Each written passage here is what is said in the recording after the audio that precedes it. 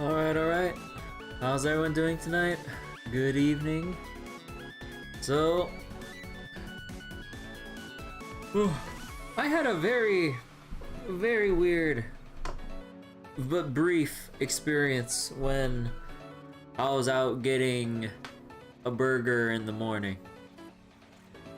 So I was out eating somewhere, got a burger and fries, you know, went about my business, ate it, and everything was normal, right?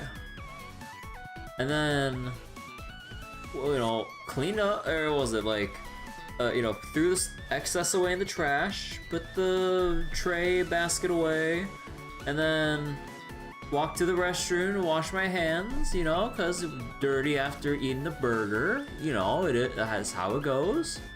And then I noticed something on the way to the restroom. And by the way, this is like the restroom where it's enough to fit like multiple people in their separate stalls. But as I was walking right behind someone, I noticed something out of place as this individual was entering the restroom. In my mind, I am just screaming to ask, "Sir, why are you carrying your soda and a straw yet to be taken out of its wrapping into the restroom?" Like, in my mind, I wanted to ask that so badly, but this didn't seem like the kind of person that would kind of take hearing that kind of question well. And I'm just like, okay, I just wash my hands real quick, fuck the soap, I'm just gonna wash my hands of the salt from the fries and whatever I could rub off on like the paper towels on drying it and get the fuck out. I'm like, bro, I don't care if you think people might swipe your soda. Leave that shit at the table and just try to speed run your fucking piss and then get back to your drink and pray that it's still there. I'd rather have that than see someone take their drink into the restroom. Do you know how disgusting public restrooms are? And especially, you know, considering all the nasty shit that flies around, considering these toilets are being flushed with no covers. Like, I'm pretty sure, like, we should be all familiar with this, right? Like, ideally, like, when you're using the restroom in your own home, you ideally should keep the lid closed, even though like it's still like kind of spreads or whatever. Like all the little particles from that rush of water, like all those little shit kind of flies around, and at the very least from what I did read up, at least covering it like somewhat limits the spread of all those like dirty ass piss and crap particles from the toilet, as well as leaving it open when you flush. But then in a public restroom, one, there ain't no cover. Two, if there is, no one's leaving it covered. So it's just like, you're bringing your soda into this dirty ass environment. And it wasn't like the restroom was like run down or unmaintained or anything, but still, regardless of how well maintained it is, it's still fucking dirty. Like, just by virtue of the air that wafts around. I'm just like, sir, at that point, I would have just ordered a drink as I was leaving. I'm not sure if this person was like, still had their meal on the table or was like finished and just had their drink left and was about to leave but needed to use the restroom on the way out. I don't know what part of the process this person was in his meal. But I'm just like, depending on what order things were happening with your meal, I think it might have been better if you ordered your drink after you were done eating, sir. Oh my god. It's like one of the smallest things, yet disturbs me so much from a hygienic standpoint. And I'm not really one to like rag on about hygiene or whatever. Of course, I'm not saying I neglect it, but I don't like harp on it too much. But I'm just like, bro, I think me and anyone else with any shred of a hygienic sense would just go, I don't think we bring soda in the restroom or any food items. Oh, do you know what was also more disgusting? So, a long while ago, like, for an outing with friends, we went to like a sushi place. And the tables were quite open for the spacing, you know, let's say, compared to like, what was it? Because you know how you have some restaurants with like, tables with like tall backs or walls to kind of like separate the tables or people so it feels a little more private or closed or whatever. You know, like this restaurant was like, there's no walls, but like just a bunch of tables and chairs and, you know, all that stuff. Like it's like pretty open environment feel.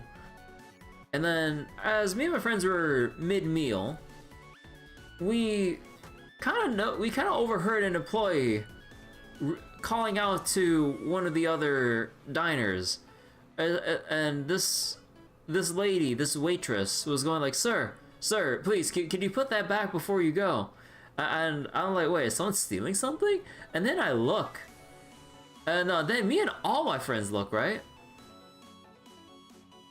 This individual brought his plate of fresh ass sushi into the restroom. And I'm like, what the fuck? Me and all my friends, like, visibly and not really audibly, but we basically audibly gasped, going, why the fuck would you bring, like, sushi or just any food, your plate, like, it's like a small plate, your small ass plate of food, into the restroom in a public restaurant, or just in a restroom in general? Like, I think the waiters and waitresses would notice if someone was trying to steal food from another table. Like, I would say for the most part, these workers would know where people are seated and would know if something's out of place or someone trying to swipe shit. This individual was like, yo, this individual was like, he just ignored the pleas of the workers going, sir, put the plate back before you go to the restroom, sir, please. And then he just went in, locked the door, and I think one of my friends was like, kind of shooting a worried question to one of the waitresses, and just to get like confirmation, because he couldn't believe his eyes, right? He was like, ma'am, did that man just enter the restroom with a plate of his sushi? And you could kind of tell by the tone of this waitress's voice going, yeah. And they're trying to like, there's like a small grouping of waiters and waitresses gathered trying to pull the guy out, and presumably just show him the door for being disgusting and shit. Because I think at that point, like, I think enough people were kind of disturbed by the commotion or some shit. But either way, like after that, me and my friends would just kind of like went on about our meal, but that just lingered in our minds. I'm just like, who the fuck is that absent-minded, or for putting it lightly, dumb, to bring food into the restroom in any place or setting, or in any setting, restaurant, at home, like in a fast food place, like, or just anywhere. I'm like, leave it at your table, please. Oh, I just needed to get that off my chest, because, like, when I saw this individual earlier this morning taking a soda into a public restroom, yeah, I just wanted to gag. But you know that air is fucking dirty. Not by a significant amount, but you know, it's enough to be on your mind to go, yeah, you know, like, well, it's not enough to cause any actual, like, health issues, otherwise there'd be a much bigger problem within the world, but it's like, because we know that its presence is there, so we shouldn't bring anything that we don't want dirty into a restroom. Full stop. But yeah, I just wanted to get that off my chest, because whew, that I just wanted a burger and fries in the morning, dude. And yeah, that just evoked memories of what me and my friends saw when we had an outing for sushi like a long ass time ago. Oh my god. People are fucking disgusting. End of story. People can be, will be, and are disgusting. And I mean that in the most general sense. Why bring your soda into the restroom? Why bring your sushi into the restroom? I'm just like, why? Oh my god, no. Oh my goodness. Oh wait, audio's broken again. There we go. Okay. But yeah, that was the thing.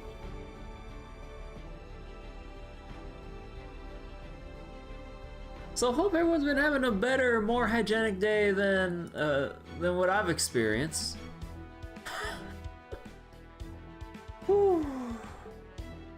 Okay. So I didn't actually continue the event off stream because I kind of like just realized after the stream that this was the final time lock. Like the rest of the event is available to go through, and I'm like, fuck it, I'll just waste my AP or whatever on something else, and then we'll just proceed as normal. But yeah, also new friends.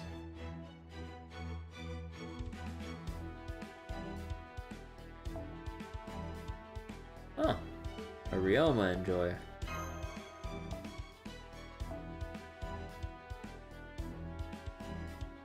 Well, still disappointed about Tamama not being 10-10-10 though. Hold on, let me criticize whatever else you got. Tamama points. Nemo.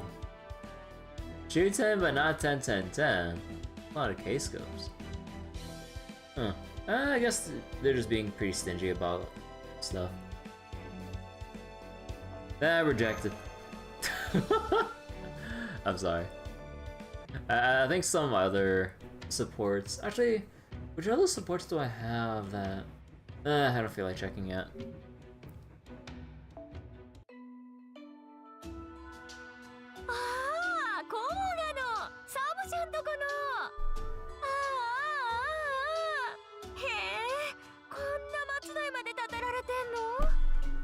大変だったね。いや、気持ちはね、気持ちだけはね、わからないこともなくもなくもないかなって。あ、どうしたの？急に泣いて。あ、抱きついてきた。ああ、よしよし、怖かったね。よしよし。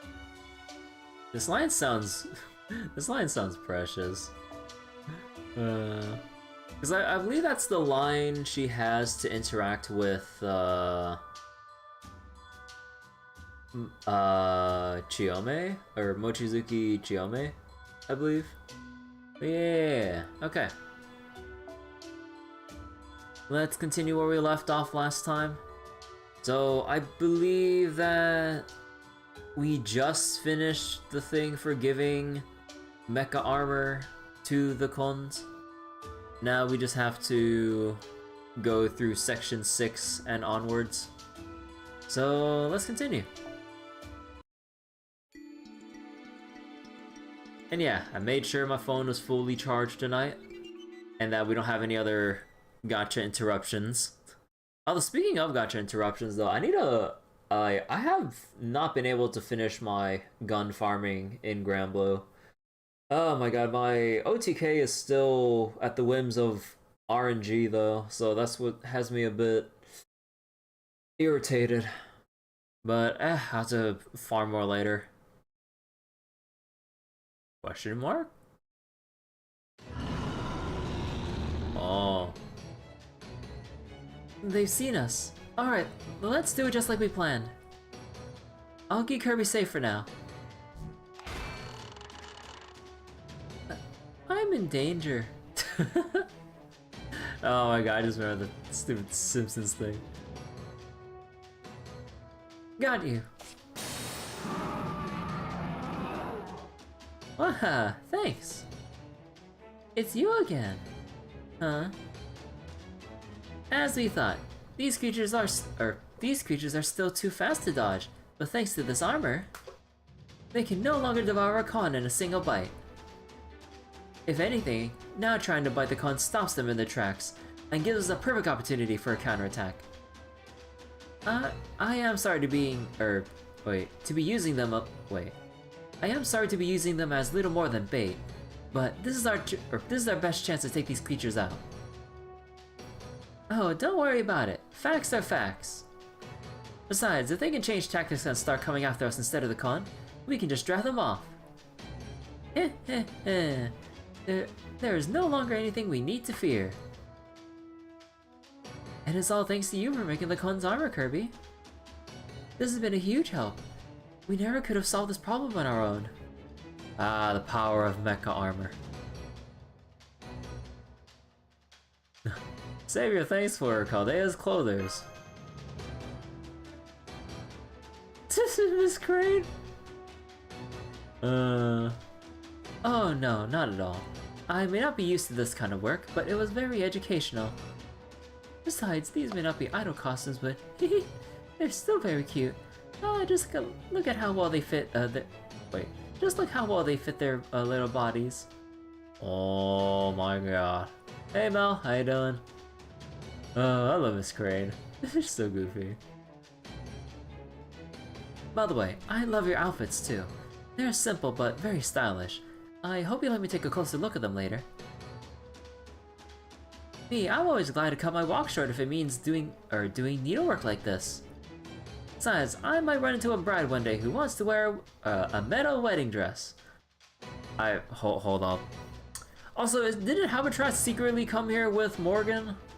So, isn't anyone gonna question why Habitratt's here? Unless, like, while they're making the armor, they decide to call Habitratt here. But then Habitratt just kind of showed up and no one questioned it. And if that happens, this'll have been a great learning experience. Alright, let's keep an eye on the con and wear these things down until they can finish them off. Just like our first battle. But our opponents here are going to make the first move, so we'll need to be ready to react accordingly. That means we'll need to stay in sync more closely than ever, Nee. I know, but don't worry. Knowing us, we just can't be out of sync.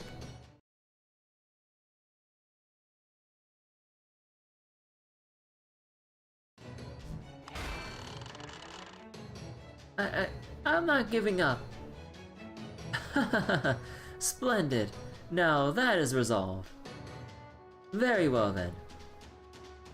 Gallop Hosho, Tsukige, Bishamonten's protection is with us. Bishamonten's 8-aspect rotating formation.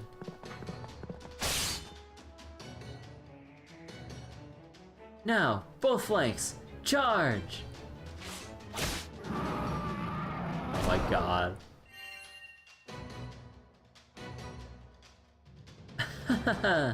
Well done. That was magnificent. It looks like that was the last bunyip, which means... we did it! Nice work, guys! Not the most elaborate show, ever since the outfits were changed, but I guess it went well enough. Oh yes, we managed to rescue all the Kon that got eaten too. I think we can safely say we've reclaimed this territory from the bunyip, and peace has returned. But we can't let the success go to our heads either. Now that things are changing, we'll have more to be wary of. Yeah, just because we got rid of the water monsters now doesn't mean new ones won't take their place. It's great that we've expanded the safe zone. But it also means we have that much more territory to watch over. Indeed, as they say, the larger the land, the harder it is to defend. At least for most people. I, on the other hand, was the great Empress, Regna? Right? I thought it was... oh, whatever. Regna, who united all of China's massive territory perfectly. I know what you mean. It's so hard to watch over the entire underworld all by yourself. The godly spirits can help, but they can't change the fact that my workload only goes up, not down. True, we'll need to think about how to keep all this territory safe once things settle down. But for now, our first priority is setting up patrols and investigating this area. I'll arrange more helpers for that. In the meantime, why don't you guys head back to your base for a well-earned break? You have some coconut juice ready to go to celebrate, right? Man, that sounds delicious.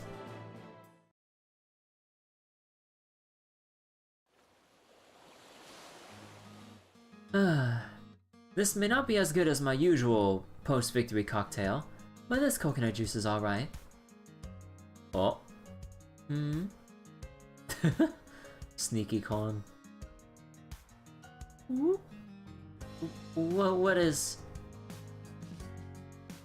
What are you doing? Ah! Do they want a sip of the coconut juice? You've been skulking about for a while now, haven't you? But I know why. Go on, let's have it. Here, I got this for you.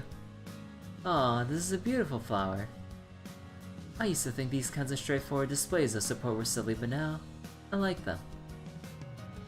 Thank you, Shy One. So, you're a fan, huh? Well, I can't blame you. Even the con must be enthralled by my bright, shining star. Yeah, but maybe not.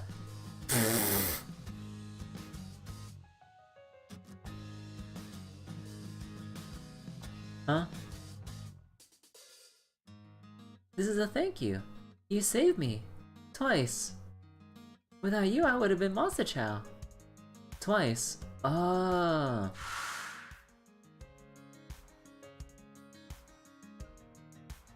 Oh.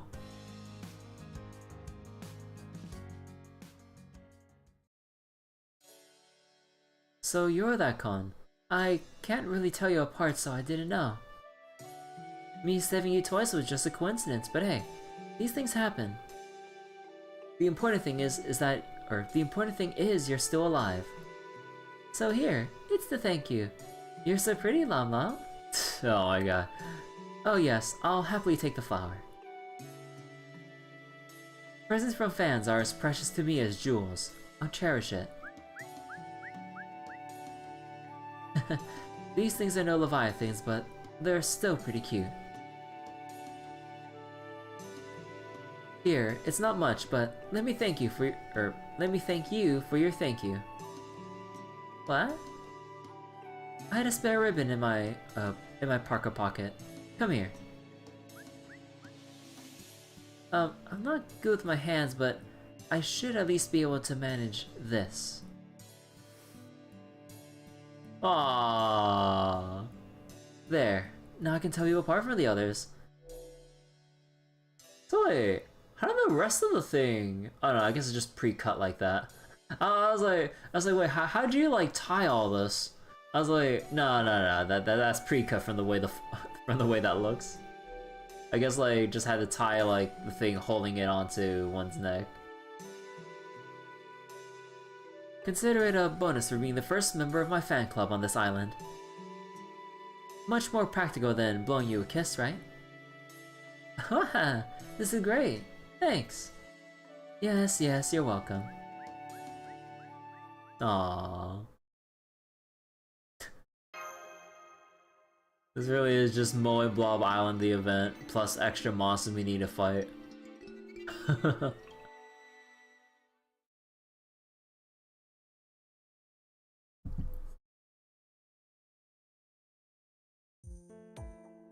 Sulking. I can't believe Habitat's away, working. Curse you, Kaguya. How dare you interrupt my precious respite? Wanna play? You would play with me. We could go sunbathing. Huh. That doesn't sound bad.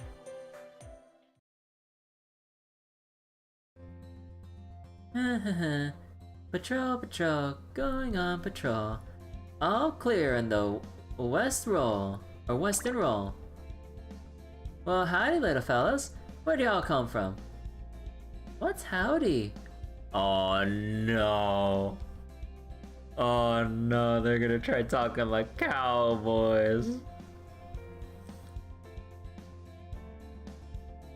I never heard of a howdy. Oh, that, just a greeting. The boss said we're supposed to say hello. Who's right? Oh my god, oh my god. This is too precious already. I'd say we're both right. Both are A-okay. Oh no. Oh no. A widow who led a rebel army, huh? I know all too well how that feels. I might be assigned to work behind the scenes right now, but if there's anything I can do to help, I'll do it. Okay, this looks like the eastern border. No sign of water monsters or anything else. Huh? Howdy! No, they're combining the greetings! Because both works, why not use both? Oh my god, they're so impressionable. I beg your pardon? Is that not a greeting? Then what should we say? Oh, you're talking about greetings. Well, where I come from, we'd like to say... Namaste. Oh no. That feels best to me for a greeting. Oh no. Oh.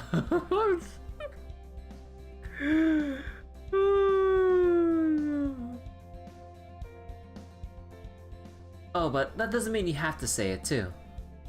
As they say, it's the thought that counts. As long as other people use a greeting, you can use it too. Got it. We'll make sure our greetings are full of thought.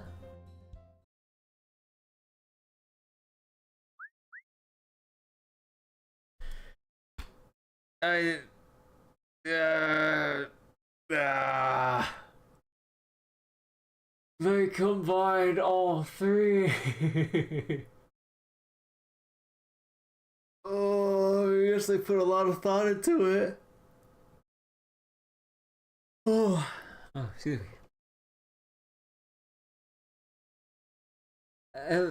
How will these stay? How will these stay? What the hell did he say? Now you know how we old folks feel about youngsters using newfangled slang. Ho ho ho.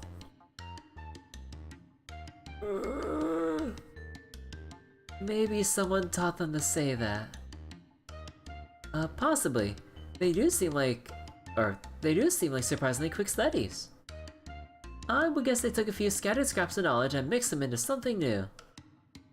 Well, as long as they're saying it where you'd expect to hear a greeting, there shouldn't be any problem. No, I feel like dying inside every time I read this. Healthy stay, Lam Lam. Yes, and a healthy stay to you too. Don't go off too far if you're going to play outside, okay? Got it. What's with the ribbon? A little something to show this con my first official A little something to show this con is my first official fan on the island. Don't worry about it. Honestly, I would love to know more about the con's culture and intelligence. Plus, learning more about that could also help us determine just what kind of beings they are. I know we're all pretty used to them at this point, but we still don't know what they are. Though I do think it's safe to say they're good guys. That's true. When you stop to think about it, it really is strange. Even though we never see the con talking amongst themselves, it seemed like after you told them, told one or two about a plan, the rest end up knowing as well. Well, it's not like we're watching them 24/7, so they could be having nightly conventions. Oh, for all we know. I guess it's also possible they have some kind of group telepathy. But from everything I've heard, I'm guessing that's probably not it. It's a real mystery. Oh well, there's no rush. We'll just keep on observing the con and see what we find out. More importantly, we should get this meeting started, especially now that the scouts are back. Let's go see Haibachong.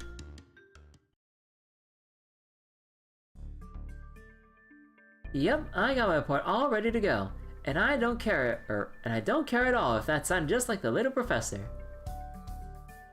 Not a peep on the western front, no treasure, no bounties, not even a tumbleweed. The same holds true on the eastern side. I only saw Kon. There are no signs of any new water monster attacks. That's wonderful news. Thank you, everyone. I'm just sorry you had to go to all that trouble for patrolling the perimeter. Don't worry about it. These kinds of boring, granular tasks are just what need to be done to secure your surroundings. The soldiers who neglect such things are the first to be caught unawares. I've seen it all too often.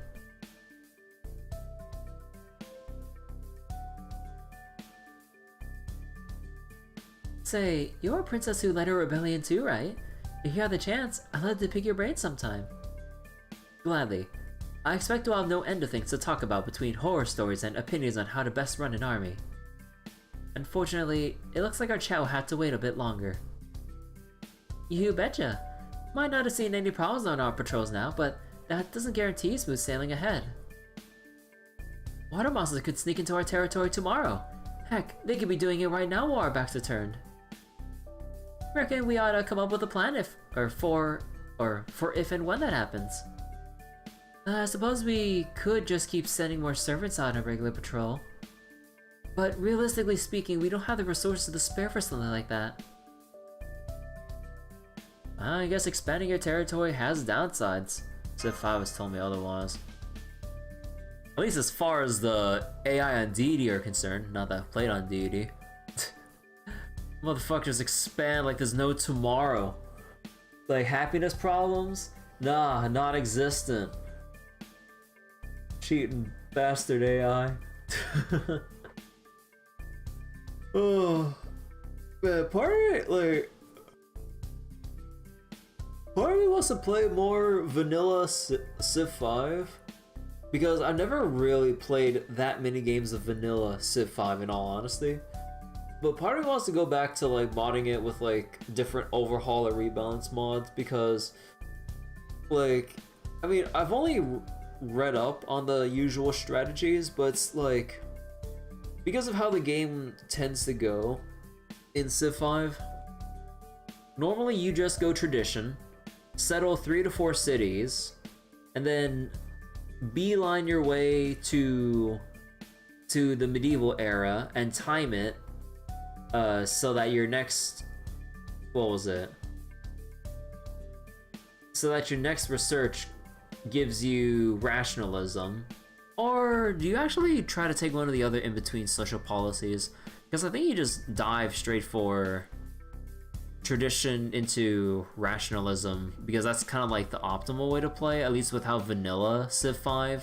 And when I say vanilla Civ 5, I mean like with Brave New World Civ 5, no mods. But yeah, because there are games where I tried doing Liberty, and by the time I get to turn 100, I'm like, nah, this ain't it. Like, I barely just got 5 cities because the AI expanded, cutting off my expansions, and trying to declare war to get more city space against like the AI at that point will set me back so much that it just feels really hard to justify doing a Liberty game. I think I remember doing a Liberty game though when I was doing a Vox Populi playthrough a long time ago. But aside from that, I'm just like, how do you like do this properly? Cause like, it's more like with vanilla Brave New World, it's pretty much like if you see it, then you can go for it, but you can't brute force it. At least in my eyes. Even more so in DD, but like if we're going like slightly lower difficulties, like I don't know. Like every time I try playing Civ 5 on my own, like, you know, off stream on my own time when I just want something like chill to do while I'm listening to something, like I usually restart my game around turn 100 because I'm not feeling good about how the early to mid game transition is going. I know, like, just so I can see the rest of the game, I should really just play it out and get used to trying to come out on top from under all of the other AI who have like their boosted starts. But man, it feels really rough when you just get forward settled and you recognize the long-term consequences of a long drawn-out in-game war. I'm just like, I can't go for it. Or times that I do, because I'm like, screw it, I'll brute force it. What's the worst that can happen? 40 turns later after I capture the city, I'm still trying to catch back up. I'm just like, yeah, no. No. Okay. I think our only option is to build a lookout post near the border. It should be as tall as possible, so I guess it would technically be a watchtower. I think you're right, Nee, but if we did that, we'd also need someone to constantly stand lookout there. What if we got the cone to help us? They can take turns on duty, and let us know right away if anything seems suspicious. It's a simple job. They should be more than intelligent enough to handle it. Leave it to us. We can keep watch while sunbathing. I think this could work. As long as they know to run if they have to. It shouldn't be too dangerous either. Yeah, this could work. We can check in with the lookout post from time to time too. Okay, let's do it. Now, what kind of watchtower should we make? If we're going to start building it now, then we can design it however we like, right? Oh, that's true. Or yes, that's true. And we're already asking everyone for help as it is. Then I've got a great suggestion. The Leaning Tower of Pisa. Oh my god, of course the Veggie would. The Leaning Tower of Pisa? As in, the one in Italy I've only ever seen pictures of in the library. The very same. Oh man, I've always wanted to try recreating that tower. Aw, she sounded so excited to do it.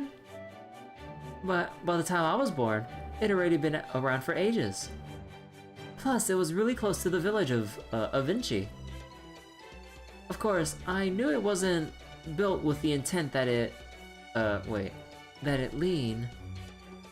But the idea of recreating that sublime balance sets my artist's heart all aflutter. Besides, it's not every day you get a chance to build a tower with your own hands, especially a leaning one. Any leaning tower enthusiasts here? Of course, I'll understand if it's just not feasible, but it can't hurt to include it as an option, right? She really wants to build it, huh? Oh, are you talking about building a tower? Then how about a pagoda?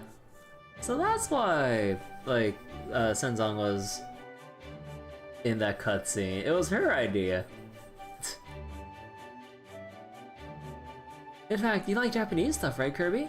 We could even make it a 5-story one if you want. I bet we could get we can get many blessings from it. If you're serious about making it, I'll be beyond happy to help. Hold it. You're discussing the construction of a large building, right? Then we simply cannot forget, of course, Nitocris comes. Pyramids. Oh, but then again, only a true pharaoh like the great Ozymandias should build those. That's not a sort of thing anyone can. It is alright, Nitocris. This will be no different than it was in Las Vegas. What? You may consider all pyramids besides those I built myself to be tributes to my greatness. As such, if a perfect imitation should be completed, I shall treat it as a path towards a pyramid built by my own hands. Thus, I permit you to build as many as you like, for I am nothing if not generous. However, if you are to do this, you must strive for the highest quality, Nitocris. I'll abide neither shortcuts nor cut corners. As you wish, Pharaoh Ozymandias. Well, I can tell that all these look outposts to be lovely options. But we can't possibly choose between them ourselves. I don't know the first thing about aesthetics or virtue or, pharaohs, so... If you ask me, you could just put a platform on a tree and be done with it. Oh, but I guess that wouldn't give us the height we need here, huh? I think I'll have to go with... Pagoda.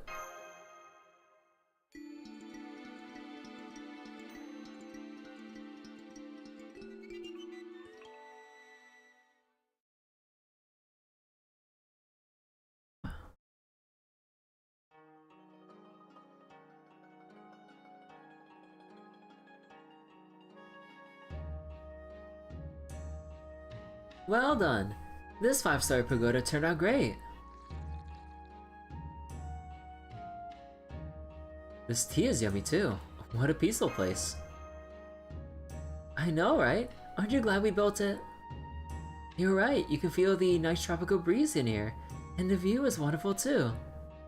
Look, sister, they're giving out dumplings here. Let's eat them together. Oh wow, thanks. Benny Emma! Help yourself, Chirp. There's plenty more where that came from. Well, I have my own opinions on Buddhism. Even I must admit this is nice. Oh, and I do not mean the dumplings. For sure. I've got no doubt this tower has the Buddha's divine protection. So relaxing.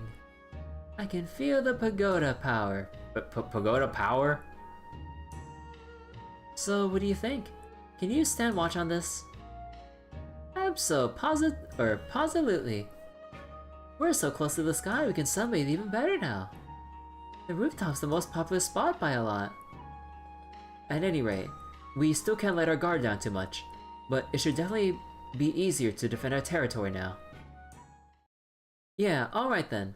Now that that's taken care of, let's turn our attention to the next area. Huh? Oh. Well, is that mist drifting in from the sea? Please be careful, everyone. Oh.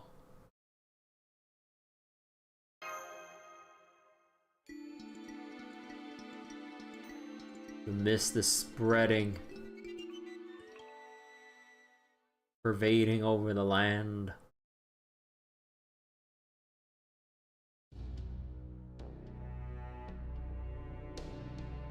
And you can say that this mist looks miserable. I'm sorry.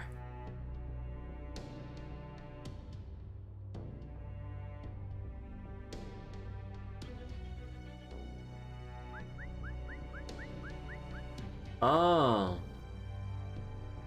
Even the Connor. No. We just went through this like whole same song and dance with the Grand Blue event last night. What Reeks and Burns. The black mist that slowly turns people insane, negatively influences their emotions to the point of insanity and madness.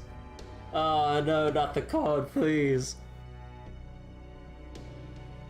What is going on? Where did this strange mist come from? I think it's drifting in from across the sea. Everyone, look!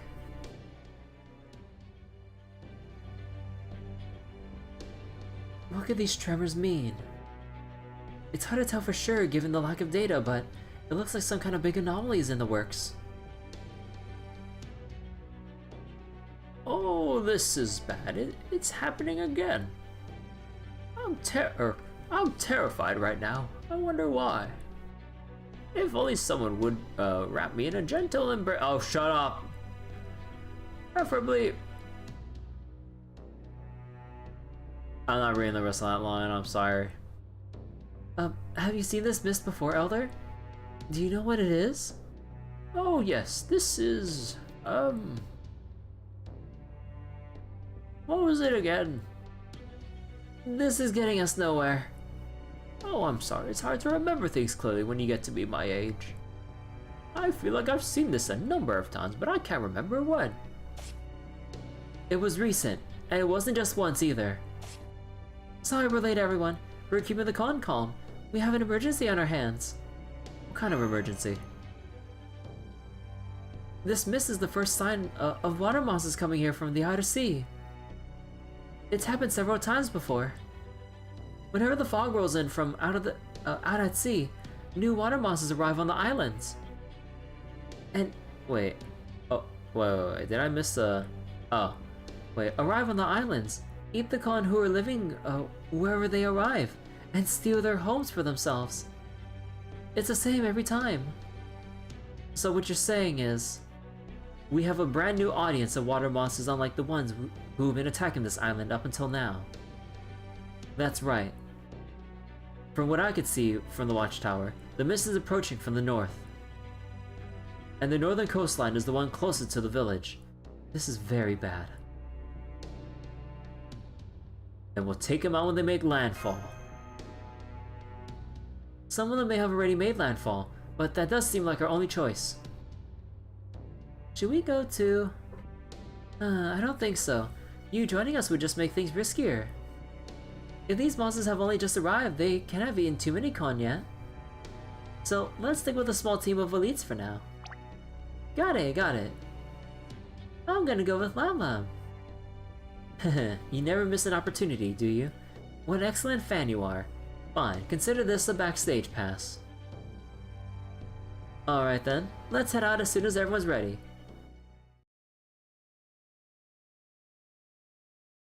There! Merfrogs? I knew it. We've never seen monsters like that before. That means we know nothing about them, including whatever their weaknesses might be. There's no telling what they might try to pull. Please don't take your eyes off of them.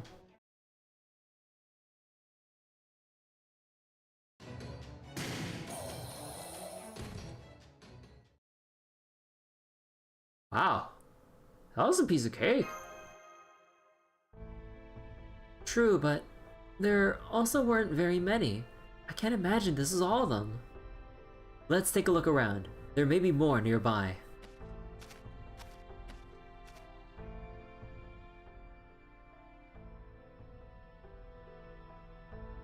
There! They're heading inland along what looks like a river. Does that river look strange to anyone else? They're gonna poison our water supply! There are rocks and pieces of wood piled high. Oh. Oh, are they making a dam? It looks like it's been dammed. Who cares about a little thing like that? Let's just take out those water monsters and be done with it. I'm gonna do it. No, you won't. Nobody's been eaten yet, so you don't have to. Now stand back. Got it, got it. Those are definitely the same species we just fought. Let's go take care of them.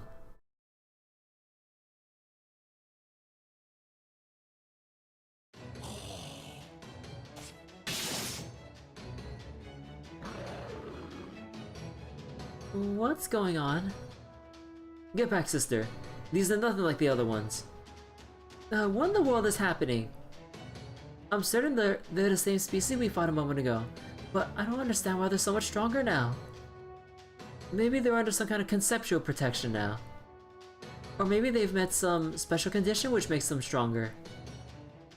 Anyone have a clue what that might actually be? Yes, okay. Got it. Kirby, someone who really got carried away with her fashion choices just showed up, and she might know what these creatures are. I'm going to put her on the line now.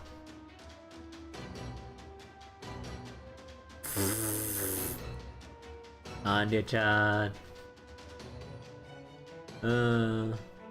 Excuse you, I absolutely did not get carried away. I was told this latest mission was on a tropical island, or something very close to one. So I just made sure I had my swimsuit on just in case I had to go. I was also told there were strange creatures who might make good friends for V. I honestly don't know why it didn't just call me at the start. Outface.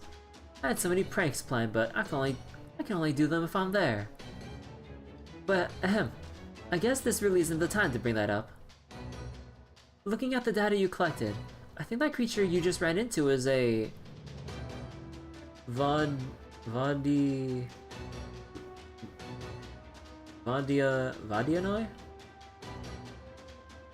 Vodianoi? I don't know. It's a water spirit known throughout Russia and Eastern Europe. Now it's a Slavic monster?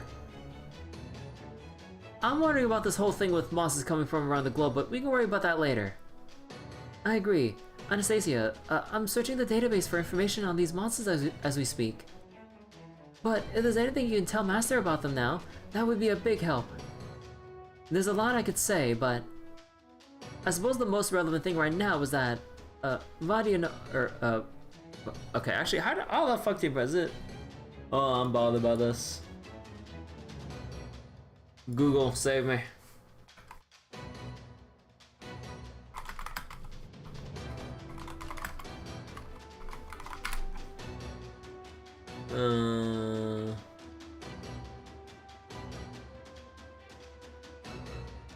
Oh, okay, just like body annoy.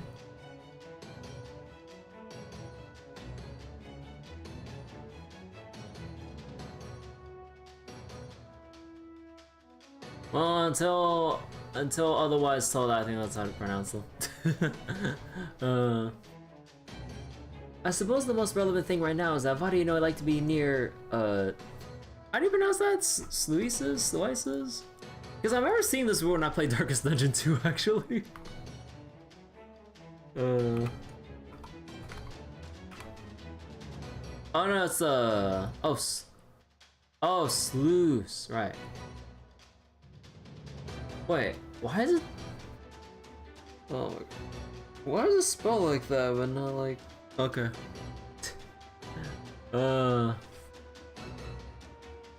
Okay. Let me continue from like to be near sluices and water wheels.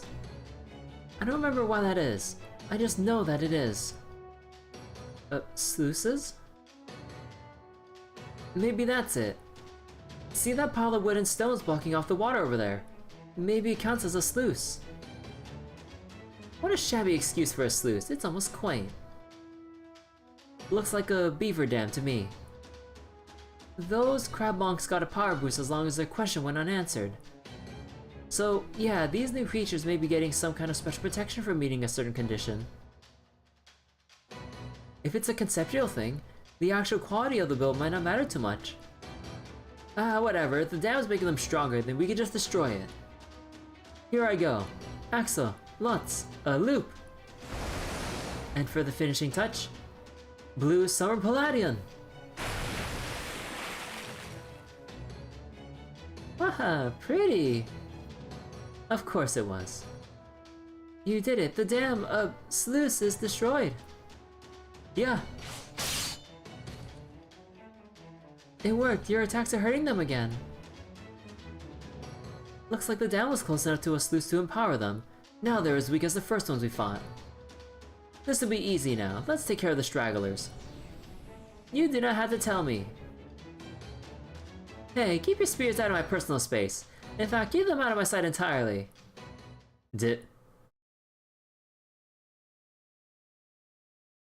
Thanks for the info, Anastasia. You really helped us out there. Right? Don't be shy about piling on the praise, Master.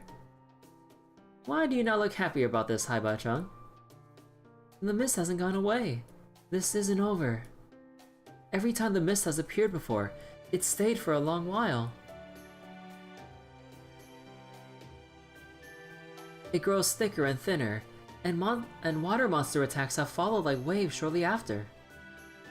The question is, when will the next wave come? If we can keep them... Wait, if we can keep taking them out as soon as they make landfall, great. But if they build more sluices, that could complicate things. I'll say, we've all seen for ourselves just how strong a nearby sluice can make these new water monsters.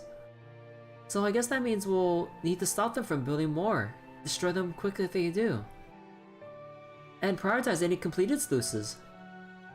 The new watchtower should help us keep an eye on them. But it was really made to fend off attacks coming from over land. Wait. Coming over...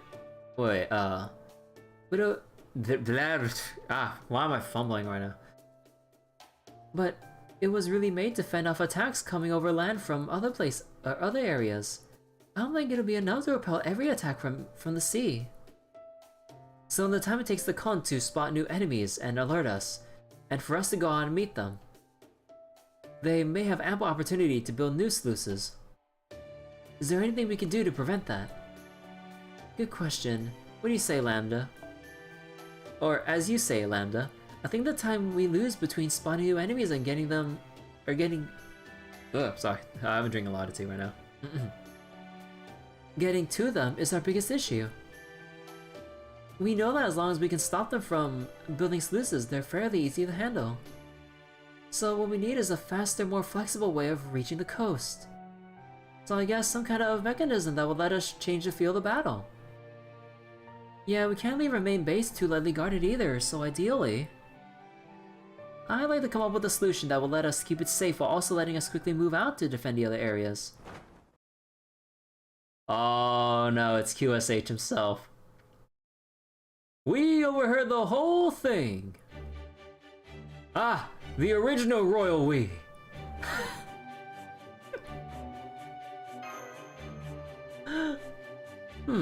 Still, we are content to sit back and watch these proceedings unfold from on high, as we have no stake in this island's fate ourselves. After all, even should you save this land, it's not about to become part of our empire, correct? Still, having said that, it would bother us to see such a fumbling attempt imitate our greatness. You are of course aware that we are You are of course aware of what we're most famous for, yes? While we know that our proper human history counterpart created something similar, it may not be quite like the one we know. So if you wish to protect your territory, you only have one option. Allow us to recreate our great feat. Just this once. Yeah, hold on real quick. I think I just got something I need to look at.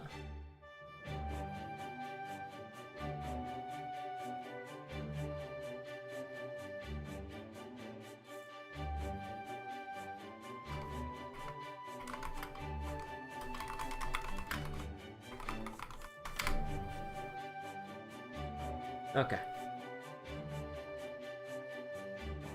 Wait, you don't mean the Great Wall?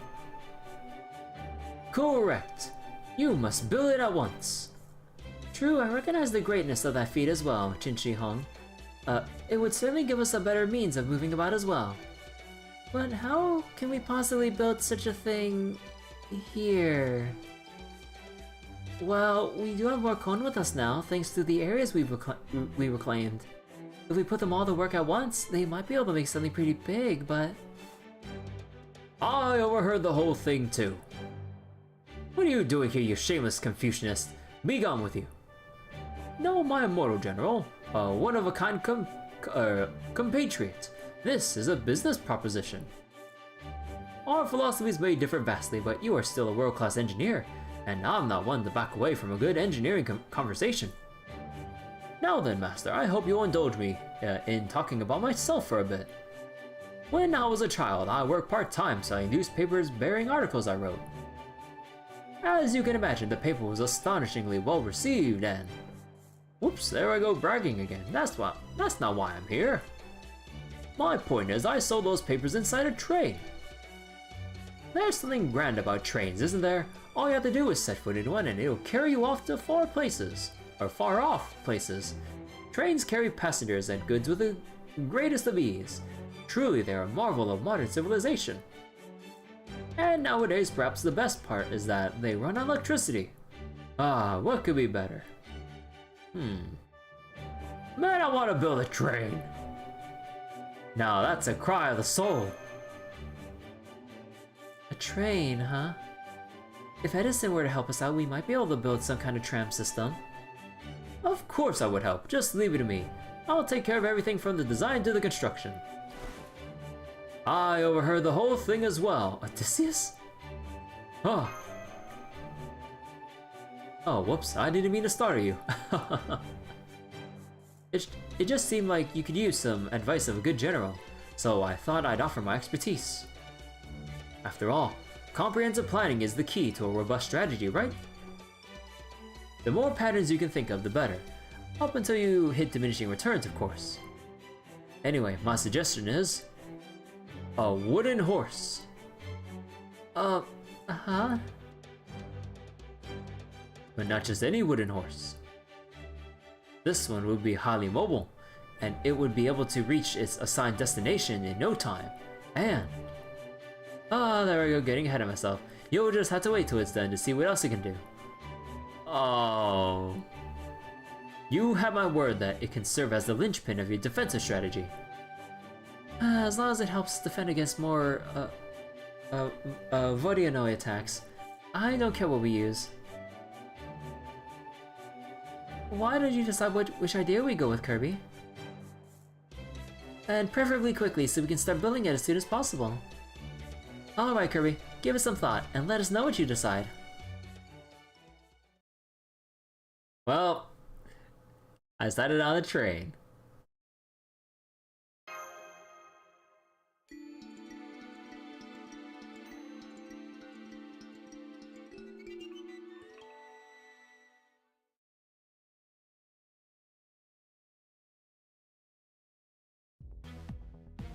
Incoming communication from the watchtower. We have Vodyanoi making landfall and building a sluice near Section 7B. Let's take the train and head out and drive them back. They say some of the con that failed to escape are being eaten too. You three, come with us. Haha, we get to ride that? I'm super duper ready. Ha ha ha. Impatient to get going, huh? I don't blame you. Just leave it to me. I've been looking forward to this day for some time myself. Now let's hurry over to the main station. Everything's ready for departure.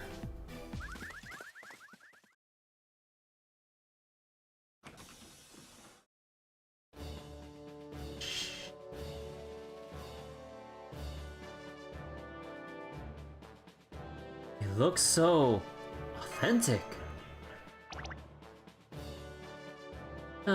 Not bad.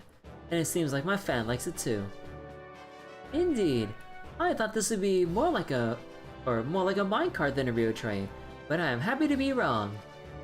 Impressive, Shizito. Translation Lionhead.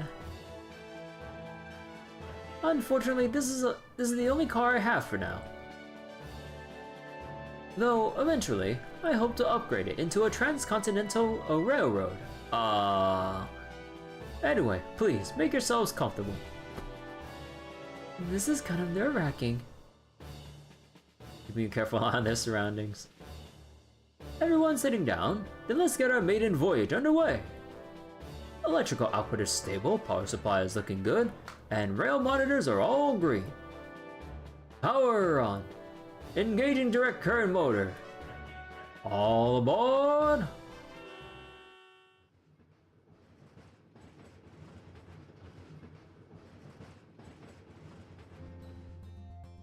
Oh wow, it's really moving, even though no one is pushing or pulling it.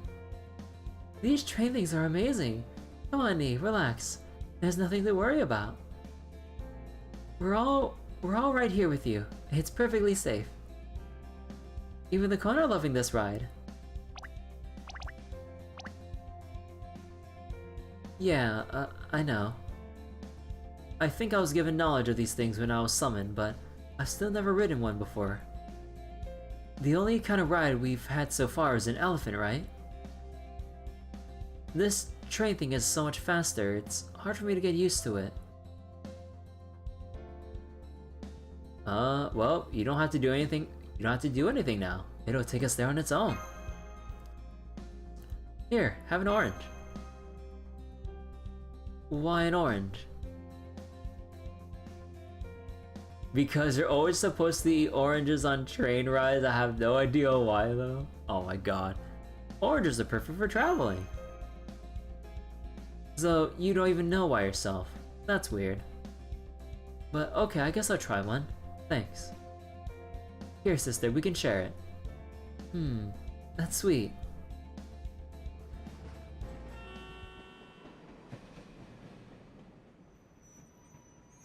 Sadly, the faster the train ride, the sooner the fun comes to an end. Not even my peerless genius can do anything about that. On which note, we're here!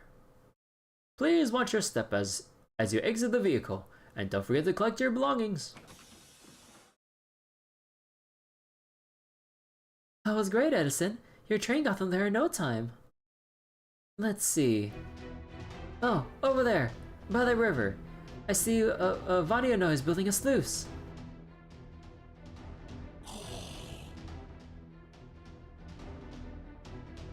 First we break the sluice, then we break them.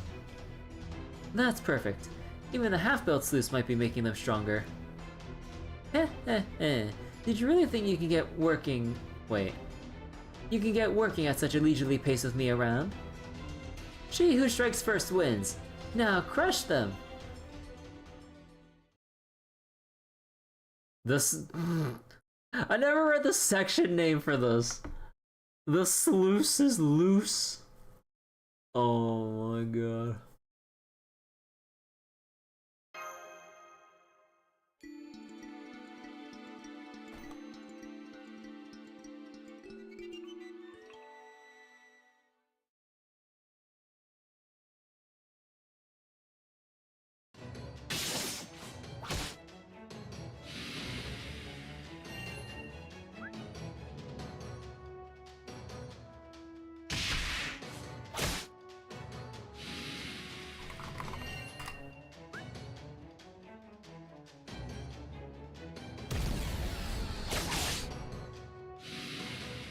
Those power bunkers going to work.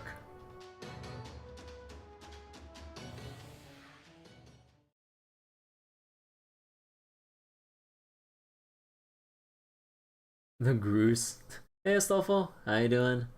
Hey, the mist is gone. The Vadiano attack must finally be over. We did it. We kept everyone safe.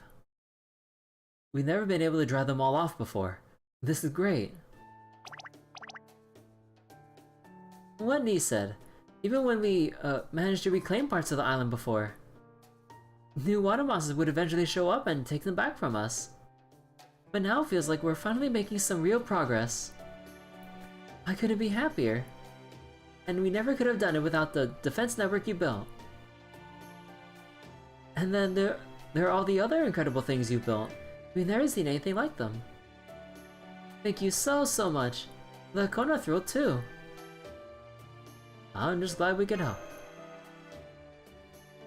Alright, now that it seems like the water monster attack is over, we should prepare to retake the next area before more show up. After taking a little break, of course. And while they're doing that, I need to make some headway in our analysis. A strange mist from across the sea. Water monsters from all over the world. And coordinates we still can't determine. Just what and where is this place?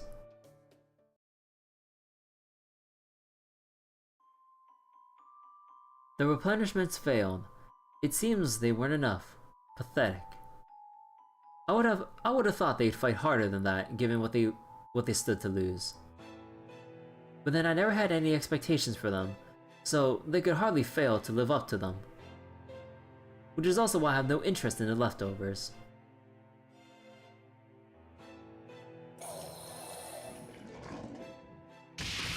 Oh. Oh. We have the other merman just devouring all the other ones. Oh. Yeah, just like the ominous oh, or something like that. They may be a far cry from that feast, but they should at least be enough to fill someone's stomach.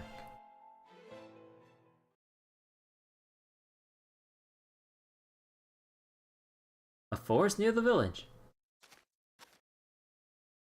Peek. Peek. Looks like no one's here. Maybe I'll sunbathe for a bit. How do you stay? Can I come? It's been so long. Or do you want to be alone? No, I didn't come out here to be alone. Besides, I expected you guys to be here. Oh god. Still, I don't know how I feel about the fact they combined hello, howdy, and namaste into a greeting. Oh my god. Hello, Song. How you doing? Anyway, sunbathing together does sound nice. But since it's been so long, why don't we do something fun? Come on, I'll make you some stilts or something. Aww. That's it, you're doing great. Check out my pretty legs. Tippy toe, here I go. And here, all done. Okay guys, I finished the bamboo slide. Now you all form a nice orderly line. Aww. Zoom. Watch me go. Come on, boss, join us. Is that bamboo slide big enough to like... Me, I'll pass. I'm too old for that sort of thing now. Puppy eyes. Oh, okay, so it is like an actual big slide. I thought it was like just small enough for the con to slide down on. Okay, fine, you win. Alright, come on then. Anyone who wants to slide with me, get on my head. And go! Aww. Oh, I want to take a picture of this.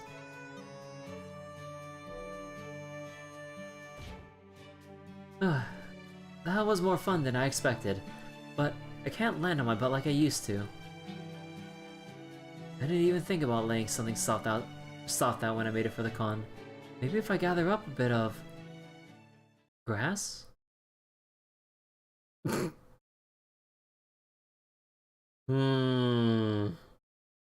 Want some help? What are you doing here? When did you get here? I brought her. The con said they knew a good rest spot, so... I see. They have been using this place as a playground for a while, so I can see why they will want to bring people here sometimes. You think it's strange that I'd be here, don't you? Wait, that I'd be here, don't you? Hey, I'm all for hanging out with friends. It's alright. I know it doesn't seem like the sort of thing I do. I understand I'm usually blunt and surly. But you know, I actually really like playing outside. That is, I used to back when I was still alive, I guess. Maybe that's what it is. There's something about this island and these innocent con that makes me want to cut loose and just be silly again. You mean back when... I had a job to do after we started the rebellion, protecting my precious sister. And just so we're absolutely clear, I was happy to do it. I was proud, in fact. I love that everyone looked up to her, and I got to fight by her side. But then, she became the king, just like everyone wanted. And then, I could no longer live like the playful child I used to be. I understood my duties and had no choice but to carry them out. It was my job to do what my sister as king couldn't. You know what I mean, right? I mean, the kind of dirty jobs you wouldn't even want to talk about. The kind of awful things you can never let kids hear about. Sister wasn't happy about it, but we both accepted it because we knew these things had to be done. Desperate times and all, but at some point I just forgot about playing. So I never imagined I'd play like this again, especially in a place like this. That was weird. I didn't mean to tell you all that. I'm glad you did. Thanks. Well, I guess we've been fighting together for a while now. So this isn't all that big a deal, right? Oh, but you better not go around telling everyone else how I was playing like a little kid or anything. You wouldn't dream of it. Or wait, you wouldn't dream of it? Well, good. I feel a little bad about intruding on their playtime. Huh?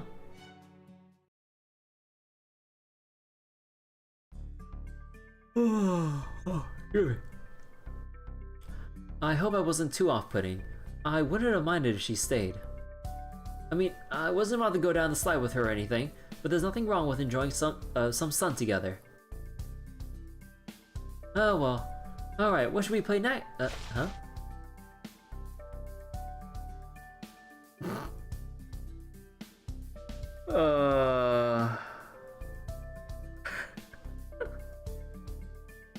Okay. Enjoy some sun and some moon. Nah, get out of here, Snowfall.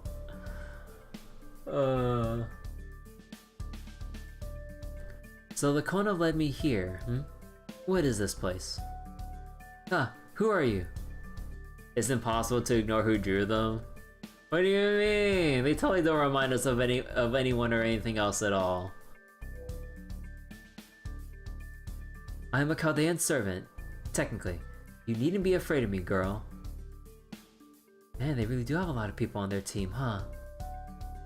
So, what do you want with me? Nothing. I was merely doting on, that is, relaxing with, no, observing the con and going with the flow, as they say. One moment. What are those devices the con are playing with? The pile bunkers? Watching respectfully. They're very simply made, but events? A rare sort of creativity. Okay, hold on, I've never seen that word in my life. Hold on, Morgan teaching me new words.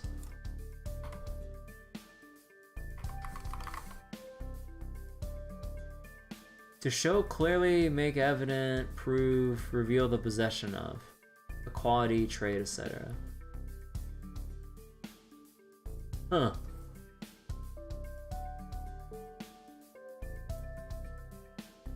I want to learn words.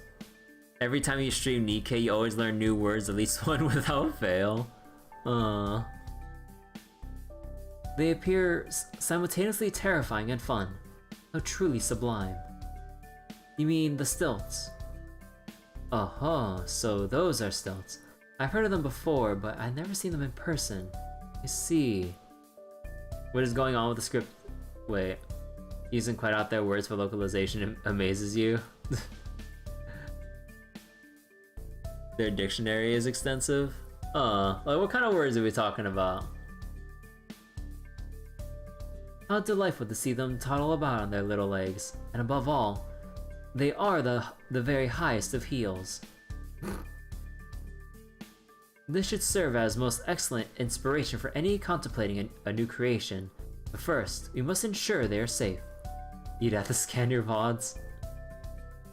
Fortunately, I'm not presently occupied with any pressing tasks. I'd ever give you permission to present me a pair as tribute. Is she asking me to build her a pair of stilts so she can try them out herself?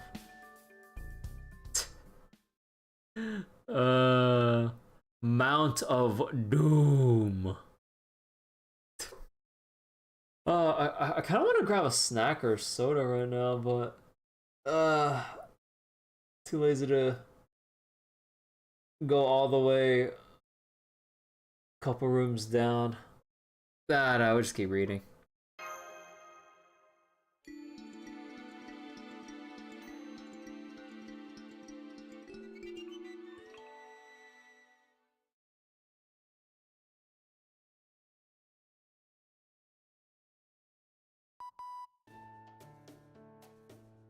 All right, I think we're finally ready to begin our attack on the third area. And now the Kona fully equipped with both weapons and armor. Whatever water monster we face there should pose no threat to us at all. Oh, I like your spirit, little girl. To be young again. I'm a beautiful and vivacious young woman, yes, but if you ever treat me like a child, I would teach you more about pain than you ever wanted to know. This isn't the time to let our guard down. There's no telling what we might come up against next. The goddess is right. We made excellent progress, but we still need to be careful. So what are the enemies in this next area like? Luckily, they're easy to describe. Basically, water horses. Oh. Horses but water. Oh well, oh my. And I thought that was a figure of speech or something. A water monster that looks like a horse, huh? There were several potential matches in the database, but the most likely match was the Kelpie. The Kelpie is a water spirit known primarily from Scottish folklore. While it usually resembles a horse, it can apparently also transform into a bird. From what I read, it's a terrifying being that drowns and devours any human who gets too close to it.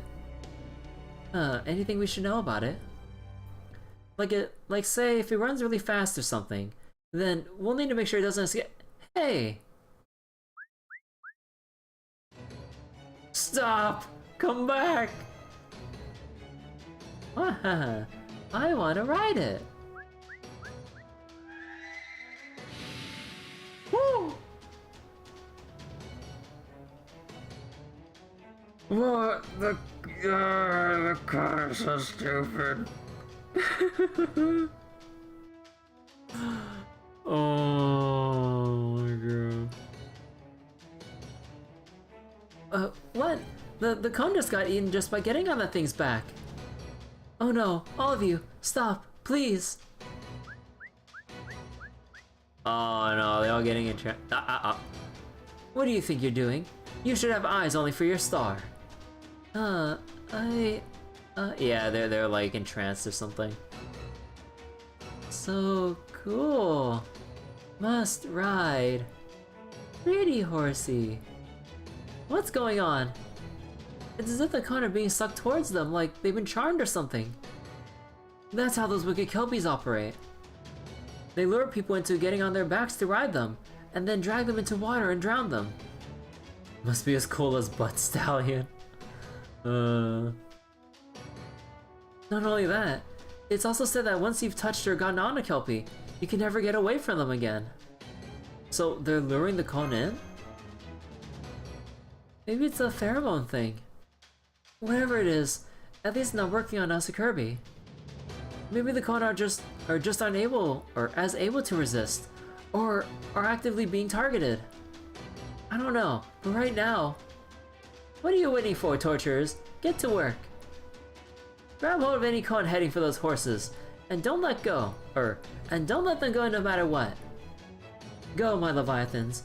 Form a wall and hold them back. We can't possibly fight them like this. You're right. If the Khan can't fight, there's no way for us to liberate this area. Let's fall back and regroup for now. Well, that went terribly. We're so ashamed. We heard you say stop. But the horses were so cool. We just had to ride them, that's all. Oh my god.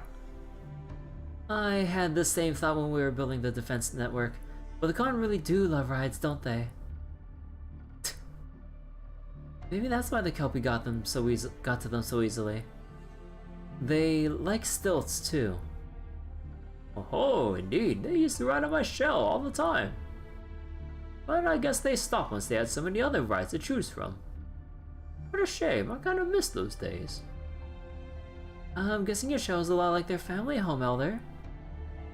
And if it is, then it must be a special place they know they can always come back to. I'm sure of it. At any rate, all we know right now is there's something about the Kelpie that makes the Khan want to ride them. And the instant they do, they're eaten. In fact, their entire bodies were absorbed all at once. So the armor didn't make a difference. Is there anything we can do to prevent that? We could tie them up to make sure they don't move, but of course they still need to be able to fight.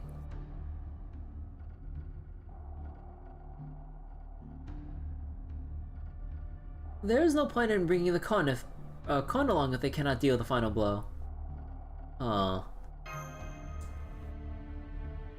Why don't we just ask them what they think? Maybe they can give us a hint as to what could help them resist the Kelpie's temptation. For example, if it's a smell luring them in, then maybe we could just cover their noses. Do Khan even have noses? It was just an example, but we need to know! Get on Sister's level. Not that you'll ever get as close to it as I am, Olaf. Maybe. Maybe we wouldn't want to ride the horses anymore if there was something cooler to ride instead. Oh my god. So that's how... So that's why we got the choices. We got... Oh my god. You know, I feel justified in picking what I picked. Yeah, cooler rides. The coolest rides. We're pros after all. Call the riders with cooler things than horses. Oh, we're calling up. It ain't gonna be a rider. A cooler ride, huh? We don't care how fast it is. Looks are all that matter. Let me make sure I got this straight. You're saying you want something you can just sit on and relax. Like one of those coin-operated kiddie panda rides. And you're also saying that if this thing looks cool enough, then you won't be tempted to ride the Kelpie. Exactly. So let's do it. Oh, I knew we would come down to something like this again. We cannot go with an actual Chinese pronunciation. Xiong Mao? Translation, panda. Now when this thing they sit on needs to look cool. The fact that it has the character for... The fact that it has the character for cat in its Chinese name alone means that it's out of the question. You will need to come up with something better.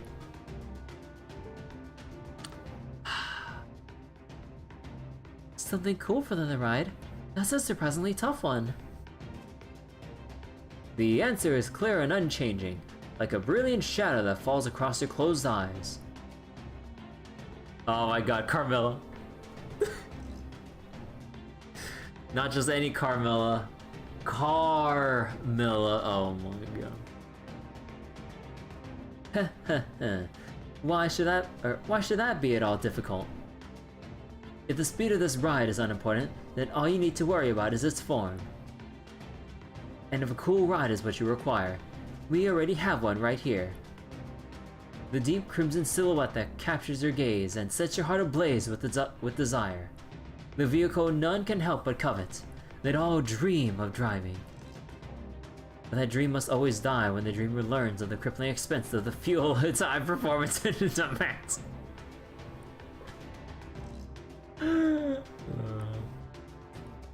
A phantom thief may simply steal what she wants, but I'm not sure that's an option for you. Does that not make this the perfect opportunity to enjoy a car of superlative beauty? I don't hear about superlative anymore. Oh my god, Voyager's here. A supercar, huh? That's awesome. A supercar? We can't have them pushing it around themselves, right? We want to make a real but small scale supercar. Europa's here too? You can't have a supercar that isn't super fast, you know, or can you? I can't help but worry they would end up going faster than they should, or even mean to. So with that in mind, what could be safer than a bull?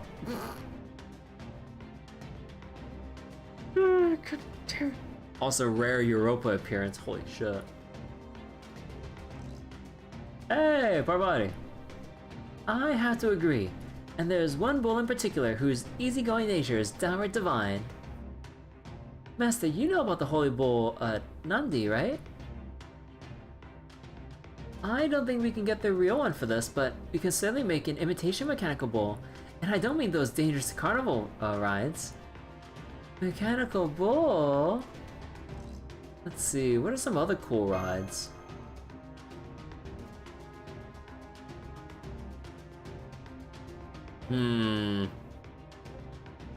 Oh, there are some rides that fly mysteriously. Mysterious flying rides?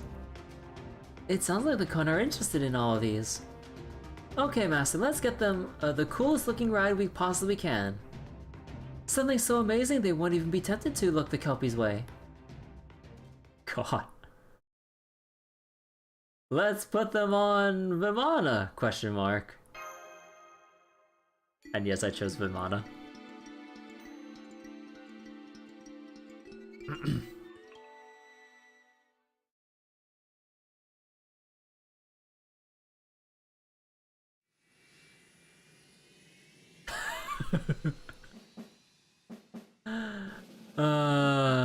Thank you, Gilgamesh.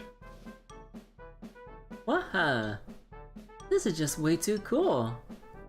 I'm not sure if I should be asking this or not, but what exactly is that? It's a Vimana. And what's a Vimana? Some kind of airplane? Honestly, I don't really know either. Senpai is right, we're not trying to be funny. All we can tell you is, that's a Vimana. So, how are you able to make so many if you don't even know what they are? Speaking as one of its designers, we're just copying its shape and overall feel. It's nothing like the genuine article, either in the size or the mechanics of how it moves. Of course, I would like to fully understand it before miniaturizing it. We do know who owns the real thing and where to find him. But... oh no.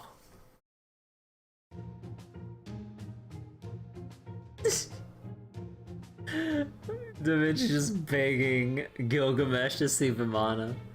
Come on, let me see it, please. Pretty please.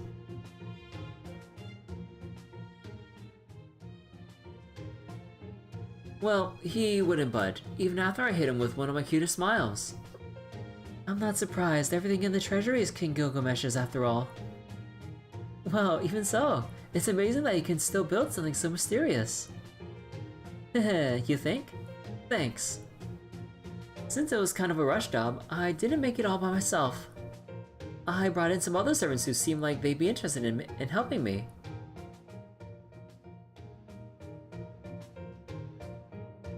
Tessa Moriarty!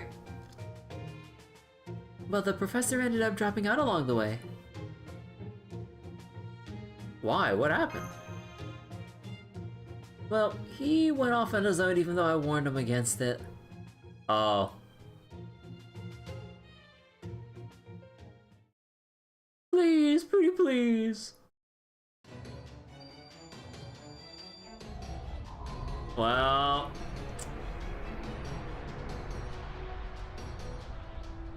Yeah, I can't believe Mario just fucking died. He just got a new Elish. He didn't have the cute anime girl buff to protect him from asking. And we haven't seen him since. And apparently he tried to run away from Gilgamesh's Anuma Elish and threw out his back, so he needs 10 to recover. Oh. How the fuck did you run away from Anuma Elish, but ended up throwing your back out? Well, but enough about that. The point is, we still managed to get them all done. Incidentally, these mini Vinmana's power transmission and such are trade secrets. I don't even know how different they are from the original.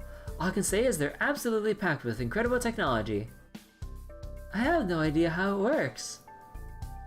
It sure is awesome though. Exactly. That's what really counts. Well, we should reach our destination soon. Let's hope this plan worked. This mysterious flying object really is mysterious. In the lonely reaches of space, you can only count on yourself. So cool. So cool. Question mark? They're riding around the Kelpie looking smugger than I thought possible. They definitely don't seem to be tempted by the Kelpie in the slightest anymore. Sweet, just like I hoped.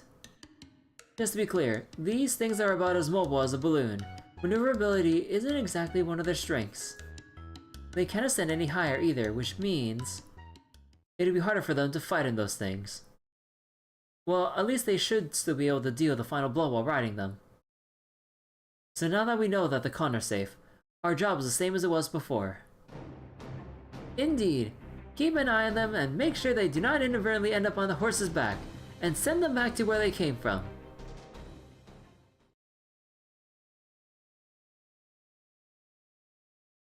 You know what? Screw it. I am getting a snack. I'm hungry. I thought I had a lot for dinner. I even ate extra, but I still feel hungry. So, you know what? I'm gonna be right back. I'm just blast this right. And I just put it like right here. Or maybe like a little bit higher. Or should I just cover it? Nah, I just put it right here. Alright, so I'll be right back. I'm gonna go grab a snack. Shouldn't be too long. Maybe a quick little restroom break. But yeah. Actually, let me go put on the BGM real quick while we go on a very, very brief break and stuff.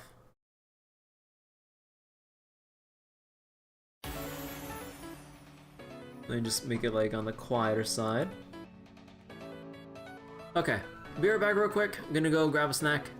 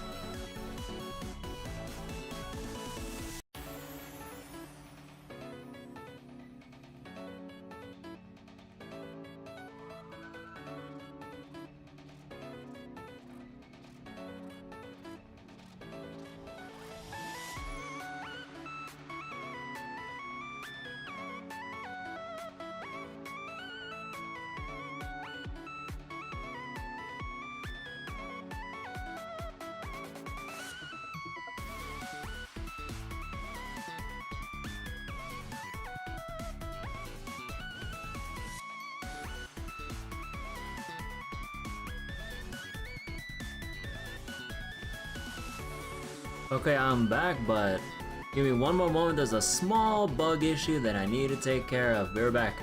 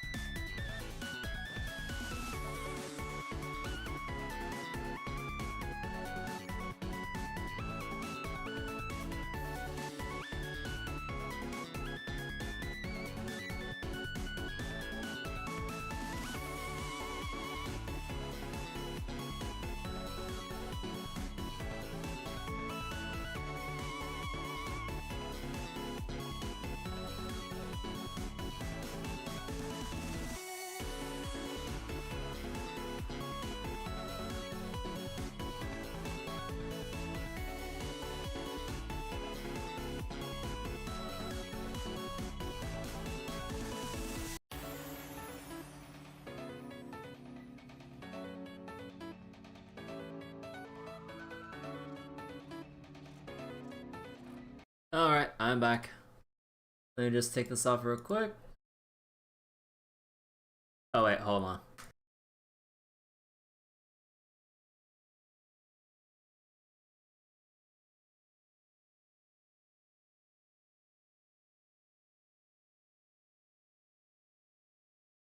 Oh, okay. So, a little bit of an awkward thing. I gotta be right back again. I need to help family out with the thing that came up. Nothing too serious, it's just something I just need help out with. So... Wonka? Oh, no, it's nothing, it's like legitimately nothing serious. Actually, no. Actually, should I just put it down here? Nah, fuck it. Hold on. Joel. Okay, let me just put on the, like, BGM back on again. Kinda hoping tonight didn't really have interruptions, but what can you do? Things come up. Alright, be right back again. Probably take another 5 minutes or so. I'll just also use this opportunity to just roll 3 minutes of ads so there's no pre-roll for anyone else coming into the stream late. Or at this point. Be right back.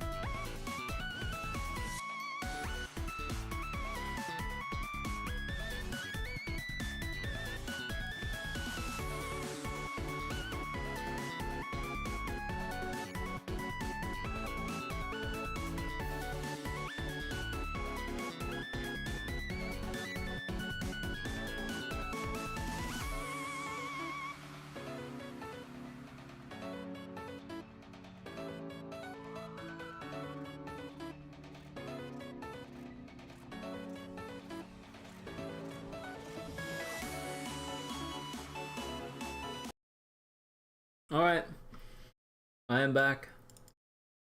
I finished helping with the thing. And alright. So let me go turn my phone back on.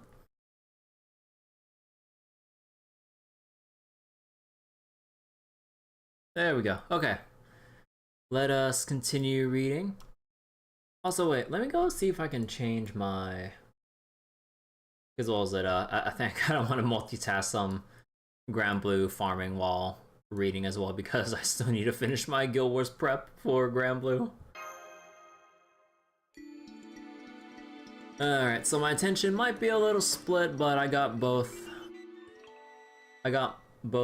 windows for FGO and Grand Blue like on the same monitor here, so I can see what's going on. With the third area freed, the Chaldeans thought it best to rest while they could. So let's take this opportunity to reveal what we know about this island's key figures. This serves no greater purpose, and I have no intention of sharing it with anyone. It is merely a mental exercise. Besides, it's not as if there's anything better to do right now. Make work like this is the best way to pass the time. We know these creatures as Kon. While they do have some quirks, it remains challenging to differentiate them, and consequently, they are not given individual names. Some, though not many, do exhibit identifiable individual traits and differences. The Kon exhibit fairly high intelligence and language comprehension, but seem to have significant gaps in their knowledge. That being said, it's safe to assume that almost all the Kon understand the current situation. From that, we can infer that they are disseminating their knowledge among themselves in some manner. Okay, so hard to multitask while... this is how my attention's split right now. Like one eye is, I basically have like one eye, or two eyes on two different things right now. Like, one eye is on FGO, my other eye is like trying to like keep track of like pressing the right buttons in Grand Blue. My right hand is trying to click on the Grand Blue UI to farm, and then my left hand is on my phone screen advancing the text. I feel so goofy right now. If only I can like take a snapshot of like how my hands are positioned right now. I mean, it's not really like an awkward position, but it feels goofy. We do not yet know, however, whether this is intentional or not. If it is unintentional, then that would suggest the Kon have a kind of collective consciousness. I wonder if this is a clue to their true nature as a species. But let's put that theory aside for now.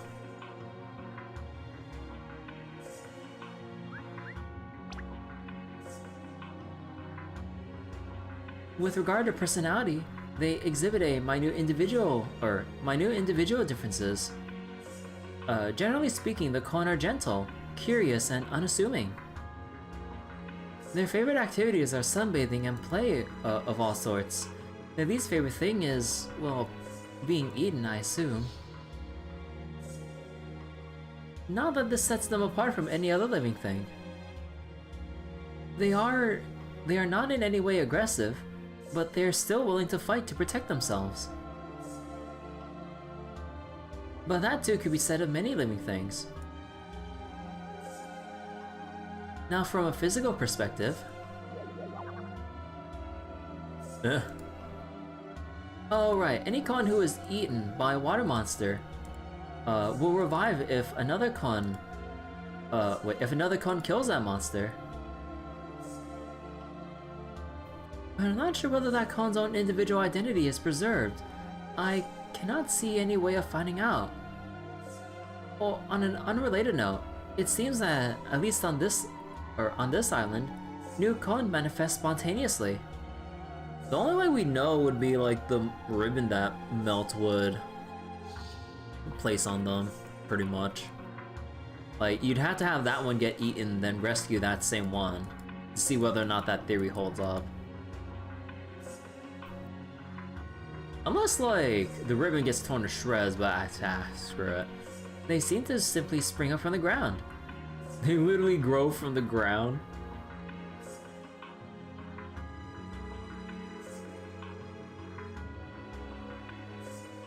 Of course, there are countless permutations of elementals, as they are the planet's sensory organs, so such manifestations aren't entirely unthinkable. Wait, there are, okay, yeah. But my instinct tells me these creatures are neither elementals nor fairies. For example, they could be connected to a subterranean plant. Maybe they're even a kind of fungus. Squish. I've spent a fair amount of time interacting with them now, but I'm no closer to an answer. I may be able to get there if I were to build a real workshop and employ every ritual and spell I know. But at the moment, I don't have the drive. Doing so would be akin to forcing the answer to a riddle from its teller with mystic eyes. Finally, let's discuss their physical properties. The cone are soft to the touch, but but with quite an unusual texture and consistency. They're reminiscent of very springy meat. Blech. While the movement generally tends towards slow and unhurried, they demonstrate keen agility where necessary. Despite their short, stubby limbs, they are able to capably use all manner of tools. Yup. Their astonishing capacity for learning new things is another indication that they may operate on a collective consciousness. Okay, hold up. My brain can't wrap around trying to like multitask farming Granblue and reading at the same time. Cause like, it'd be one thing in Granblue if I was like full autoing, right? You know, you just turn on a battle, set and forget, and then I could just keep reading in peace. Now here I'm actively trying to get into like new raids and like click 4 buttons and go with my like one punch setup. And I'm trying to consciously do that while reading. Screw this. I just go in farming mode like once we're done with the reading here tonight. So if they are all able to share individually acquired skills, this may manifest as truly extraordinary dexterity. This tactile sensation, this weight. While I understand that they do exist here, the manner of their actual composition is unclear. Elementals, fauna, life forms, concepts, sentience, species, legends, ideals, thoughts. With their ambiguous divisions and constituent elements, I am for reasons I cannot describe certain about one thing. They're absolutely adorable. If I were to... Huh? If I were to them, the result would be both terrible and beneficial.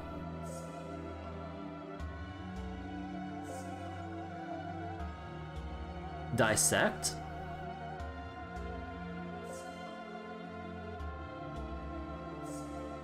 That's the only 6-letter word I can imagine. Unless... like, that would fit within the context of terrible and beneficial. Because that's a terrible thing to do with these things, but also beneficial to understand what they are and how they work and... Oh my god, ugh. What does that mean? There's no mistaking it, I suppose. From the Kon themselves, I sense a vague ominousness. Ominousness? Yeah. Cause I thought it said Omni. My brain switched the letters around. I was like, Omni? I was like, wait, no, I was like, is that a word? I was like, Omni. Okay. An ominousness which paradoxically is free of evil. Like, huh. In fact, this whole world gives me a similar sense. We're being misled. There's something fundamental here we are overlooking.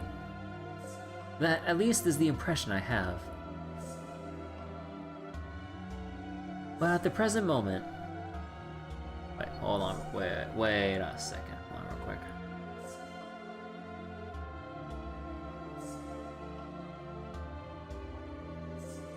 Sorry for hearing sounds right next to the microphone. There we go. Wait. Oh, actually, hold on. I need with the mic.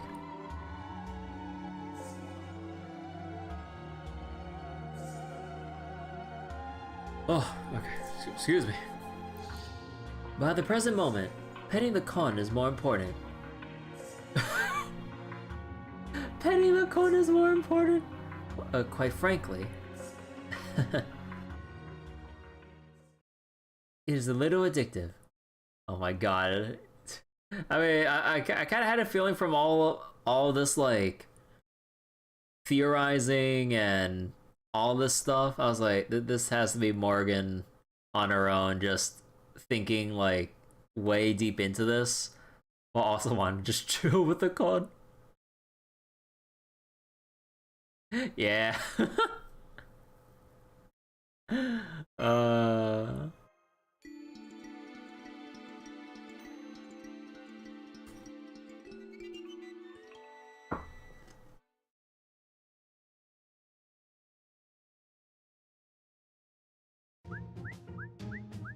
There's so many of them. There's so many. This village sure is lively now, huh? Oh. There's so many here that even my poor forgotten back has become a prime hangout spot. Oh my goodness. It does feel like they're taking all the sunlight for themselves, though. So many con have returned now that we've recovered over half of the island. It's almost like both a blessing and a curse. Well, come to think of it, it feels like I'm forgetting something. If you forgot, then it probably wasn't that important. When's lunch again? Said while munching on the grass under his flippers. How sure are we that this turtle isn't just going to drop dead on us? Of course, I would like to take good care of him since turtles are lucky creatures, but still. Oh. It really is nice to have a young girl caring for you, especially at my— Oh, shut up! That's right, there was another girl who smiled kindly at me before she gave me a message to pass on. Oh, I remember now. No sisters were looking for you. It seems they have a favor to ask. Why didn't you say so sooner? I swear.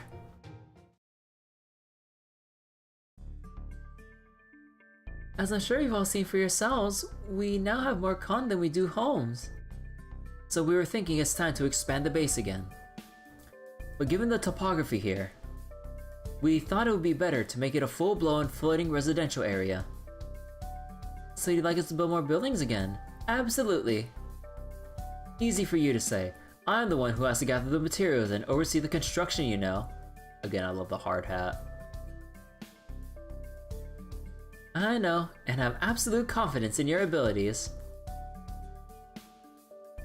No, we'll help you, forewoman. All you have to do is say the word. Huh, very well. Now that I'm on this boat, so to speak, I suppose there's no abandoning ship now. Hey Bryce, how you doing? Welcome. We're kind of made some progress with catching up to the event reading tonight. Though had a little break early because of a small thing I had to help out with off screen, but yeah. Hope you're doing well today. Also, there was like There's also a dumb story that I shared at like the very beginning of the stream, but I'll TLDR it because I was so bothered by this when all I wanted to do in the morning was just go out for a burger and fries, right? It's just simple. Like breakfast, burger and fries. What could go wrong? Then nothing went wrong during the meal. So then I had my burger, finished the fries and the drink, threw all the stuff away in the, in the trash bin, all that usual stuff. Then I was like, okay, I need to go wash my hands, ate a burger, hands are, dirty from the sauce, oil, juice, whatever. I was like, okay, just make my way to the restroom. And then I noticed something with the person in front of me as they're making their way to the restroom as well. This man entered the restroom with soda in hand. And I'm like, ew! Why? Leave it at your fucking table! Or at least order it on the way out. Not, don't bring the fucking soda in the restroom! And as I was going to wash my hands really quickly while I was walking right behind this individual, he went into the stall with the fucking soda, and I'm just like, ew. I'm just so disgusted. I washed my hands as fast as I could and just booked the hell out of there because I just couldn't stomach the thought of drinking out of a soda after even just entering in the airspace of a public restroom at a fast food place. And I'm just like, ew. Ugh. I'm sorry, that small silent experience when I just wanted to wash my hands still stuck with me. I'm just like, why are people like this? And again, this also reminds me of another time when I was out with friends, during an outing with friends. We were getting sushi at this one sushi restaurant. The layout of the restaurant was quite open. There's no walls separating the tables. It was pretty open, kind of a pretty open, loud atmosphere. That kind of a restaurant. And then we noticed that mid-meal, one of the waitresses, I believe, was calling out to an individual. I was like, oh, is someone trying to steal food or something? And then we kind of glanced over. It's a man bringing a small plate of the sushi he ordered to the restroom. And me and my friends were like, the fuck? Even the waitress, when one of them just had to ask because he couldn't believe his eyes. He was like, ma'am, did that man really just... And she was like, yeah. And we're trying to open the door to tell him, hey, you can't do that.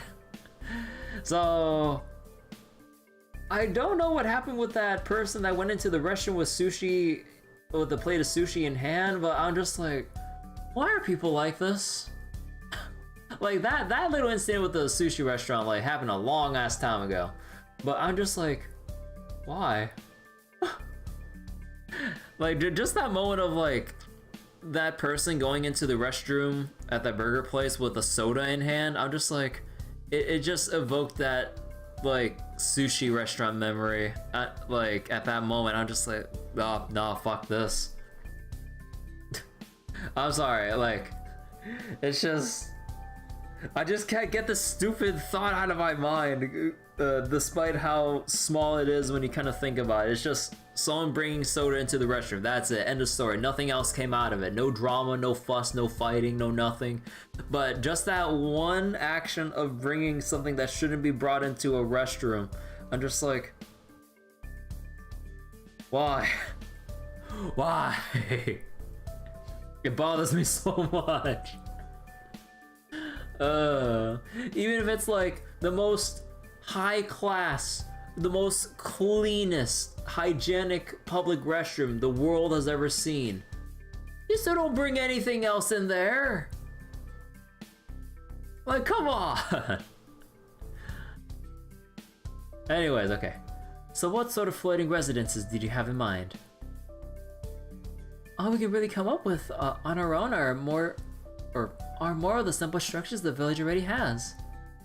So this time we'd like to hear all of your ideas. Did someone mention boats? What if you made a giant boat everyone could live on? I think that would be lovely. What do you call those again? Cruise ships?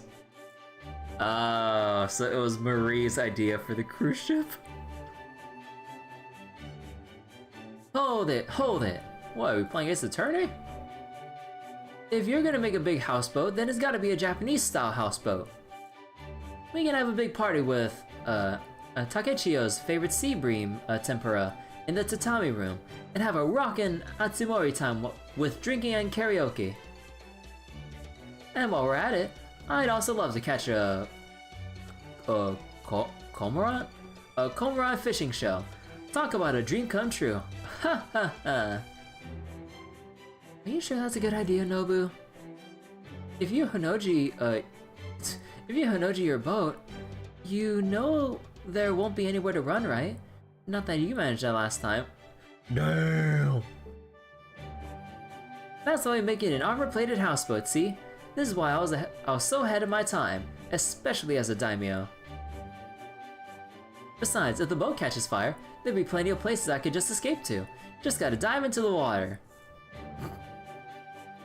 I don't have any ideas for a floating residence. But you know how they have astronauts train underwater for space missions? Well, water's part of the universe, and the universe is mostly out of space. So what about a space house? You know, like a colony ship. Just build it with powerful enough thrusters and you'll be all set, even if the planet explodes. Man,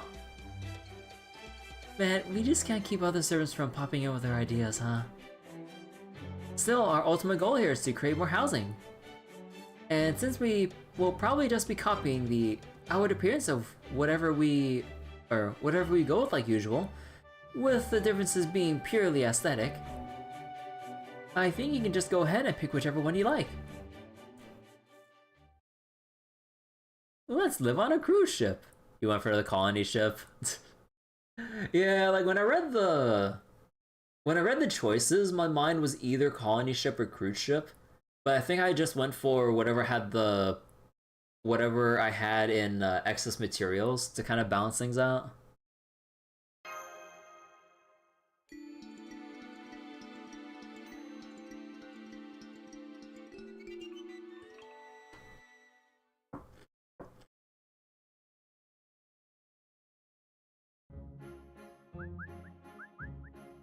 Oh, they're all dancing! Waha! Look, I'm dancing! It's just good manners. I've never danced like this before. It has the cones floating around like they're in 0G. Oh, aren't they already floating though? No, I guess they only look like they're floating just because of how their portraits are displayed. So they just like... just walking around on... Huh. Oh no, they were using stilts, right? And also just... oh yeah, they're just walking around normally. So, wait. They're floating around like they're in 0 gravity. The MHX says that it has normal gravity.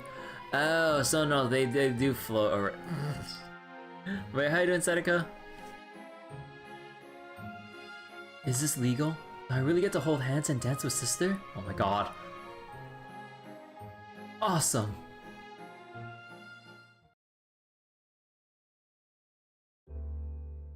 I would like a glass of cold water. Oh man, I wouldn't want to know the effects of alcohol on the con, but... Am I going to challenge Trunks to do a Pokemon battle? Nope.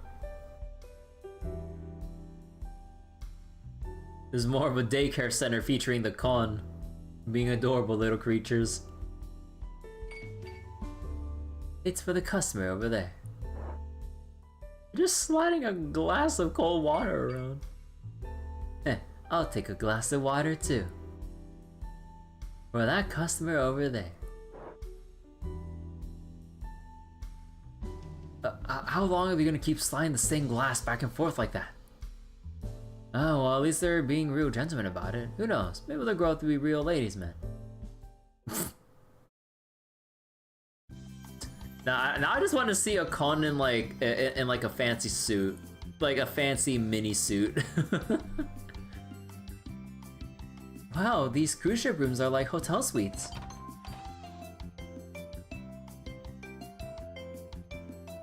And when you go for a stroll on this fancy deck,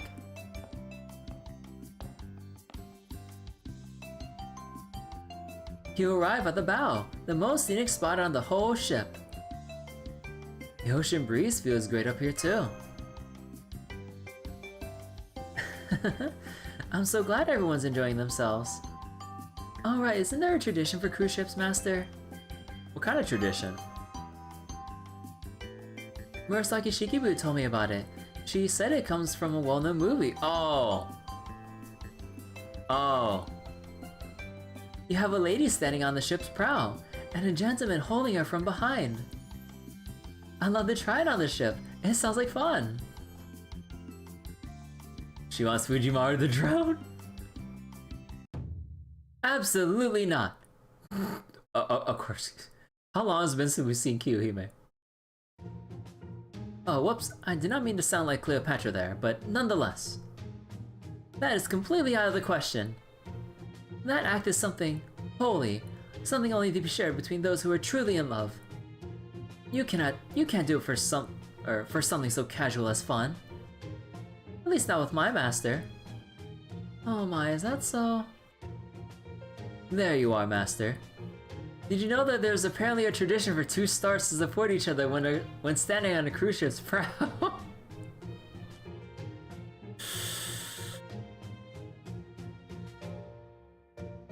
And since we, the Master and Servant, are clearly the stars here, it's obvious what we should... Oh?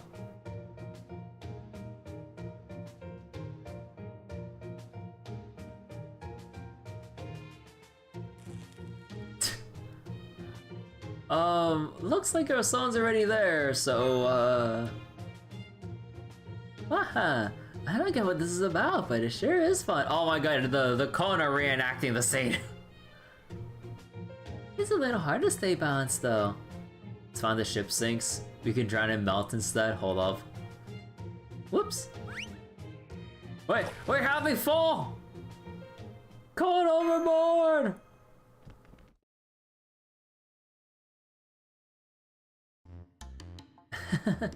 That was quite the surprise. Wow, that was fun. Is that what true playing is all about? No. I swear, I had to warn the others to be more careful from now on. Oh.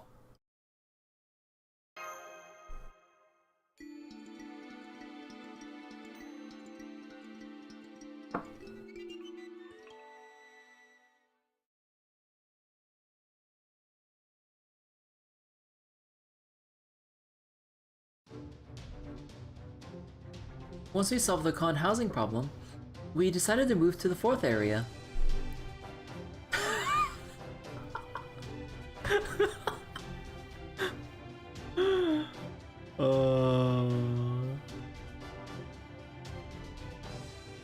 I just love the Mecha Con armor with the pile bunker while they're riding on a slow moving Vimana.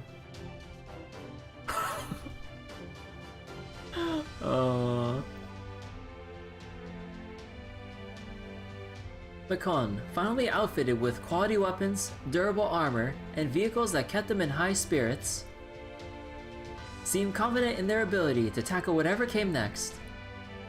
Even with the reports of yet another unfamiliar water monster in the next area, we couldn't let our fears get the better of us. And so they set out to execute the plan, keeping vigilant and trusting their experience up to this point. However,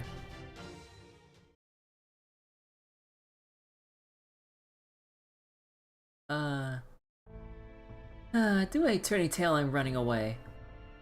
Still, at least we did not suffer too many casualties, which makes us more of a strategic retreat. It's not about the casualty count, Empress. The fact that there were casualties at all is something we need to reflect on. Was it that bad? We couldn't do anything except for run for it. Fortunately, this next enemy is bad news too. I had the same thought when we faced the Kelpie, but it looks like psychological attacks are the Khan's weakness. True, it does seem like they're too trusting for their own good sometimes. Yes, I think so too. The Khan were instantly trapped in the enemy's tempo and helpless to break free. Tempo? Some time ago. Oh. Those must be the new water monsters. They really do look like human women. They spotted us. Watch out for— huh? Sirens. At least not coming from a well. Be careful. They might be coming out of your computer monitor screen. Are they singing? That's not all. Look. They're dancing, making their water bodies ripple and sway. That isn't just random movements that look like a dance. They're doing it on purpose. I can tell. They're keeping to a rhythm and are conscious of every move they make, all the way down to the tips of their fingers. They're using their body's undefined form to move about freely, calculating every move, even any droplets they may splash. Wow, that's beautiful. Pretty voice. God, no, not again! Not again, get back here! What's Richard doing here? Wait, I don't know what's going on here, but I'm loving the show. I'm gonna watch up close. Now Richard's been sucked into the water too, and not that she came here to help, without even being asked. Richard? God damn it! She does like her entertainment and all, but I'm just like, oh my god. She calls that helping? We got some of the Khan too. Now she can drown. This is just like what happened with the Kelpie. Looks like we got no choice but to retreat.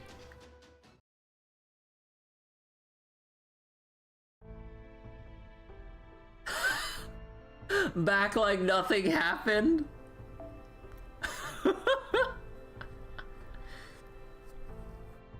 Huh. I can't believe they managed to lure even me in with their singing and dancing. Those creatures are as cunning as Indra. I think it's more that you're just really vulnerable to that kind of temptation. Looks like it's up to me to fill you in again. Those monsters you saw today were probably, Rusalki? Their legend says they use singing and dancing to lure people in and pull them underwater. Some people think a Rusalka is a Vodionoi's wife, but nobody knows for sure. I honestly don't care. Rusalka. So they're from the same Eastern European region as Vodionoi. I wonder if that means anything. Nah, probably not. How these stay? Oh my god. Is a number station there? Wait, number station? Oh, you're alright. That's a relief. It was close. I was almost lunch. But I've already seen Lam Lam. You're better than any monster. Is that so? I'm flattered. Wait, hold on. Does it mean that the Khan know about other kinds of art and entertainment? They wouldn't be drawn to Rusaki's singing and dancing anymore. Okay, that explains the next thing we make. Oh yeah, and also if you missed the context, Bryce, about the Healthy Stay thing, they were going around looking at the other servants patrolling, and the servants patrolling gave their greetings to the Khan. And the only greeting the Khans knew was hello. But then Calamity Jane was like, howdy! And then Lakshmi Bai. Oh, you know? Oh, okay. You already done? Oh, okay. But yeah, and then Lakshmi Baba with the Namaste.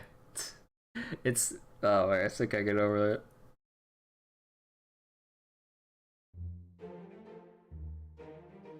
Sounds like it. We just got a great hit.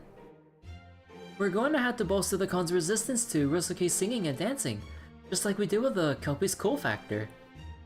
And to do that, I think we'll have to give them a little culture. What is this, Civ 5? We need to make them listen to our pop music and wear blue jeans? Like a water top ballet. That's a good idea and all, but there are too many con here for even me to give them a solid cultural education alone. And even if I could, I don't want to cheapen my art with too many repeat performances. My rule is one show a day. Good God, all the cons you need to farm out? Yeah, I'm assuming there's still a whole bunch I need to farm once we get to the tail end of the event. So I'm gonna have to burn a couple apples or something. Well then, I think we'll have to build some kind of cultural arts center. That sounds fine to me. But what exactly what sort of facility should we build? Ha ha ha! So, you wish to create a building to teach ignorant masses the glory of true entertainment. In a sense, that is exactly what I dedicated my entire reign to achieving. The welfare dupes and ascension mats cost hundreds of con each. Wait, really? Oh no, I didn't even look at that. Well, alright, got my work cut out for me. Although we do have like a lot of time after the story's done, because we still got like what? We have like what, 11, 12 days left? So we got a long time. I'm kind of surprised that it's like this long, but then again, I am like kind of like going through it in bursts and stuff. I speak, of course, of an arcade. Yes, I'm certain that must be it. For what better represents modern entertainment than a center for games of the video? Oh my god, Toy! Don't forget about VR and MMORPGs. You can forget everything in those words. Reality, your way. Oh my god, do we really need to go about the whole thing about weight again? Deadlines. No, I am speaking of the theater, of course. Now do not interrupt me again. Bro, all the cons can populate their own MMORPG servers. Only in the theater can patrons enjoy singing, poetry, stage plays, concerts, and so much more. You did the library since you thought that would be better for them long term? Honestly, yeah, like either library or theater will probably be better realistically. That is why a golden theater made by and for me is the only possible choice. Oh gosh, oh gosh. It may be presumptuous of me to suggest this, but I don't think any discussion of entertainment or culture would be complete without books and reading. You know, we could have the best of two worlds here with video games and reading. They just have all the cons play through the Trail series. Games and reading. Boom! Or just put like a whole plethora of visual novels on there. So I guess what I'm trying to say is, it might be really nice to have a library. Games, books, song, and dance, huh? I can tell those all sound like fun. I think the con would probably enjoy any of those. They've always loved playing. So just choose whichever one you prefer. What should it be? Yeah, I chose the arcade.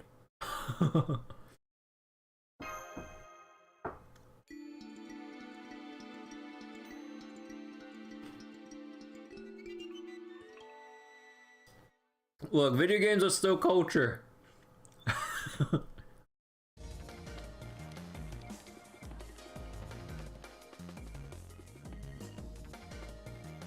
Wait. It's true they are? Yeah, Civ 5 told me. Wait. I just noticed the scoreboard on the top, on the back there. First place is Second is Man and Leah? Huh.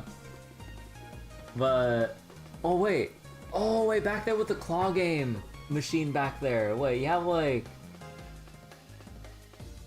No, are there supposed to be any specific plushes back there in the claw game? On the left side, back corner? No, I don't think they look anything specific. Oh goddamn. God, perfect. Oh, kill me. They got a ton of different genres here too. Action, shooters, puzzle, fighting. They even have large motion simulator cabinets. And even better, they're all completely free to play. Oh dude, that's the best arcade ever! If this is not the pinnacle of culture and entertainment, I do not know what is.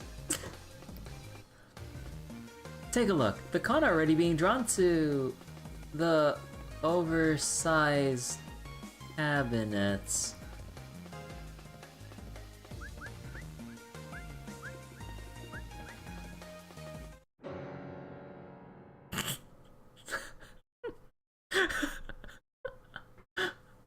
So no, it's not the step ladder. Like, we all know what an arcade cabinet looks like, right? And how spread out the controls are. Oh.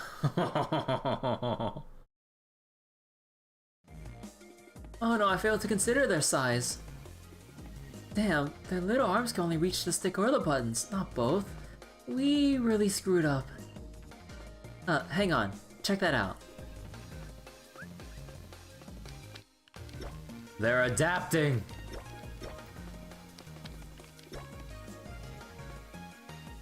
They got one con on stick and one on buttons, and they're totally having fun. Single player split controller co-op? I never would have thought that. I'm impressed they can play that way. Improvise, adapt, overcome. Well, that's a relief for the time being, but we should still look into adjusting the controls for one player. Can you imagine how small that must be to have a con-sized controller? Or like con-sized like controller button layout? Or I'm sorry, button layout I mean. Oh my god, that must be like...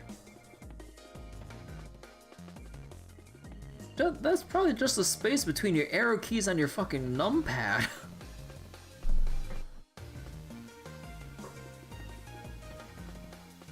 Oh, hello, Haibachong. Thank you for coming. Wow, it's so lively in here. That's a nice way of saying noisy, but as long as you're okay with it. Yeah, it can be a little loud at first. We can turn the volume down if you want. So, should I start by explaining the key fundamentals? So you use a stick on these buttons to control the characters on the screen, huh? Huh. It does seem like fun, but I think it might take some time for us to get used to this. I've never been very familiar with games. How about you, Nee? You've always been the more playful of us. I don't know. I've always been better at... I've always been better at more physical games. Oh, don't worry, we got games like that too. Air hockey, laser tag, beanbag toss. Now these days, come on boss, play with us. Well, I suppose we should be able to handle those. Okay, you're on. So air hockey's a team game. Then there's no way we can lose. Oh my god. 2-on-2 air hockey.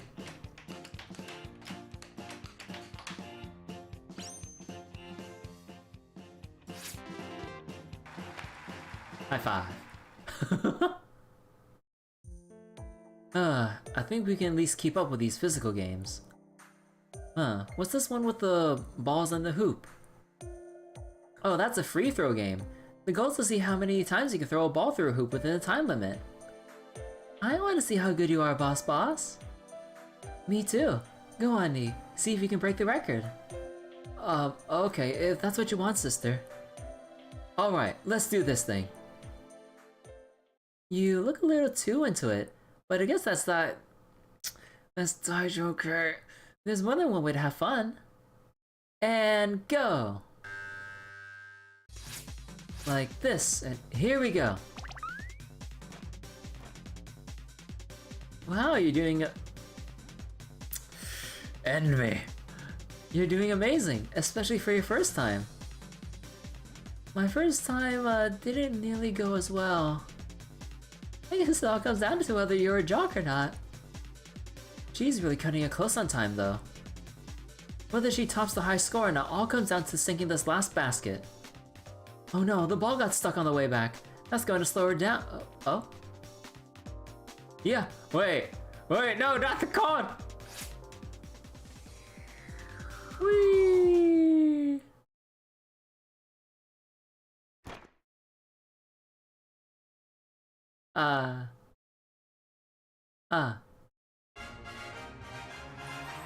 New record! She threw a con that came over to cheer her on by mistake and it counted? I'm sorry. Haha, that was fun. New high score. Ooh, a new game. I want to play too. I've got a feeling this is gonna be a whole thing. I don't think this is what they mean when they say to be one with the ball. Okay, so how is this gonna segue into them being entertained and cultured enough to resist the, I forgot the name of the creatures. Rusaki, I think? Alright, let's see what happens this time. Hostiles detected, and they spotted you too. They're already trying to charm you. Oh, Rusalka. What about the con? Fidgeting. I can't get that BGM out of my head. Oh my god. I already know how to... No! No, this is a mistake! The arcade was a mistake! We're teaching them cringe from the early 2000s! Oh.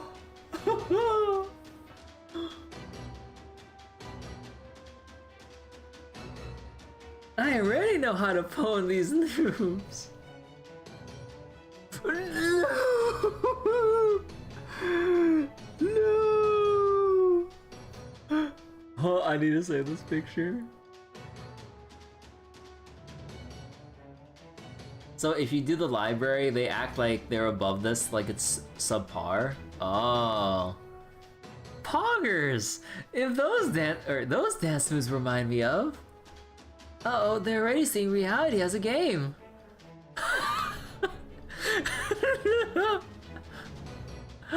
Oh, this is a mistake. I know, I always think about how I'd free run up a building when I see one IRL. I find I'm always on the lookout for the loathsome campers of Spawn when I see a steel tower. Campers of Spawn? Oh my god. Nodding along and knowing assent. Just like me for real. I don't think them not being able to distinguish games from reality is a good thing. But being able to imagine fun, alternate scenarios is a good thing overall. Looks like getting them some culture did help them resist these things. Now that they can't manipulate the con anymore, our plan is the same with the Kelpie, as with the Kelpie. Attack and don't get dragged on the water.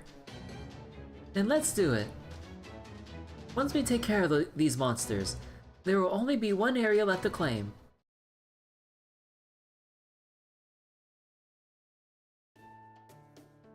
I'm glad to see Master's party is victorious. Not that I expected a different outcome. Right, Senpai has so much experience as a master. I was sure she wouldn't have any trouble with them.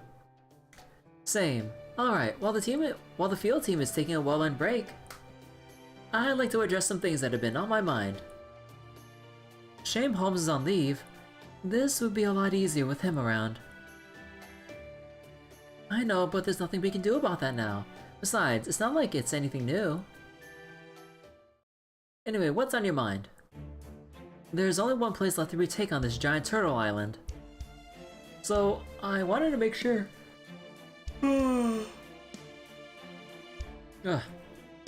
I wanted to make sure we were all up to speed before heading into that battle. Also, what's my battery life at? 6%? Okay, no, we got a lot.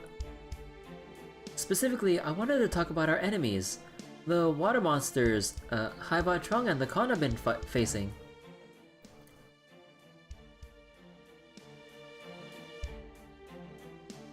The first type we encountered was merfolk.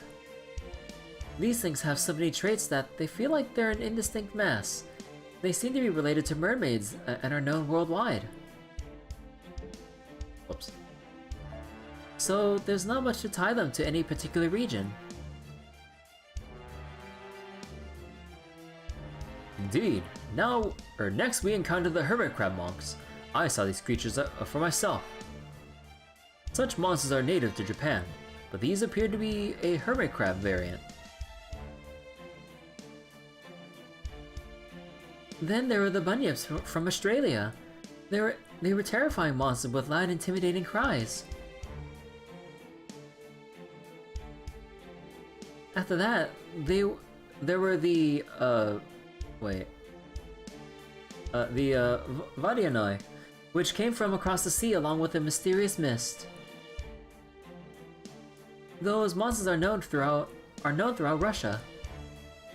It's said they like to live near sluices, but I never thought they would be able to build their own sluices. Next was the Kelpie, water horses from Scotland.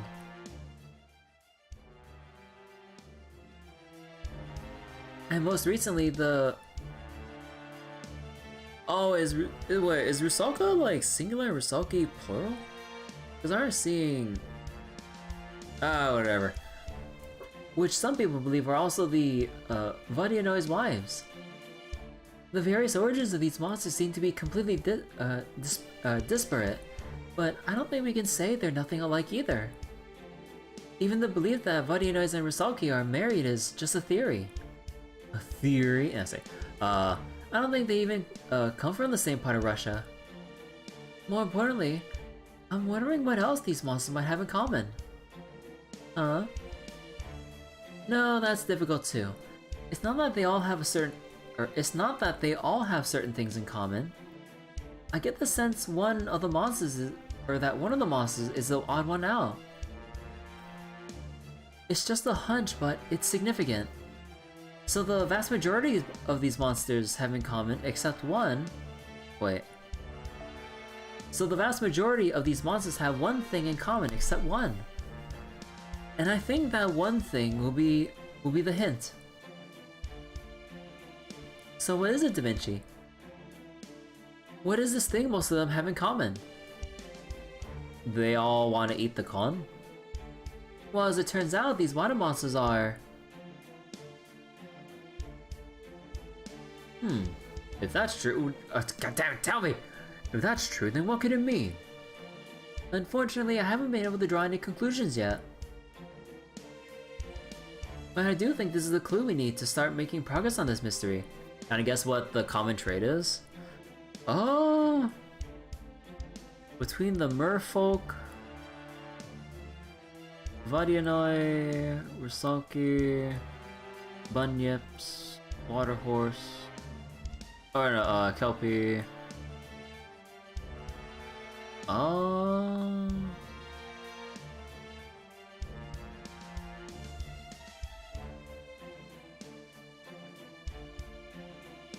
Yeah, the only thing I can think about is how they all just go after devouring the con. And then the merman we saw is the only one we saw not going after the con, at least as far as we've seen on screen, and just going around devouring the other monsters instead. That's the only thing that I notice. But the difference, the only difference I know is in their actions. Not really like traits.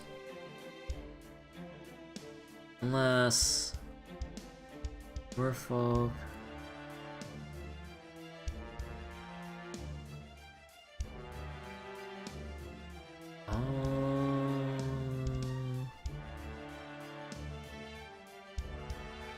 Vadianoi.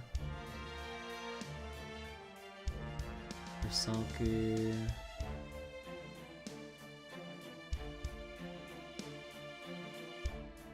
Oh, spirits. Where do they all live?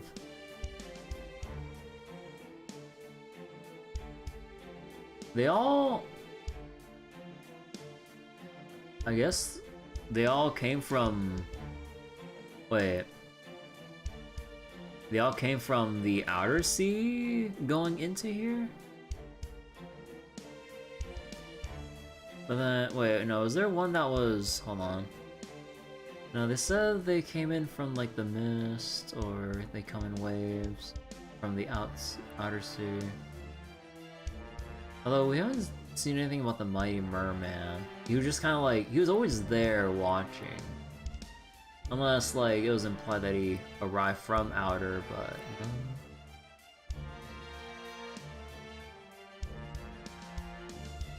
Hey Alan. Lakes and rivers, freshwater, not saltwater. That's I don't fucking know. In fact, I think it's the key to the question that's been bugging us this whole time. Why have the singularity's coordinates remain indecipherable?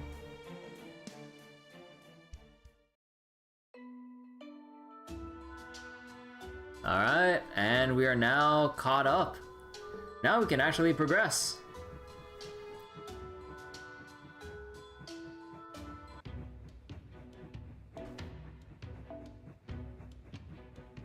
Naval warfare preparations?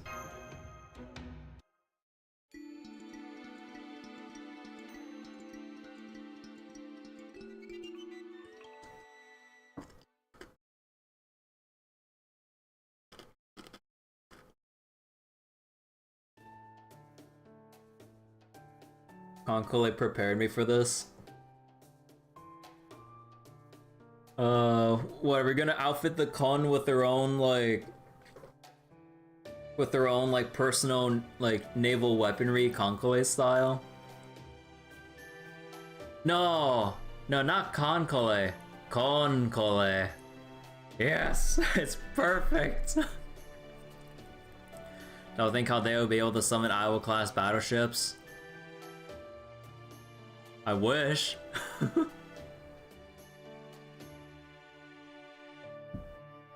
I would do everything in my power if I can summon hecking Iowa to Chaldea. No, we don't speak of the forbidden game here, Seneca. We only talk about the real ship game. Oh my god. We're finally down to the last area. All aboard the hype train. Oh, hype train. Oh, I've never seen her this hyped up before.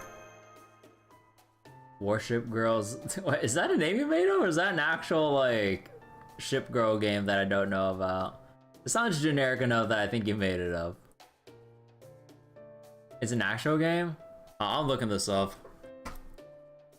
Let me see.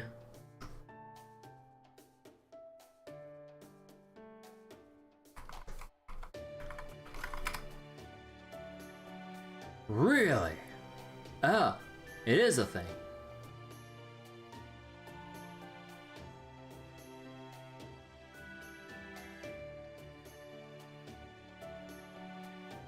Huh. I'll be damned.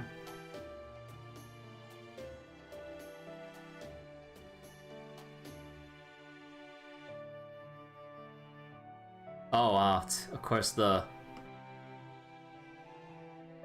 Huh.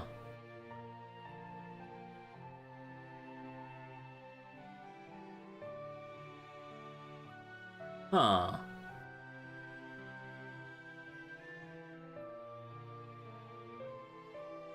The R should be a hint at the content? I don't know. So where's this last area? And just what sort of enemy are we going up against there? How can I best explain this? Excuse me, Elder? Is it lunchtime? Oh, Elder, of course not. We just ate a little while ago, remember? No, I just want to use your shell. Here, with the shell being the island, this last area is right around... Oh, that tickles. But to be honest, I don't suppose anyone brought something we can gag him with. Of course, I never leave home without a gag.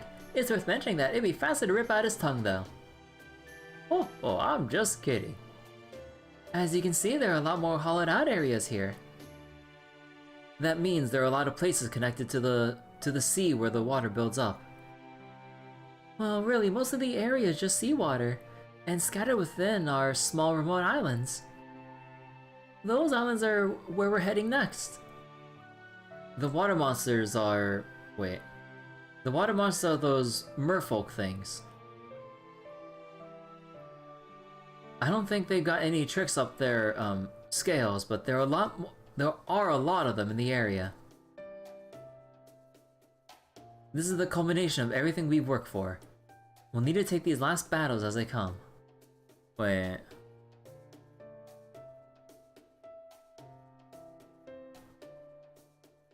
I guess the only other thing that pops out now that I think about it, between all the water monsters, with the exception of the merfolk, all of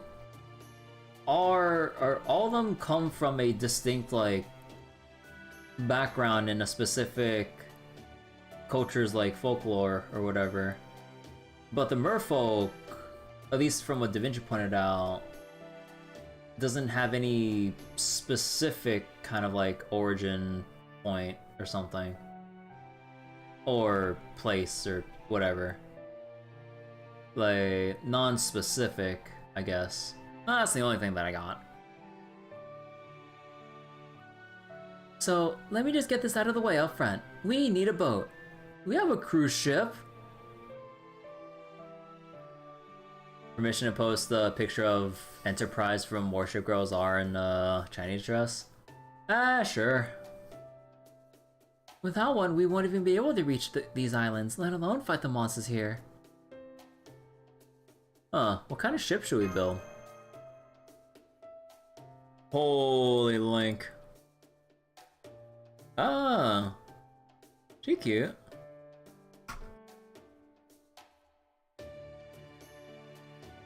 I kind of had the sense something like this might happen. So I held a design competition and selected 3 companies that met my exacting, if admittedly biased, standards. Incidentally, my criteria ended up being looks strong, looks fast, and can't explain why, but looks like fun. Alright, company number 1, you're up. Go ahead and make your case. Has to be a pirate ship, obviously. You need it for a fight, yeah? So you'll want it to be fast and armed, won't you? Well, there you go. Man, it's been way too long since our last naval battle. I can't wait. Guess which one you chose? As to what kind of pirate ship, you've got several candidates to choose from. You could design one like my Golden Hind, or... Shut it, Drakey! What other choice is there but the Queen Anne's Revenge? I think that the Royal Fortune is the most elegant option, personally. By the way, you there, the younger sister, might I suggest— oh my god, can we just stop with this fucking, like, character trope with, or this stupid character quirk with Bartholomew? It's not interesting at all. Really, it wouldn't have to be much. I think it'll bring out your charms to an even greater degree. What? Next, let's hear from the second company. This one requires the incorporation of a surprising amount of technology. Oh. Okay, I think I know which one you went for, Bryce. If we're gonna be making a ship, we ought to make one as stupid fast and fun as we can. You know, some ships can glide across the surface of the water like a surfer.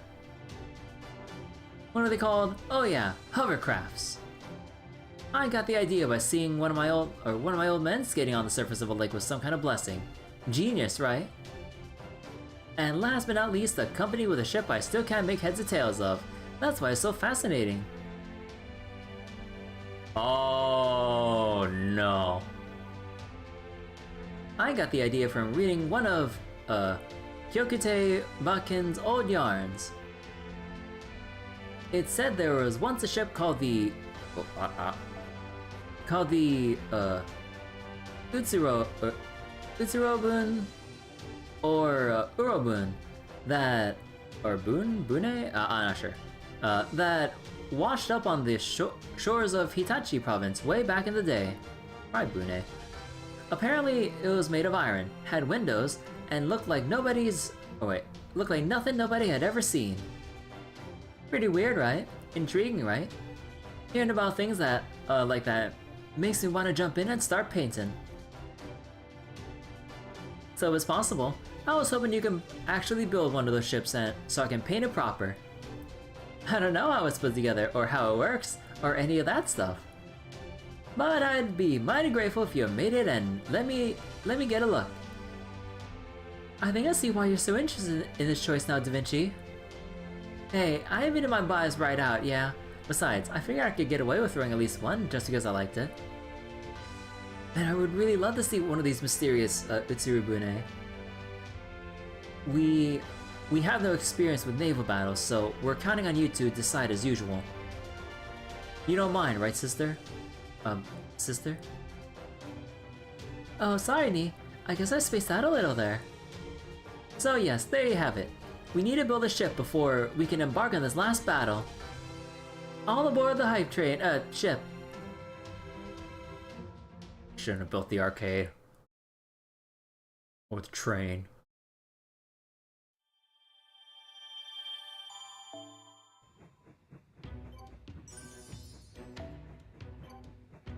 Oh.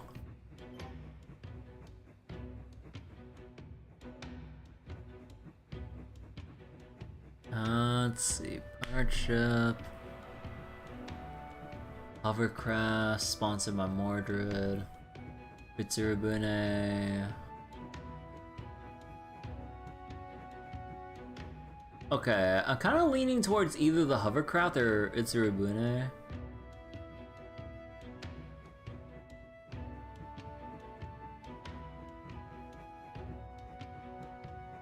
Nah, okay, I'm biased for Hokusai. I'm going with Utsurubune. Oh, so adorable constructing.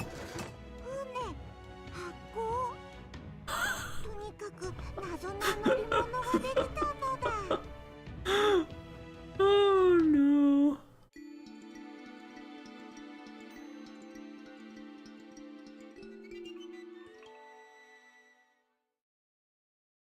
This does seem more interesting, you will say.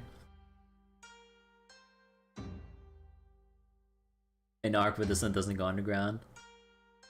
According to Kyokutei Baken's novel, Toen Shosetsu,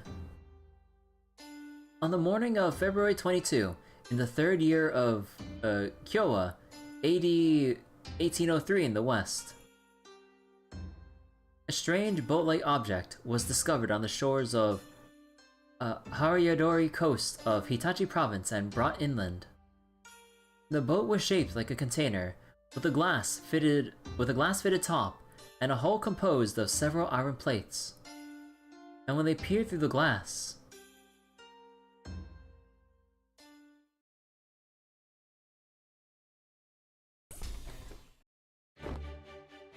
ta-da! Oh my god! What? She went through a little late over here.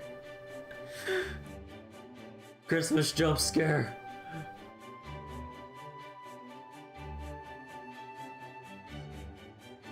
They found a girl who looked like nothing they'd ever seen, clutching a mysterious box close to her chest. Is that why you brought Lily with you? The whole reason I'm here is because I wanted to paint this Utsurubune boat thing. And I need a model if I'm going to paint his passenger properly, don't I? Huh. It really is an intriguing mystery. I mean, a ship made from glass and iron in the Edo period, and shaped just like a stereotypical UFO. Maybe it was a space alien, or a time traveler. I also really want to know more about this box she was holding. Was it a terminal of some sort? Or maybe... Could it have also been a Christmas present? I don't know about that. The story says she never let go of the box. Or even let anyone else touch it. Time travel seems more likely, honestly. Nobody could understand her, so they figured she must have been some kind of princess from a foreign land, and decided to let sleeping dogs lie, so to speak. Wow. Huh. Respectful. Probably, depending on where else she might have ended up in, like, they probably would try stealing the thing and viewing her with suspicion. Huh. Kinda interesting how, like, different peoples would react to this. But here's like, must be some princess, nah, we shouldn't bother. Well, in the end, they just send the girl back out to sea. Oh. That's terrible. That poor girl. Okay, bye, J. Alter Lily. Bye-bye, you're going back in. No, wait, it's still possible she may have been just a Santa who got the wrong address. She never let go of her box, so she must have been guarding it with her life. I'm just going to choose to believe that she eventually found the right house to deliver it to. Way to go, Santa.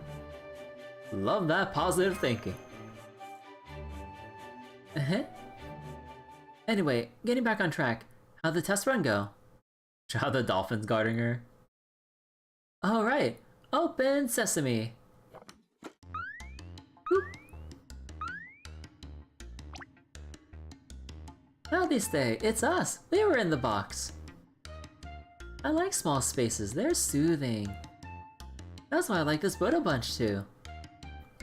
It didn't rock much at all, and it was plenty fast enough. I think it will make a great sled. I guess this means the designs I based on the book and the Itsurabune engine I came up with to fit it work well together. How I got them to work so well together is a trade secret though. Basically, the writers just went, no, we're not going into it, fuck it. But basically all I did was copy what the Itsurabune was said to look like.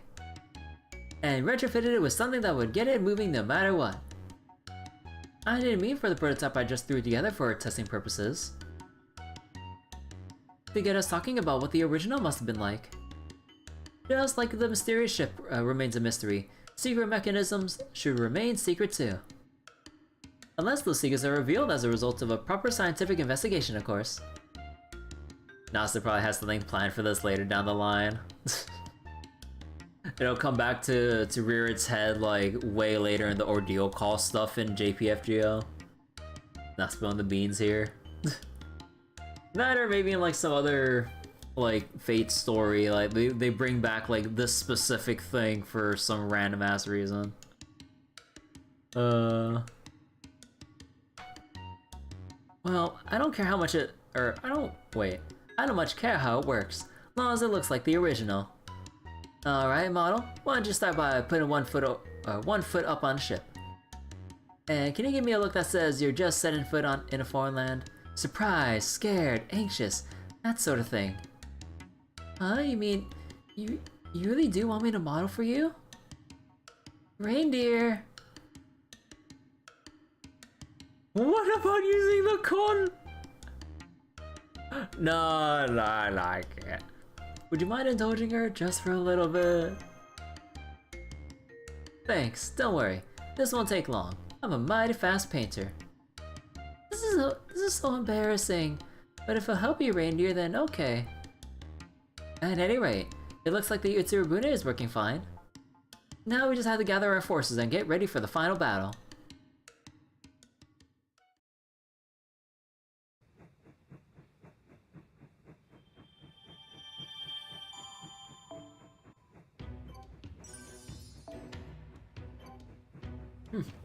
Another one-parter.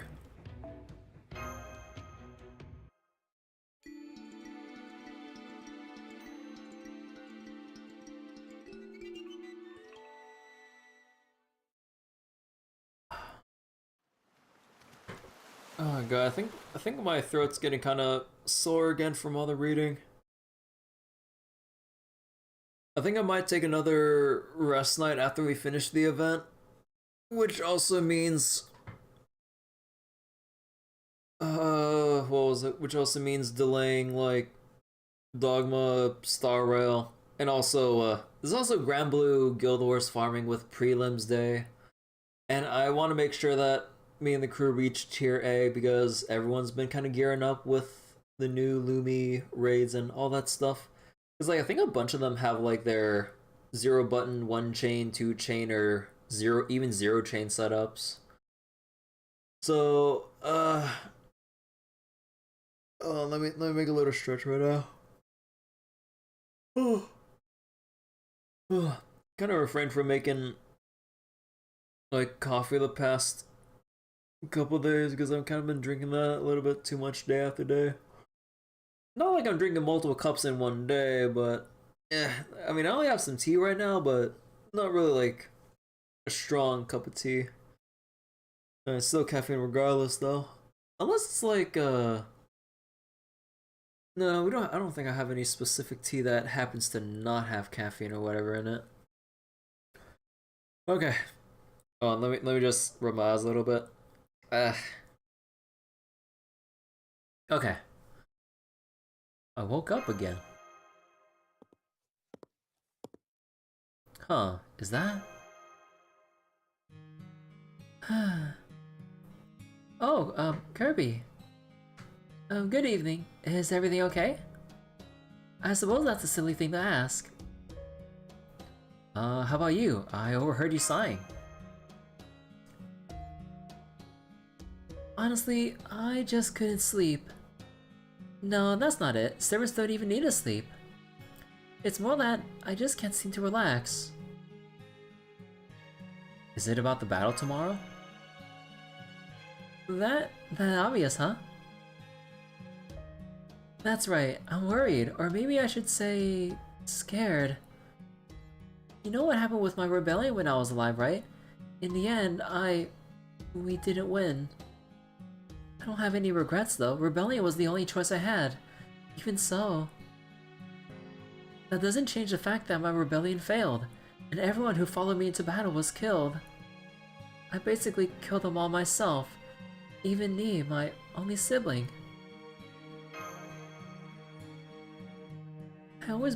I've always been faint of heart. Maybe the con would have been better off if I'd never gotten involved. Maybe there's no possible way I can win. That's been going around my mind non-stop. I certainly do my best to play a part around everyone else though. I've always been good at that sort of thing.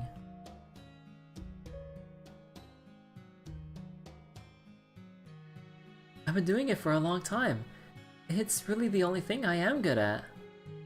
But just for that, I can't believe I'm right here right now. What could I possibly have done to be engraved into human history and become a heroic spirit? Was it my acting? My ability to keep pretending everything was fine? None of that has anything to do with being strong or winning battles. Even now there's no guarantee we can win this fight. That's what scares me. What if I get everyone killed again because I refuse to stay in my place? I'm no great king. I'm just a scared, weak little girl playing the part of a strong, capable leader. I'm not a real hero. I shouldn't even be here. It must be some sort of mistake. Can't stop thinking about it. Oh, you're no fake. I've seen how hard you've been fighting this whole time. Oh, my finger was on the wrong spot. Whew.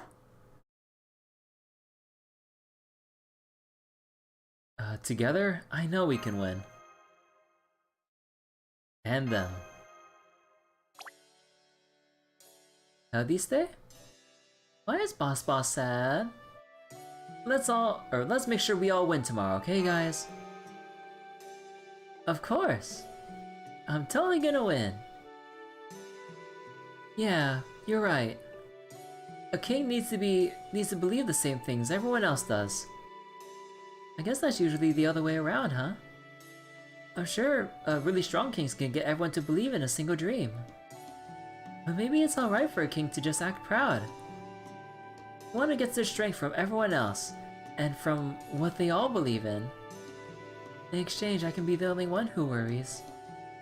And besides, there are some things you can only do perfectly when you're acting. Like a perfect brave front that puts everyone else's fears and concerns at ease.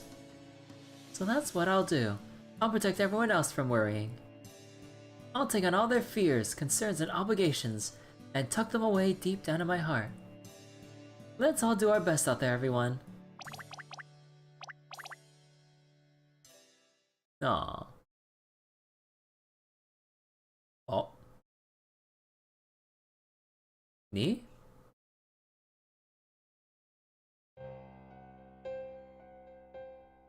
I had to revise my original plan to make use of them. The tank resident continues to produce precious bait, yet without any sign of weight gain. But no matter, I still have my next best plan. Contrary to my expectations, the viable bait has grown quite a lot in the tank, to the point I can no longer ignore it. So then, even if I can no longer achieve my initial goal, I must remember that the bait is viable, no matter who harvests them.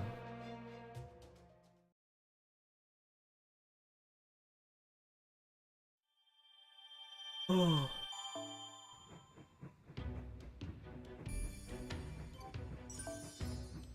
Oh dear God, we got 4.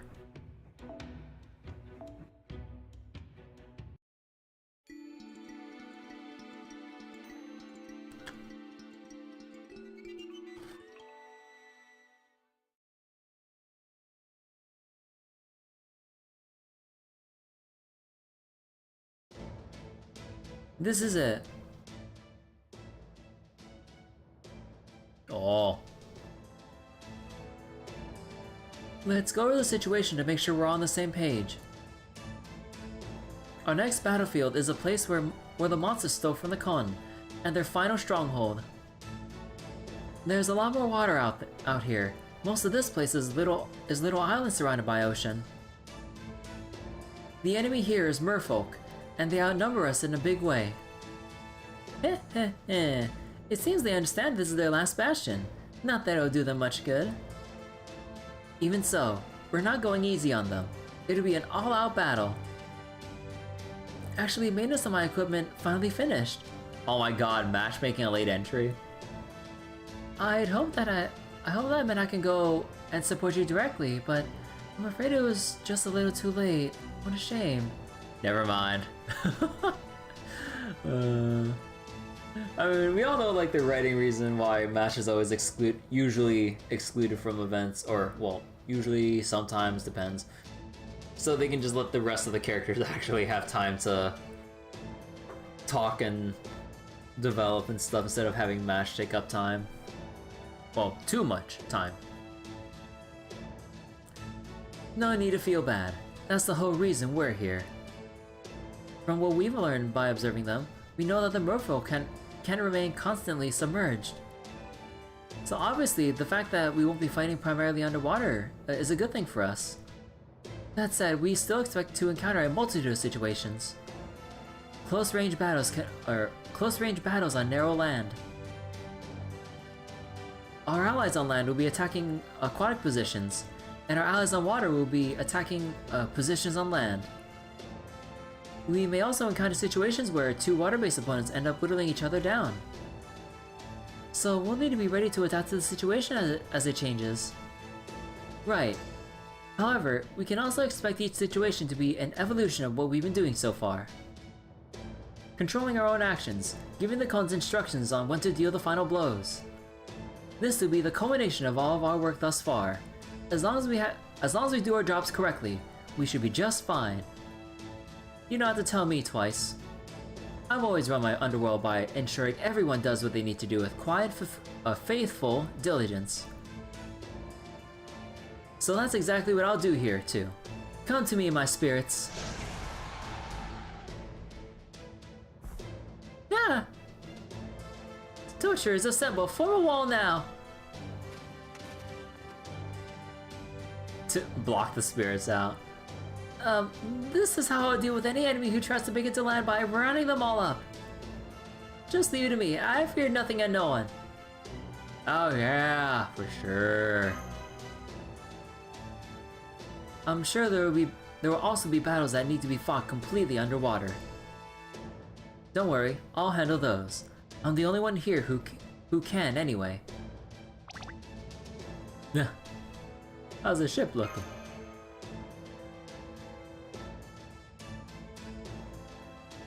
I still ain't got a damn clue how this contraption works. But she's cruising along nice and steady. I might not be a celestial maiden or a foreign princess, but you better believe we're gonna get our money's worth when I paint this baby. Alright, then let's go! The enemy's making a move! Here they come! Okay, Trock, let's go finish what you started. Right. This is our final battle, everyone. Let's make sure we win it. They're jumping on their Vimanas. Alright, what am I dealing with here? I'm guessing I just need to loop this down. Let me see.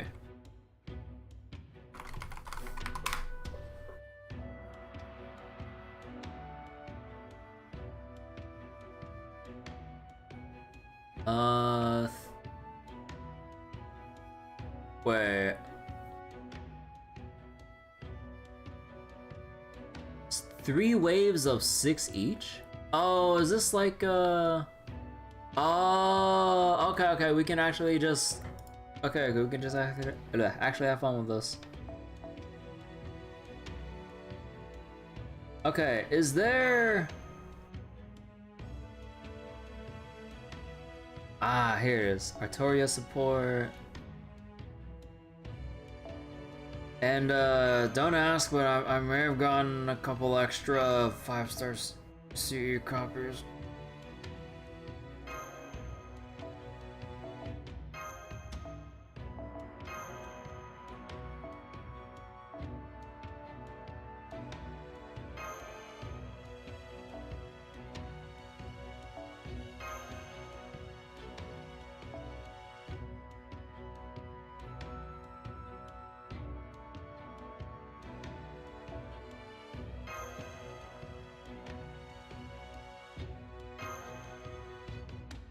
All right.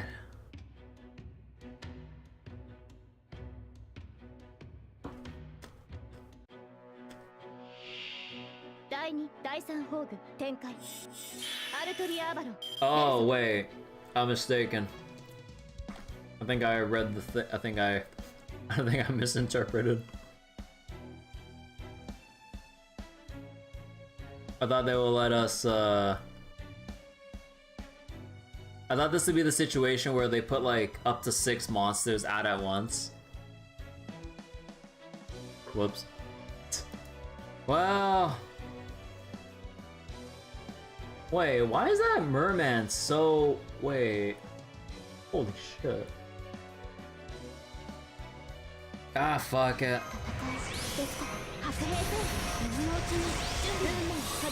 We're just gonna spam everything.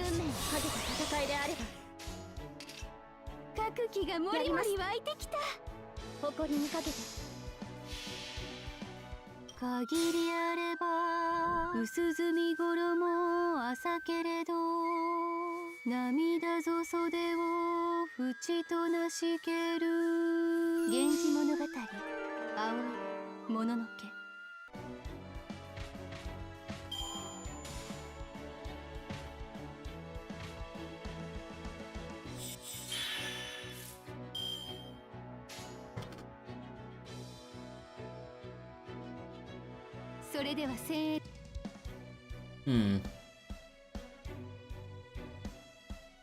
下がっているように。もちろん。まあ、撃て。 I think this should be enough. ここでまっすぐ。えい。はっ。 Yep.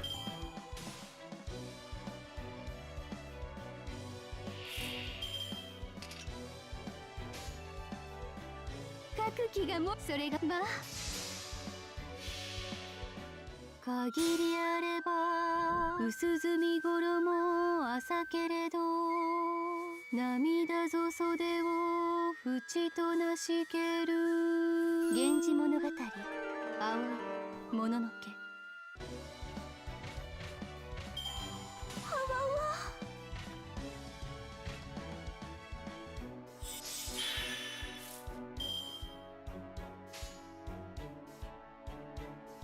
それが良い。ええ、は、それが良いかと。えい、は、あわわわ。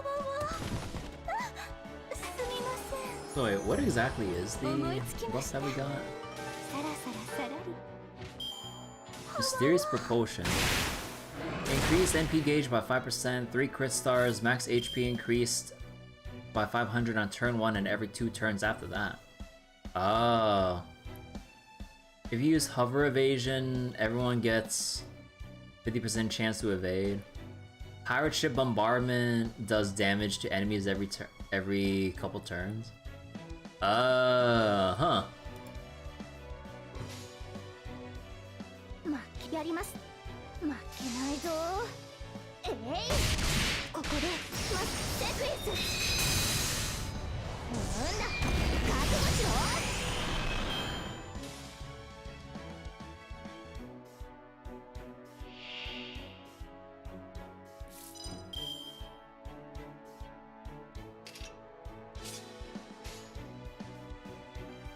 圧倒します。対終末、ありえざる様子、誇りにかけて圧倒します。最果ての島、罪の都、最後の竜は我が胸に集う。円卓の守護者たち、ラウンド・オブ・アバロン。そこです。こちらです。ロック、カタフラクシーシフト。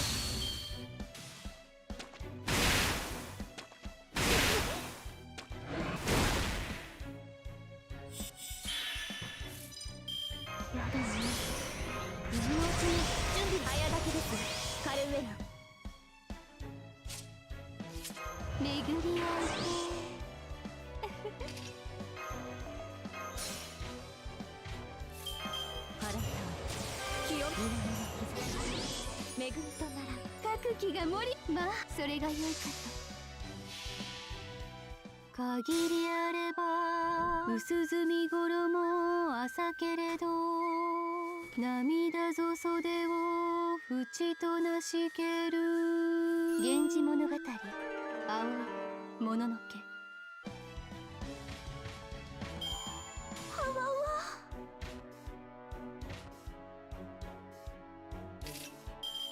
生命さん、直伝です。妖精、接続。 Alright. And final one. それまあ、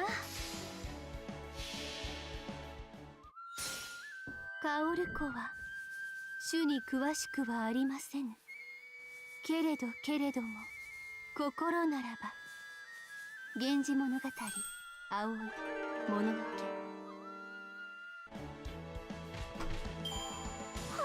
先に進みましょう。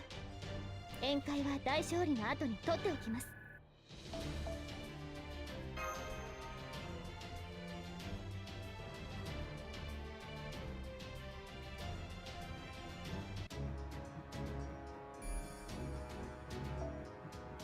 Alright. Let's see. Lancer. Oh.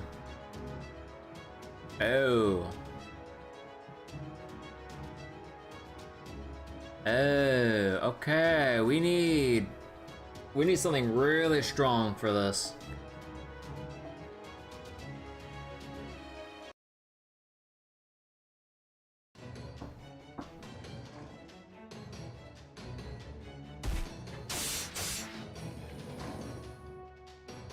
It's over. Now. Here we go. Or here we go. Let's do this! Charge! The wings covering the body.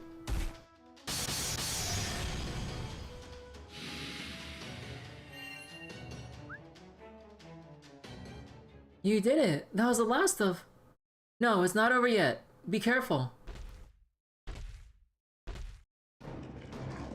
The mighty Merchad. Oh my god, look at him. Oh. That one is definitely not like any of the others we've seen. Is that the boss? If he is, then he must not be able to stay behind the scenes anymore. Now's our chance. Yeah, it doesn't matter what comes at us now. We'll take it down all the same. This time, we're going to win.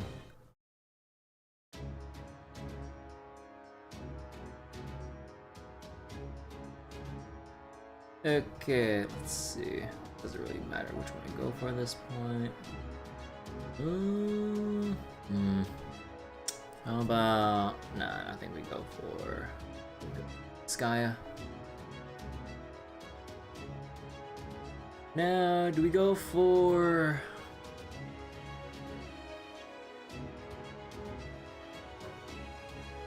you know what?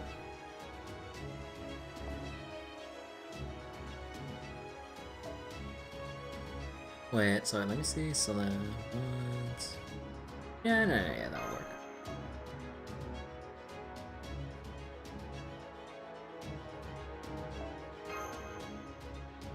Oh, that's support, right?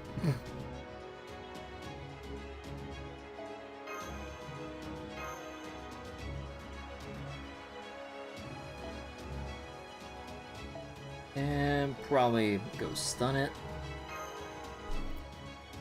Alright, let's pray that I start with like 2 buster cards for Ibuki.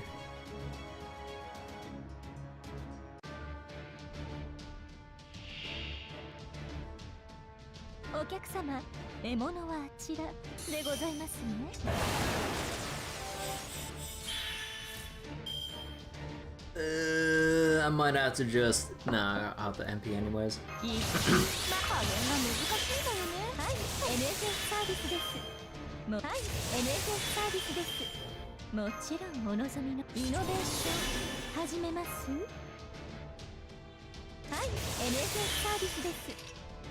Oh, actually, I'll be over... whatever.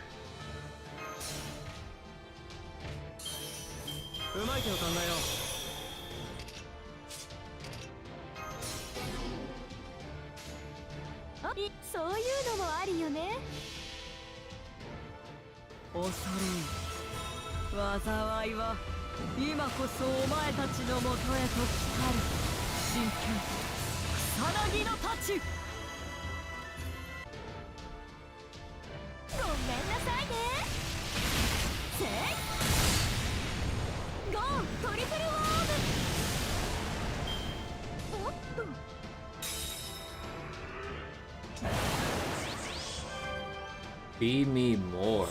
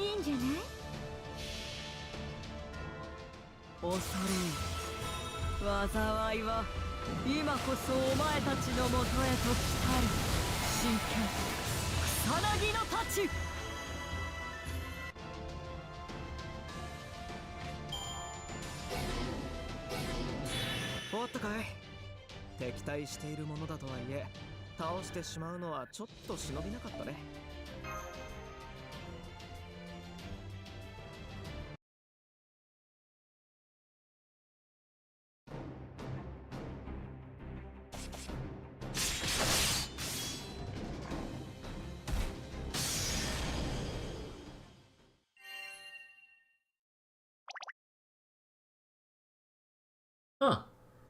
Enemy signal has disappeared. Initiating perimeter scan.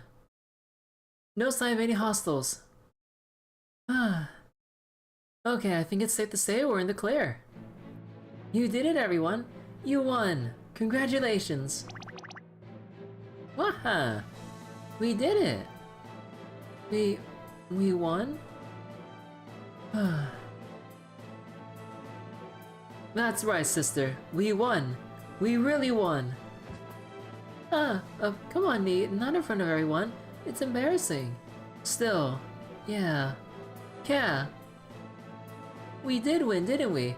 Hooray. You did it! Oh, Kirby, this is incredible. I don't know what to say. It's because we all did our best together. Especially me. I'm just glad this mission didn't end up in failure the one time I helped out. Of course we won. How could we not when beautiful women like us did all our best, beautifully? Does she have any different line if you go with Meo Gouda? Although I guess they're just talking about the female servants in battle more than anything. But it'd be funny if there's a slight, like, altered line. Well, I suppose you fans did a pretty good job too. Well done. Waha, she praised us. We worked hard. Just a second. Yes, you did wipe out all the merfolk except... Wait. I expect there are barely any water monsters left on these islands now. But we still haven't found the Singularity's core. What are you talking about? Ooh, quickly fill them in. I see, so you're talking about what's actually caused all the strange things happening here. We generally call those Holy Grails. I thought for sure we'd find the Singularity's Holy Grail once we defeated that extra-large merman. But it looks like I was wrong. Does that mean he wasn't their king, but just a superior subspecies? Something isn't adding up, though. Sometimes the grails have been kept at specific locations rather than in someone's possession. And occasionally, they have even spontaneously manifested on their own. Well, the enemy's gone. Can't we take our sweet time searching for it? Yeah, I guess you're right. As long as there are no surprises, we shouldn't have any issue finding it. But something tells me it won't be that simple. There's still way too much we don't know about this world. I suppose that means it's time to hope for the best and prepare for the worst. Alright, now that we have won, let us return to the village in triumph and enjoy our victory banquet. Huh.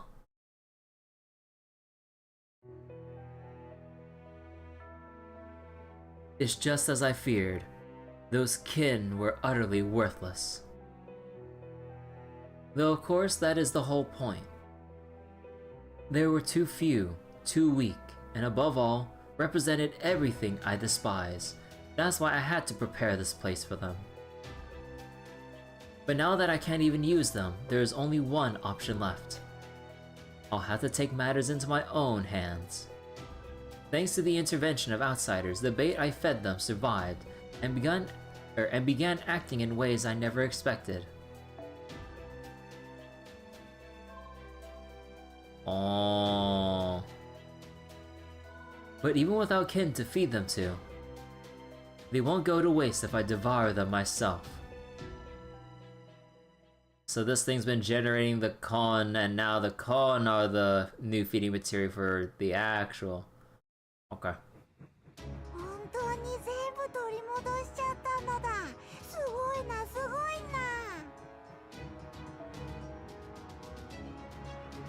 How many sections are there actually? Let me double check.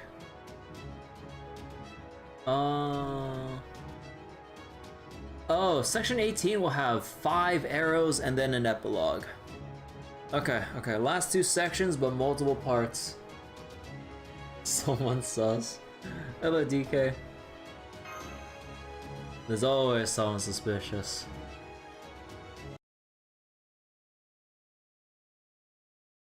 You could say that the enemy may be among us. No, I'm sorry. I feel dying inside saying that. The final boss is annoying. Well, I'm gonna have to read up on it so we don't waste too much time because I think I got... no, we got enough time. We got enough battery life to read the rest of the scenes and stuff, but yeah, I don't want to dwell too long on the boss, so gonna have to look it up beforehand and just kind of like burst it down as much as I can around them. Actually, let me mute the mic real quick.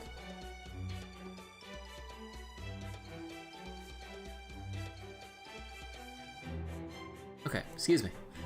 How dare you let an Empress's glass run dry? If I were still in charge, this would be grounds for torture. Now hurry up and bring me another round. Glug, glug, glug. There really is nothing like a glass of fine wine after a victory. Or coconut juice, as the case may be. Wait till I see the welfare. I actually never looked at the welfare yet. So, we'll see. Is something bothering you? No, it's nothing. Don't get me wrong, I'm just as happy about a victory as anyone. It's just... I suppose there's no sense lying to you. I can't put my finger on why, but I have a bad feeling about this. It's like something doesn't smell right. Almost as if I'm sensing something that shouldn't be here, but somehow is. Huh? Whoa. What the? The welfare is meant to be a surprise anyway? Aww. This is... Advanced darkness. I mean, mist. That's the same mist we saw with... Or, wait, that's the same mist we saw with Varianoi. Except, it's even thicker now. Does it mean new water monsters are coming up again? Then we'll have to go and fight them off. I'll start searching for them right away. Please stay alert, everyone. Oh no. Oh no. I feel it. This is bad. Very bad. This isn't a monster. This is something else. It's coming from across the sea and beyond the mist. And there's no escaping it. It's a flood. A massive flood. Practically as big as the ocean. What? Say what? There's nothing I can do. It's going to swallow us whole. Oh. The water's rising so fast. Come on, Elder. Can't you make yourself float above it? No, I can't. I already told you. My connection to my real body is all but gone. But if you don't, everyone will be dragged under. We finally won. We managed to save the con. And now you're telling me their island's just... Hey, yeah. What are we gonna do? The water washed some of the con away. Everyone, please try to stay calm. Everyone, hurry to anything that floats, like the ship. Then hold on tight. What are we going to do? There's nothing we can do. The village is built on water, so we might survive this, if we evacuate on something that can float. But there's nothing we can do to stop this massive flood. It's only a matter of time until the water swallows up this village. No, this whole island. That would endanger not just the con, but Master and the servants too. For the record, the race ship is ready to bring you home. You could leave there right now if you wanted to. I had a feeling something like this might happen, so I got it ready just in case. Thanks, Da Vinci, but we can't leave now. We still gotta get the welfare. I figured you'd say that. It's okay. I just wanted to make sure you knew the option was there. But even if we stay here, there's nothing we can do. Yes, there is. You can do something about this? You do know what I am, right? I'm not just the most beautiful waterborne star you'll ever see. I'm also a high servant with Leviathan for my main essence. And my Leviathan Melt Purge is a summer fantasy that makes the sea swallow up both the land and the sky. I should be able to use it to control the ocean itself. So if seawater is threatening to drown this whole island, I'll just take control of that water myself. Once I've collected and stabilized all this excess water, I can just let it back out into the sea once things have calmed down. Good, then do it already! You have my permission! Settle down, I can't just do it as easy as flipping my hood back. There's a reason I don't usually use this noble phantasm. It takes an absolutely absurd amount of pure magical energy. Master, can you use your command spells on me? All of them. Okay, Lambda, they're all yours.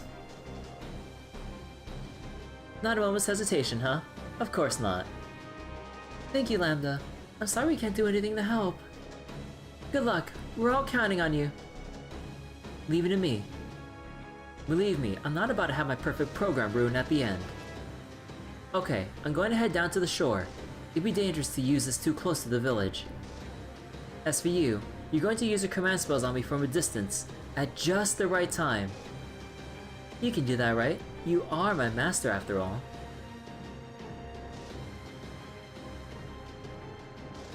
Here goes nothing. Let's hope this works. By my command spell.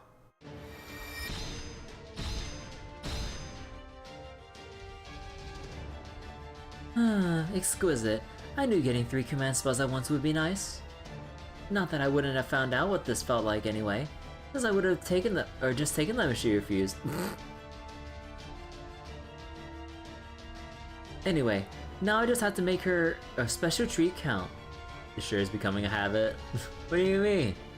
Get ready for the best jump you're ever going to see. Here I go. This is a song of the sea steeped in jealousy and envy. Leviathan Milk Purge. Oh shit.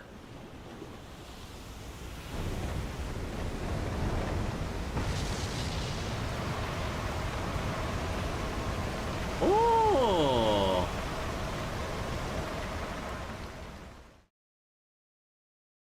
Oh.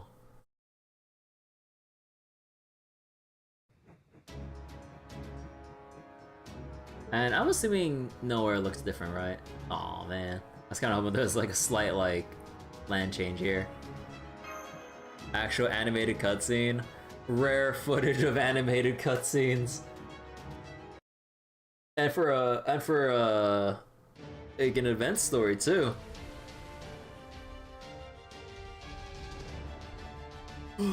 Oh god, you know, I should have stretched before I started the next scene. Hold on. Oh god, my leg.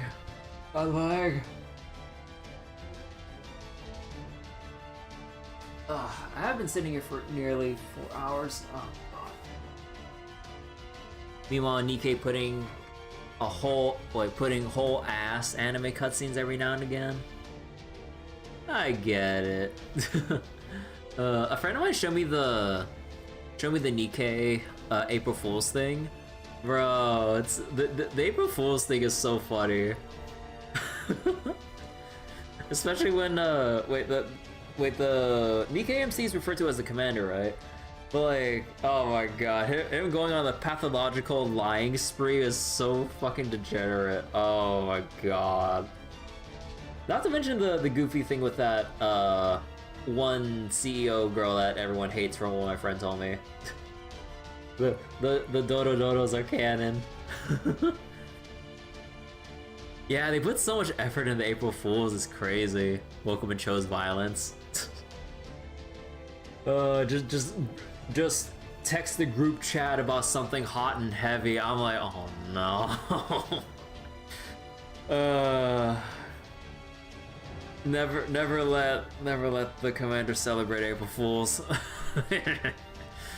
Oh god. But I just love how the dodos are like have been like a thing. I mean, I never understood where it came from at first, but I kind of like read into it once I saw it in Nikkei, like during those like specific battles. But yeah, dude, that's so silly. She's doing it. Incredible. She's drawing all that seawater up into the air and turning it into a giant orb of water. Yo! Blitzball! Let's go! Just loaded the commander down with paperwork and April Fools. Never let him leave. Banned from interacting. Like, block any and all, like, cell signals going in or out of the office. Oh. No, this isn't enough. I need to absorb all the water, gather it, and compress it before it can cover the whole island. More. If I don't come onto the stage giving it my all, I'll never make it in time.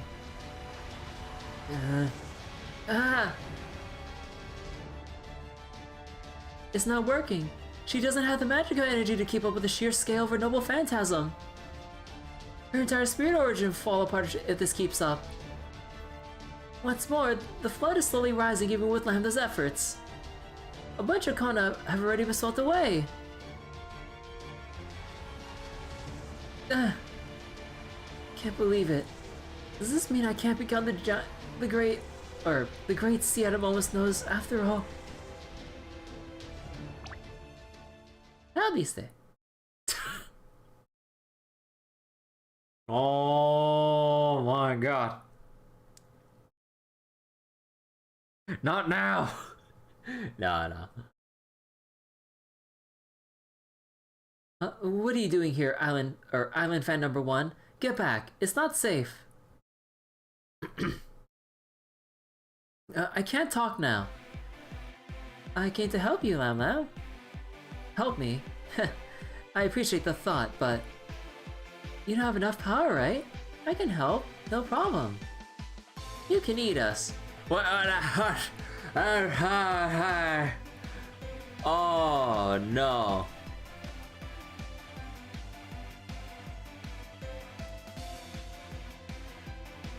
Oh no.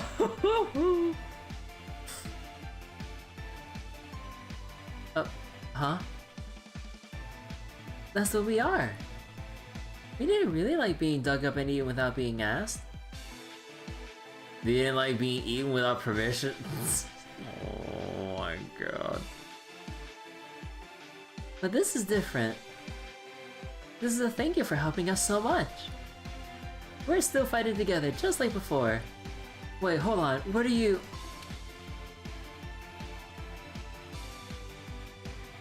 Share your energy with me. Huh? My melt enemy just activated on its own. What is this absorption rate? I can't stop it. It's like energy is melting straight into my body. Stop. Get away from me. Don't be like that. You have to try new foods to find out if you like them. Oh my god. It's okay. There are lots of me around. Huh? But there's only one of you, Island fan number 1. I'm still like everyone else. I just have a ribbon. So I'll be okay. We can still see each other again. I can't wait to see you beautiful dancing again, Lam Lam. Wait. So there really are a collective consciousness kind of deal, or hive mind.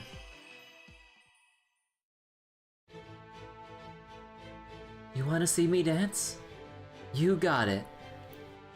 I'm the star of the sea. There's no way I'd ever let my audience down. When is this unbelievable power flowing through me? How is this possible? I'll worry about it later. Right now, I bet I could dry up this whole ocean if I wanted to. Leviathan Melt Purge. Are we gonna get the cutscene again? Yeah! Oh wait, oh. Oh,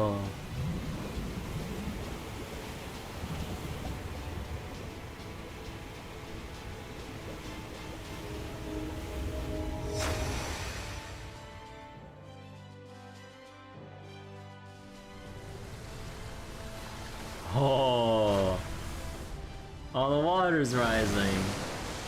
Too much water's rising. One little con did all that? Bro. If only one little one gave that much power. 7.8, wow. We got some harsh critics in chat. But, or judges. But yeah, then imagine the rest of them. Oh my god. How are we gonna explain this in the report after we're done here? Too much water. I think she did it. Oh wow.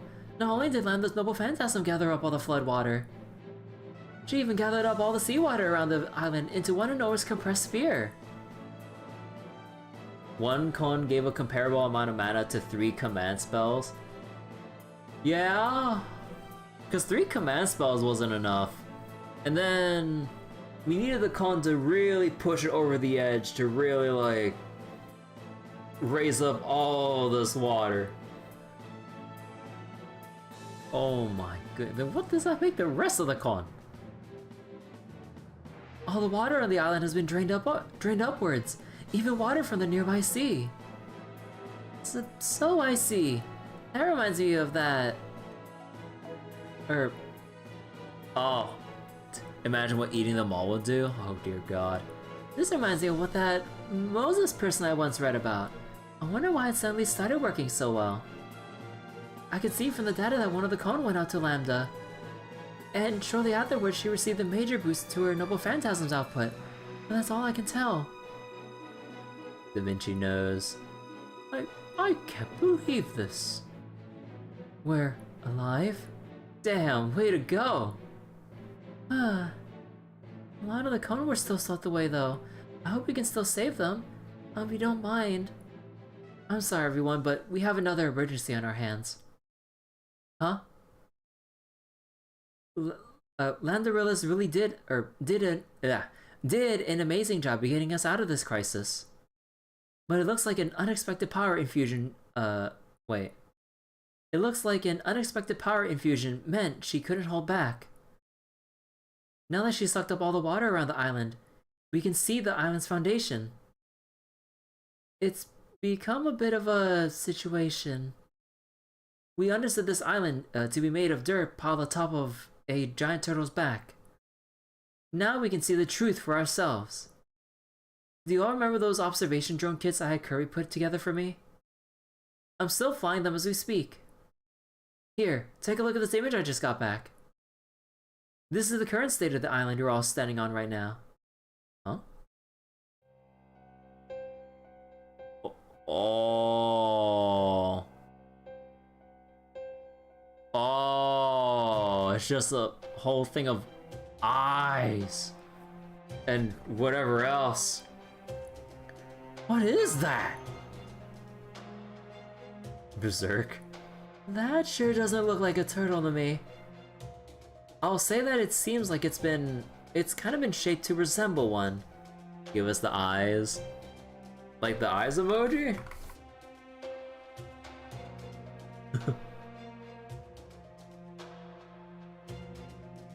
But it's obvious there's no shell. I don't even see a turtle's head anywhere either. And the flippers are completely non-functional. What we have here is just a huge mass of flesh. Oh god. Oh, you're referencing Bloodborne? Never played Bloodborne. That game is all about eyes?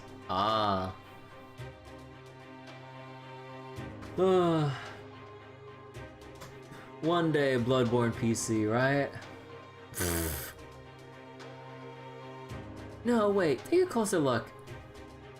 This is not just a mass of flesh. Eyes are on the inside, or eyes on the inside. It also has eyes. Yeah, it does. I guess just wasn't the right word for it. I think you know what it is too, Empress of China. You learned about it in your Taoist studies. Why, yes I do. I do know what this is.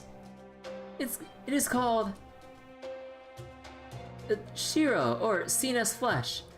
It's also known as Tai-Sui. Tai-Sui? Yes, it is a kind of living mass, or mass of flesh buried in the ground that is said to curse anyone who digs it up. But it is also rumored to confer long life and perpetual youth if eaten. I think it is also known as Rolling Ji, or flesh mushroom. Flesh mushroom? In Taoism, it is Jupiter's... Nah, I don't need to get into that now. My point is, does this mean this island's base was actually an enormous Tai-Sui this whole time? What is going on? Good question. This is a pretty wild situation we find ourselves in. We were told this island was built on a giant turtle shell, but it turned out to be a giant Tai-Sui. Then you don't mean... Why did you lie to us? I'm guessing it's because you're not actually the turtle the island is supposedly made from, are you? Who are you really, Elder? Oh. Oh. What do you mean? Oh. Oh, never mind. Seems like the jig is up. Oh.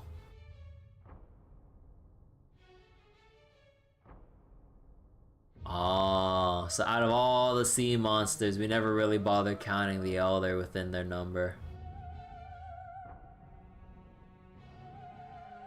I was hoping to wash you all away and be done with it, but you just had to keep struggling. Elder, you're kidding, right? Not at all, foolish girl. This would have been so much easier if you hadn't interfered. Huh, I see you dropped the senile act. So you're the one who tried to sink this entire island. Indeed I am. I embedded a holy grail in the conceptual root of this watery world and linked it to my own existence. So you had the holy grail. This also means I am the very water surrounding this area. That makes it something akin to my entrails, which gives me some degree of control over it. It also allows me to stir up the surrounding waters to drown all you irritating pests in one fell swoop. Revitalize the Taisui through the air. Water. To air. To God.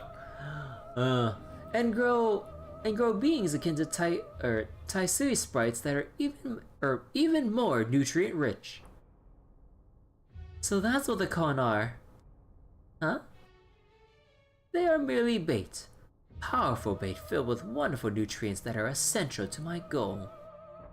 I was going to feed them to my kin and other water monsters to shape them into what I wanted, but then we came along and killed them all. Now give it up. Oh no, thanks to you killing all the water monsters, the Taisui that makes up this ground absorb the nutrients in their bodies. So the Kon are kinda like fairies? Which in turn produced far more Taisui sprites than I had anticipated. A pleasant surprise. Now a new path is open to me. Yo, where's Morgan? I can devour all the sprites myself. And possibly return to my previous form. Oh. What's that smell? We're about to see his true colors. What are you really? Tell us your name. My name? That name's distortion is the very thing that fuels my indignation. But if it will help me soak that name into this mystic land and rid it of this accursed filth, then tell you I shall.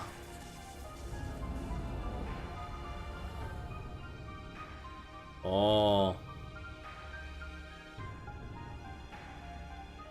Behold my grotesque, distorted form. I am Dagon, the god of distortion. Oh. Oh man, I was suspicious all along.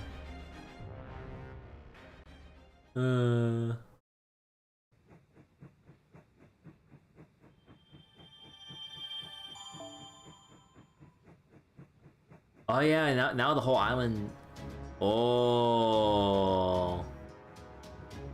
And yeah, Melt's like doing her best trying to maintain all the water there.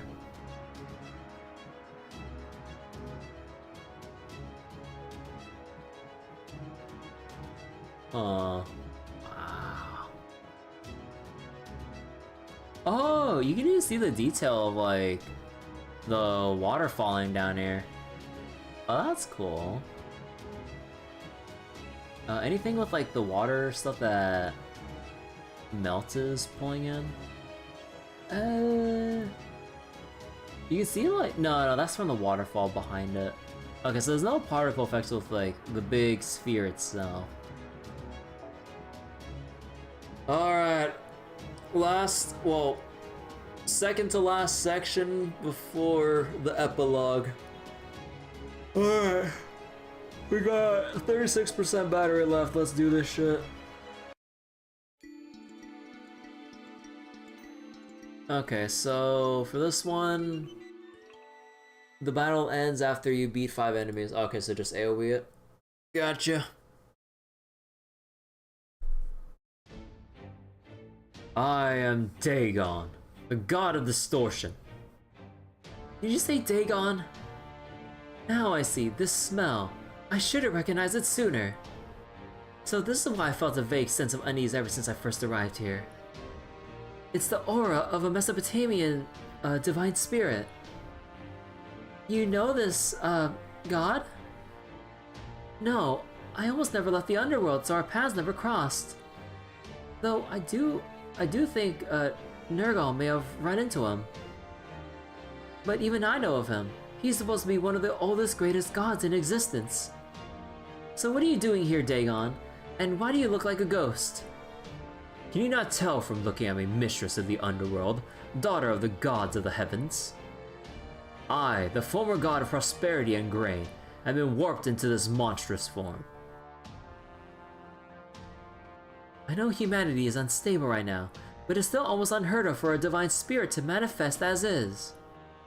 Usually, they only manifest a portion of themselves, a single divided spirit aspect influenced by their vessel. But you... I am Dagon. I became the distorted god, the monster among gods. I refuse to accept that. With every fiber of my being, with all my divine pride, I deny it. Most of the legends of Dagon describe them that way. Half man, half fish. There are theories that he looked very different back in ancient times when he was worshipped, though. So I think what we're seeing here is a manifestation of one of the great earth gods. He was aware that his essence changed because of later generations' interpretations and stories. As a god myself, I understand your anger. But your new nature has already been defined. There's no changing that. So how are you going to deny that? As if you didn't know, gods are gods because of faith. All I need is a new faith that sees me the right way. I attempted to return to my rightful form by using the faith of my kin. My detestable aquatic kin, and the water monsters with whom I share an affinity. My plan was to gather them in vast numbers, feed them bait that would make them strong and remake them into the kind of kin I wanted. Then once I had a flock of the right kind of kin, with the right kind of faith, I could retake my rightful godly form. So the bait that would make them strong was the Taisui spirits, the Kon. Your kin were those merfolk, right? There was that one merman who was clearly stronger than the rest. So I guess it's no surprise there could be another, there could be another even stronger one. And you said you only gathered the water mosses here for their numbers. Then why go to the trouble of assembling so many different species? Aha, I just figured it out. He probably didn't have a choice in that regard. Think back to all the kinds of water mosses we've seen. Merfolk, hermit crab monks, bunyas, Vadianois, Kelpie, Risalki. There's one thing that sets them all apart. What's that? They might all be from very different regions, but except for the merfolk, all those water mosses live in lakes and rivers. Oh.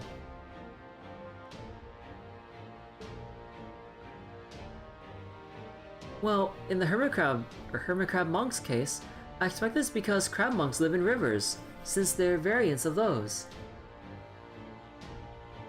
Anyway, that led me to two hypotheses. First, that there's something special about the merfolk. And second, that this is actually a big lake, not the ocean. But then, why is the water so salty? Simple. This is a salt lake. I mean...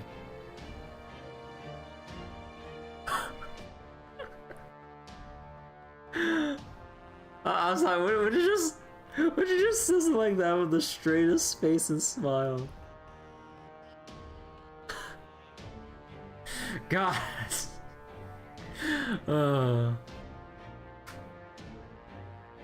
Of course, the salinity of the water was one of the first things we investigated.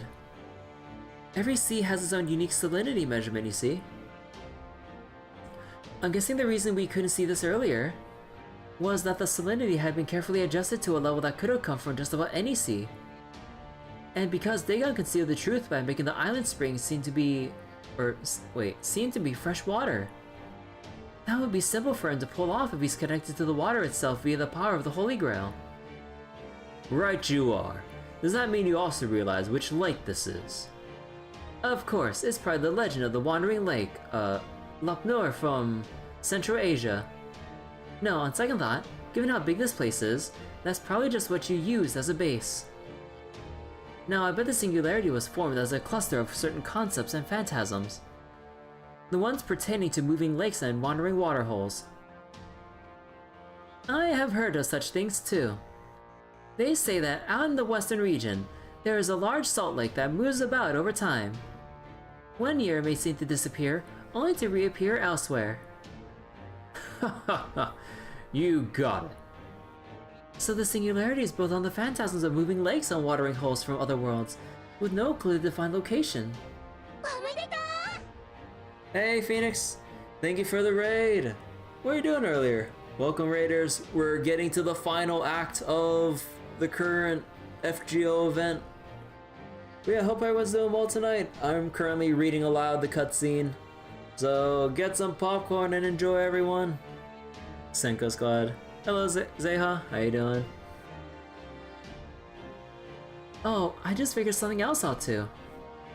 If Dagon used the Holy Grail's power to partially integrate himself with that moving lake, then he could control where it went. Hey 90k Slane, how you doing? Hey Phoenix. Y'all barkers. And that means...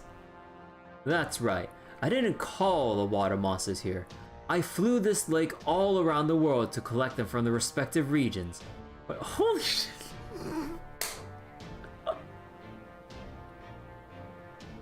You're saying all of this water collectively moved around to... I mean, so that's why they mentioned that... So that's why the Trunks sisters mentioned that the water monsters came in waves. Like, quite literally in waves. And every time was a new species. Oh my god, like the entire island, or, well, Salt Lake, was just moving to different parts of... Oh my god, so dumb. I love it. That's why they attacked this land, because they felt like their territory was being invaded. Ah. Little did they know I meant for them to eat the bait I had prepared for them. But to successfully gather the water monsters on this island, I needed a living being, a beacon of sorts they could look to as a leader. That was my turtle disguise. I couldn't change it after the fact because I'd already built it into the system. If you hadn't shown up, I wouldn't have had to keep up that ridiculous act. Yeah, I'm sure pretending to be a senile old turtle was tough, and that's before we took out all the water monsters you painstakingly gathered. Indeed, but now the clan have grown in number beyond my wildest imagination. The Taisui's vitality is truly spectacular. Even without the water monsters here, all I had to do is eat all those nice ripe sprites myself. And I expect I'll be able to use them as a sustenance to create my true kin. What's more, I've already eaten all the ones swept away in the flood, about half of them. Oh, they were delicious, truly delicious, and thanks to them, I'm now far stronger. Oh, that is some heavy mist. The mist is back. The mist is a byproduct of me using the Holy Grail's power to galvanize the lake. Just take a look. You can see how I am incomparably stronger than I was. Now come to me, water. Sweep away every con on this land into me. Oh, we dead. No, never mind. Oh, the water. It's coming back. It's okay, we're not done yet. This is pretty nerve-wracking. I sense a strange presence in the village.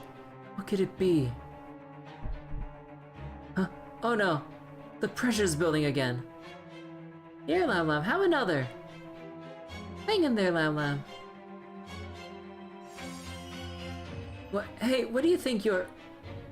Damn it, I need all the power I can get right now.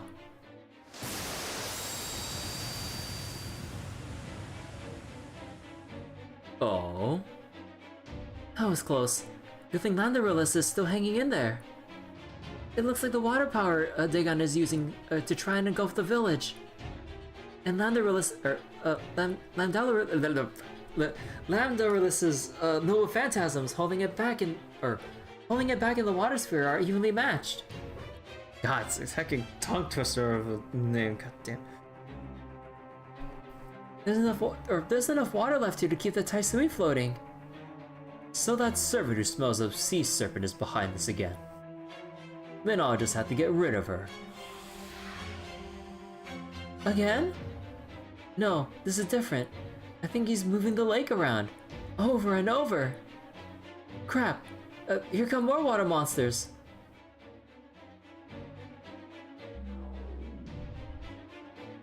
Oh, so that's how all the monsters are just floating in for this fight. We should have brought in King Protea too.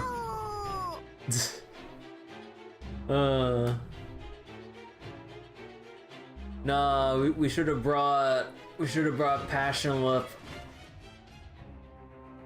Can she somehow absorb all the water? Or will that be too destructive? Hello, DDF. Oh crap, I think they're all going after Lambda. Then we gotta protect her. You can't. Not when I'm going after it too. Oh no you don't. Whoop. Passion Lip good?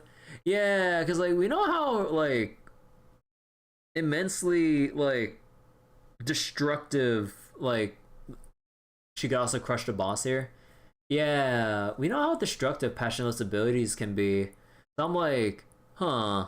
If Passion Lip was here, assuming like the writers wanted to include her in, I'm like, how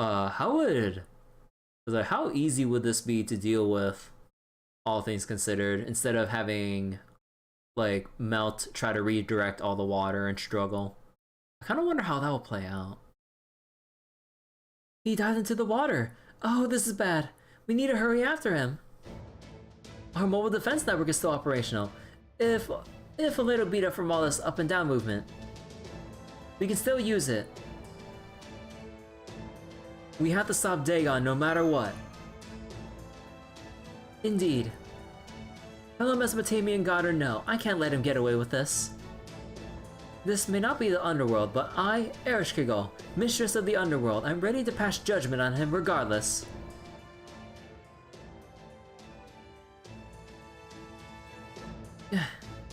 I don't know how much longer I can keep this up. What's that sound? Oh, Lambda! Master, why did you run all the way here? You look like the very earth beneath your feet, or beneath your feet's been pulled out from under you. You must really want to see my dancing up close. Should I pronounce that? Kurigigo, Irakawa!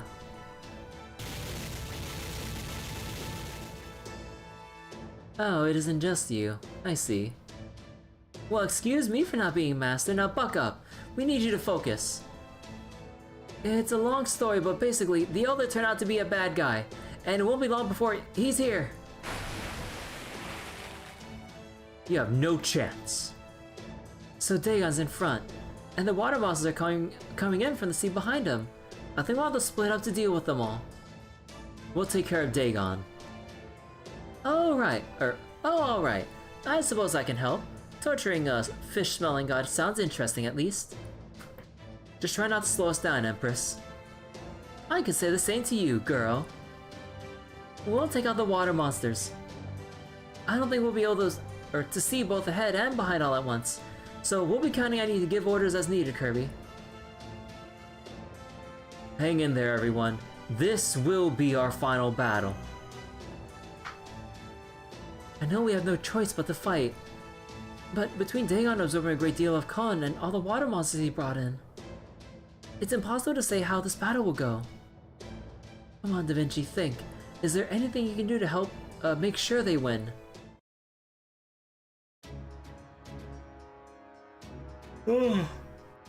Alright, finally. Actually, does this drop any event currency? No drops, okay. Where does that go with? We just have to go with good old Buster Lupin.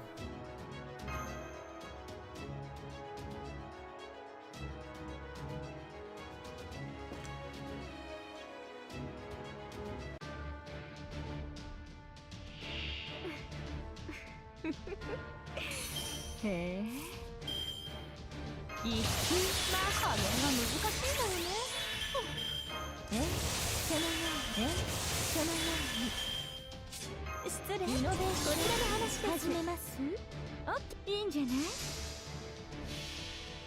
Guru Guru 2 Fatal Battle BGM again. I love Guru Guru 2 Fatal Battle BGM. 草薙のタッチ。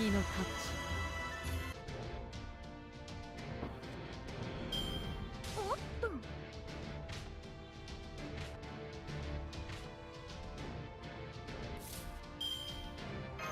完全配合よろしく。はい、NSS サービスです。もちろんお望みのままに。行きます。うまいと考えよう。なに僕の。Okay, this is massive overkill, but I'm doing it anyway. 恐れ災いは今こそお前たちのもとへと来たる。真剣草薙の太刀。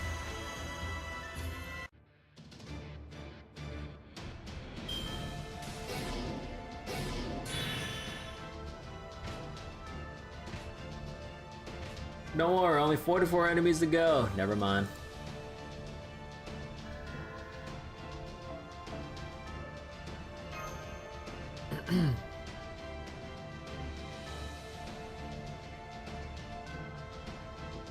How much battery do we have left? 30%? Oh yeah, we can make it. I got time. A new deity appears. Alright. Let's see.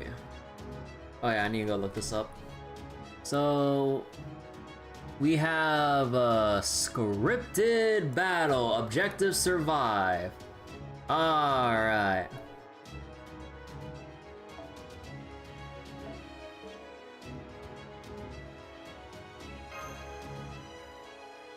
Objective survive, alright. So I'm just gonna go mash whatever I want. How much HP do you have? Oh. 女神モード降臨。たっぷり性能を披露するといたしましょう。Oh. 加減が難しい。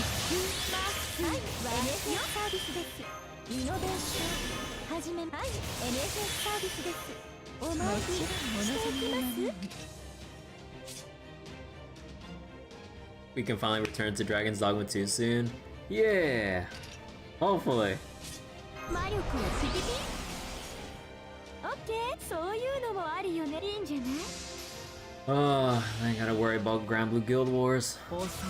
Although I will for sure take tomorrow for a rest day because I need to rest my voice from all this reading. Holy crap, that damage reduction!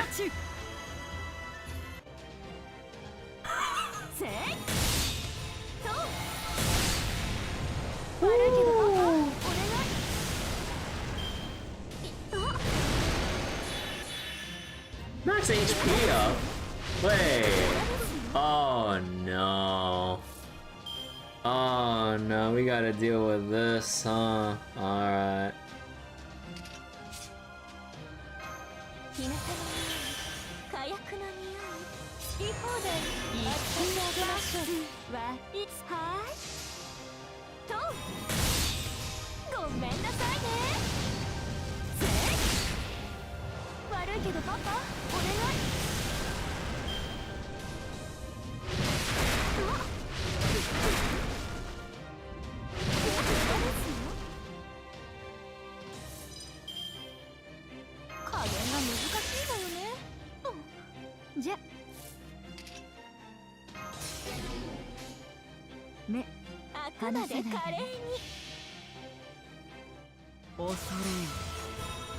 災いは今こそお前たちのもとへと来たる。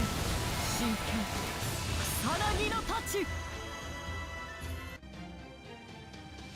うとはいはいこちら。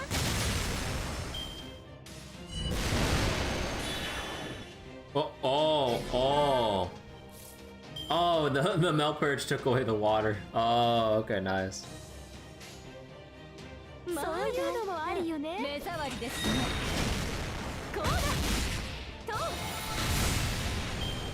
おっと無駄ですよ。無駄ですよ。この裏にマスター怒らない。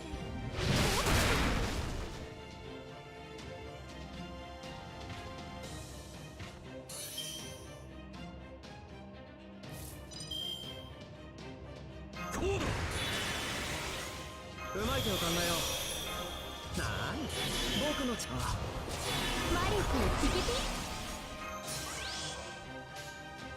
ピ。じゃはいいんじゃない。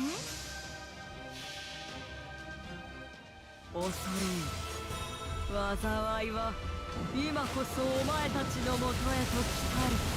真剣草薙の太刀。ごめんなさいね。ゴートリプルワーム。いっ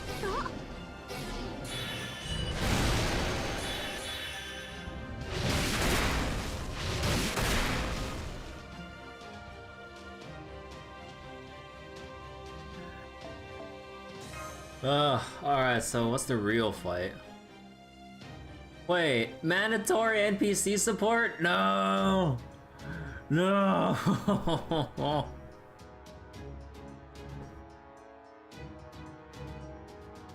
Hello, Unrelenting. So wait, it's insane to try, but it's possible to break the first bar with curse stacking. Have to get a low by turn 4 since they can't break bars. Really? Huh. I wish I can curse stack. I don't have hecking Van Gogh. I want Van Gogh, but ah.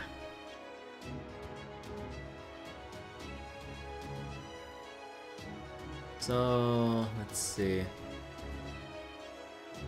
Ends after breaking first bar, unremovable, resist, and additional damage reduction from non-divine servants. Interesting. Use Salome, Babanshi, Domin, Mole, Clan Dark. Wow. Second bar is like 970k though, no way to get any further. Man, I really wish I had Domin and Van Gogh and Jacques. But there's like so many things that I can't really pull for considering what we know on the schedule. I'm saving as much as I can, even though I might have pulled here and there for the Trunk Sisters. But I'm saving as much as I can for Summer Ibuki.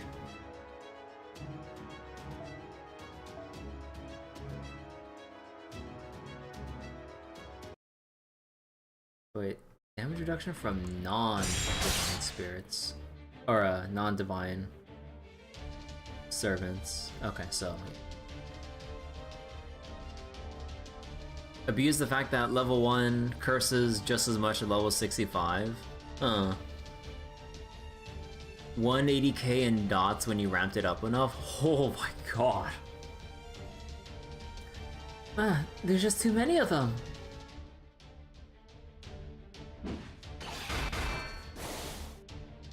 Our attacks aren't working?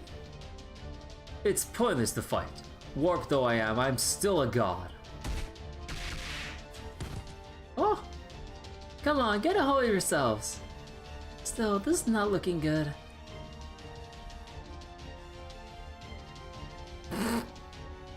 Oh my god. Wanna eat us? We can't.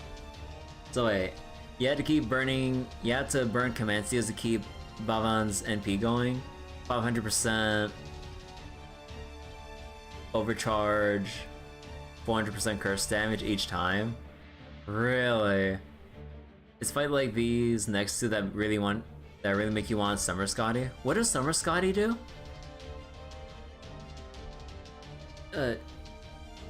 Gee, wait. Jie Wuna, translation Penguin Dancer, could only do it so fast because of her melt envy. That is what lets her dissolve and absorb whatever she touches. Yeah, it would take us much longer to eat you, let alone gain strength from you.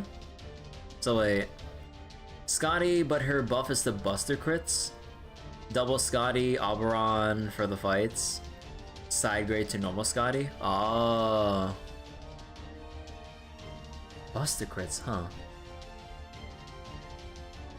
Plus, I think we'd have to literally take bites out of them, and I'm not sure I could bring myself to do that. Literally take bites out of them. It means you can do double Scotty on your own? Ah.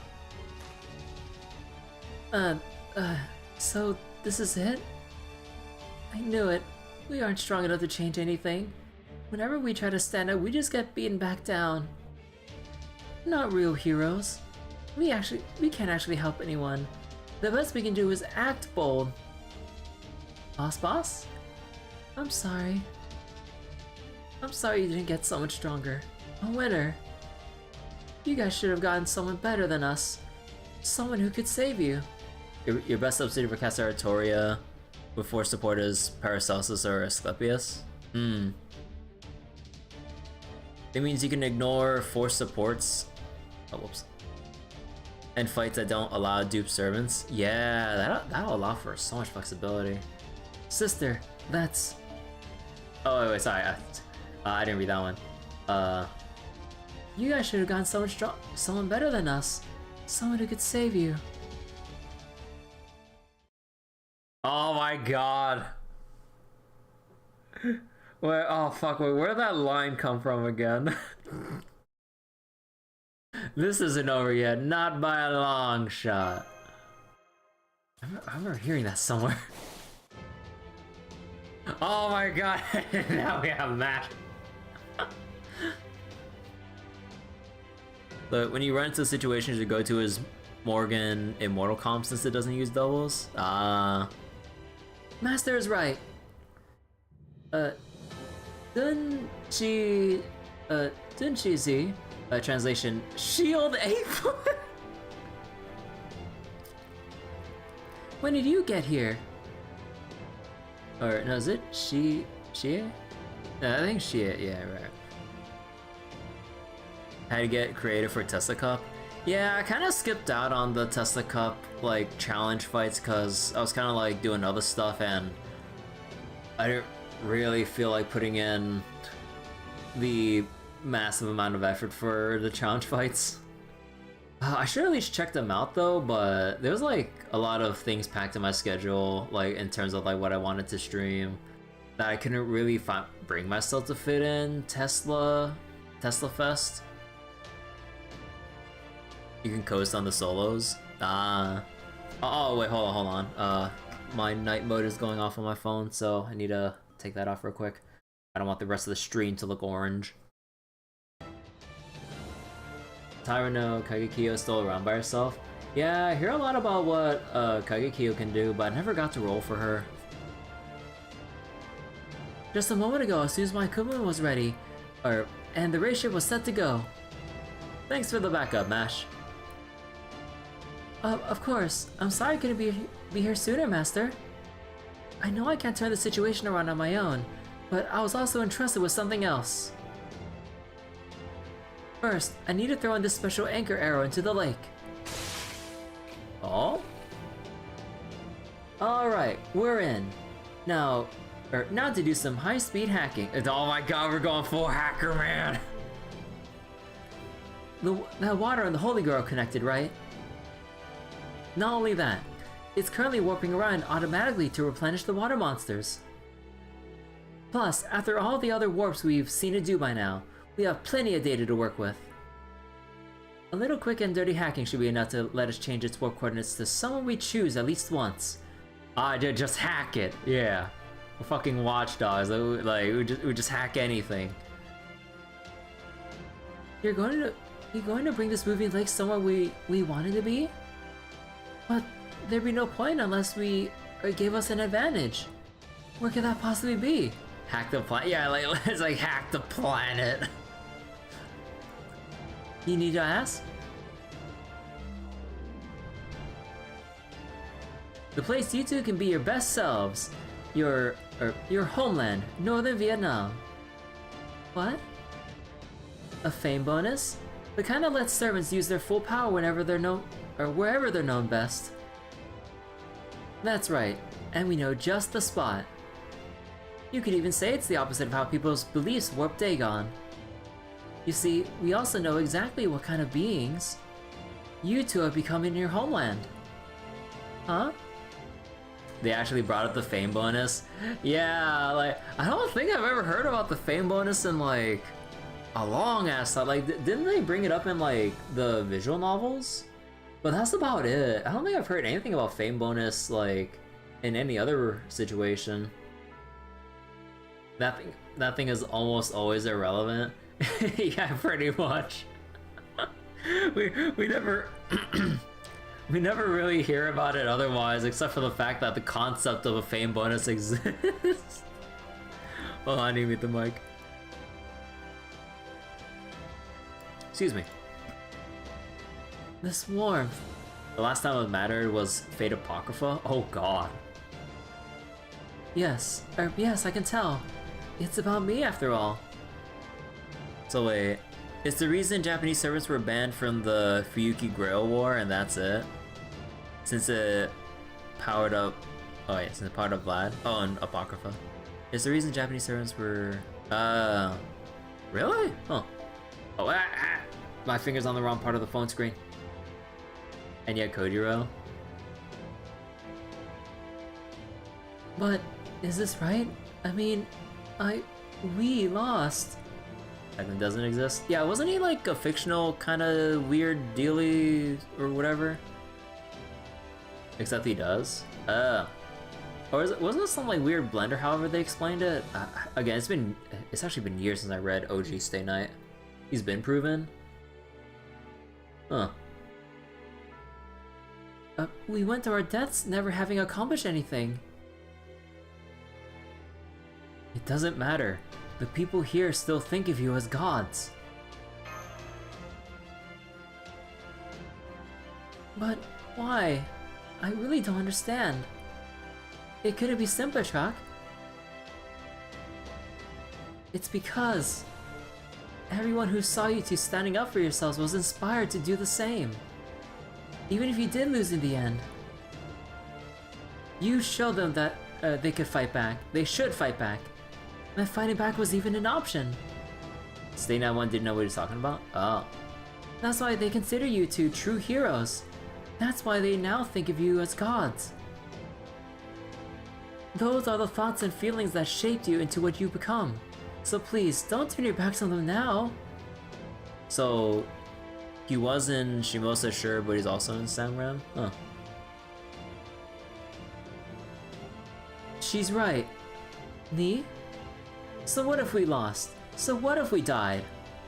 You know what I thought back then? That'll show them.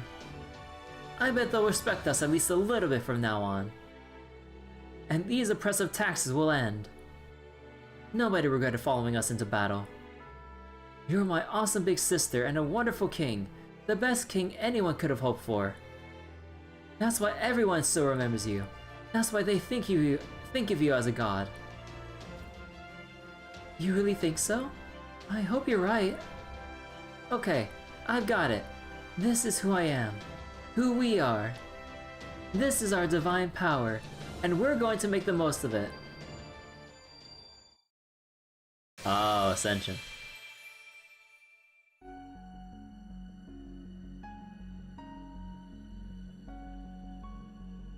Huh.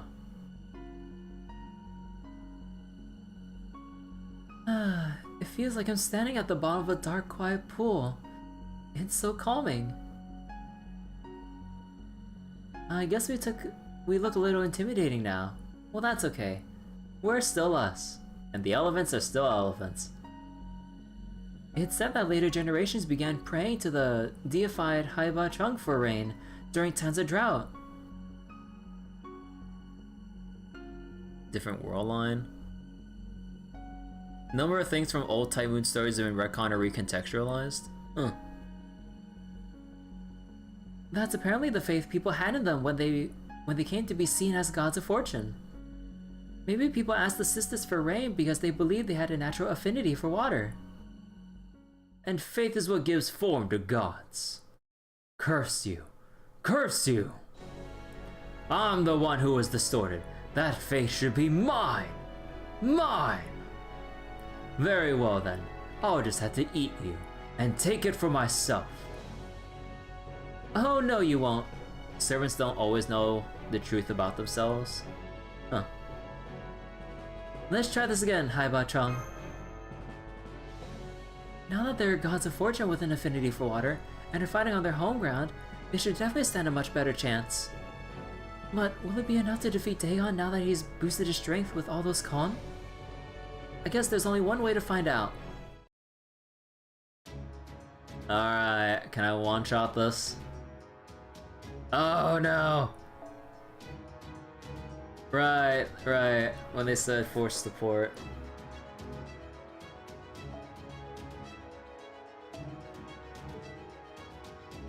Oh, right.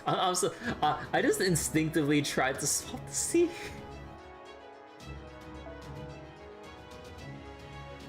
Let's see. What's support here? And they're arts based, right?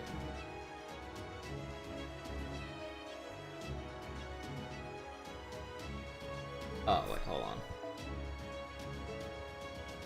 Yeah, okay.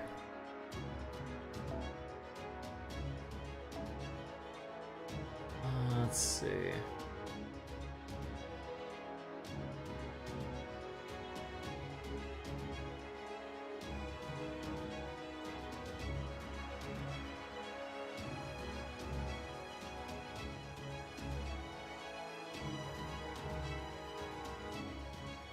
Probably go back to...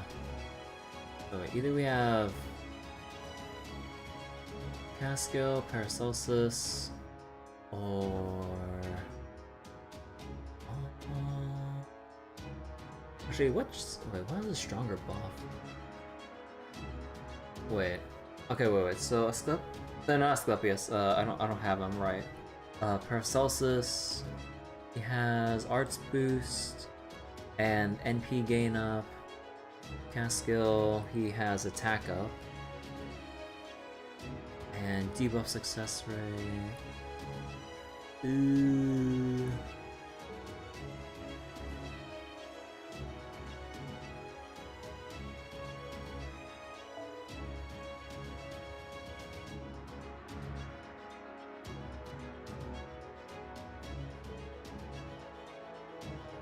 Ah, heck it. I'll go with you.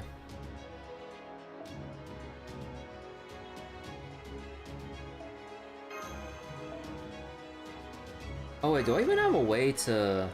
Wait, what do the Trunk Sisters do, kit-wise? I don't remember. Let's see, where are they? Let's see. Attack and Arts. Buster and Arts. Charge NP gauge by 30%.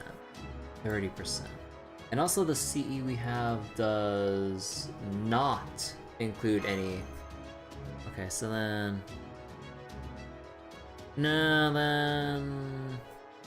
Actually, is there anyone that can boost Arts effectiveness while...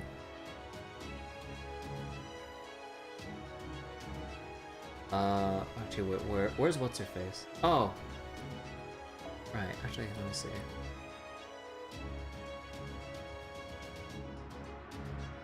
Ooh, well, it's something.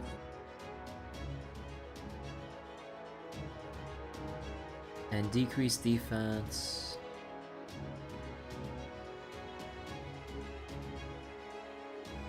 Ah, you know what, fuck, I haven't used Helena in heckin' forever, dude.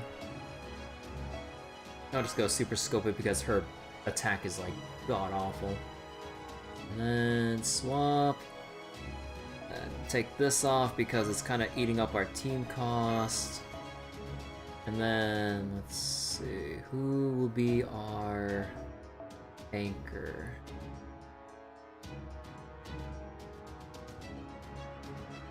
Ah, when in doubt. Actually, wait, let me see the passes again.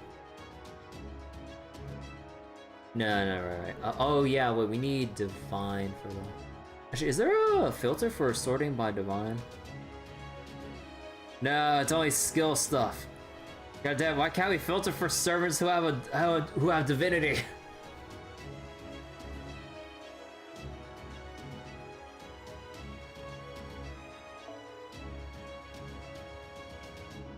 Well, close enough.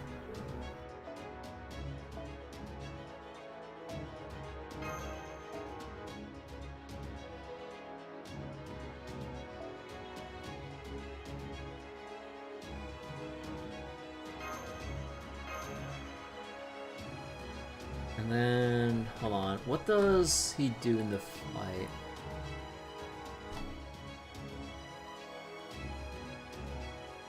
Oh no, this is only the first part, right? Yeah. So we don't have any other major specifics. Okay, we'll go like this and then... Actually, do I want... No, we don't have any... No, they don't scale on crit. Heck it.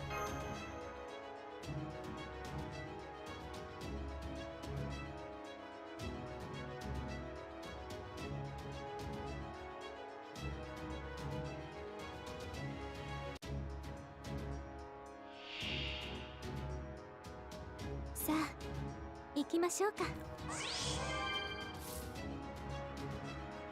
とってもよくってよ。 Oh yeah, wait, no, if I'm gonna be swapping into Mama... Oh, right, I'm dumb. Because I kind of wanted to make use of the, defense reduction. Unless I... Actually, how am I gonna do this?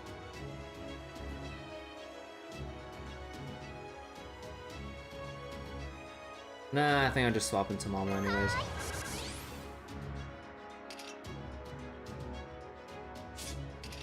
Whatever.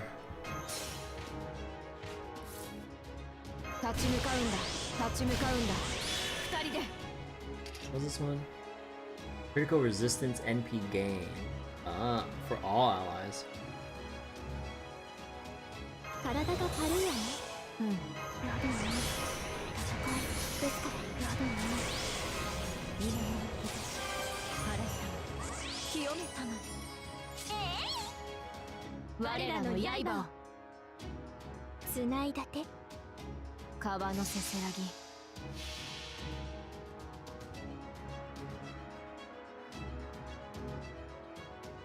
It's downloading the NP. 我らが進む夢の果てまで。歩みが記した思いの雫。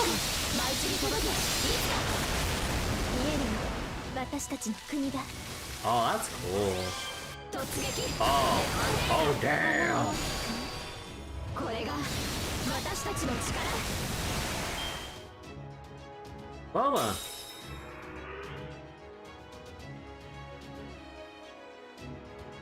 Oh yeah, I know, they have their damage bonus because of the event bonus. Right.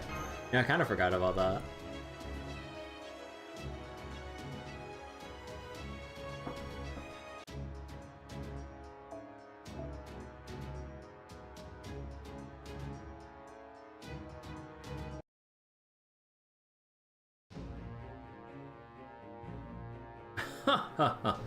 It's futile.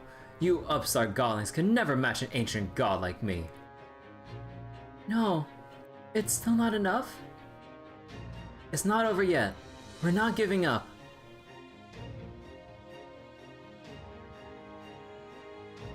Everyone's doing the best they can, but it's still not enough. If only we had something to give us an edge.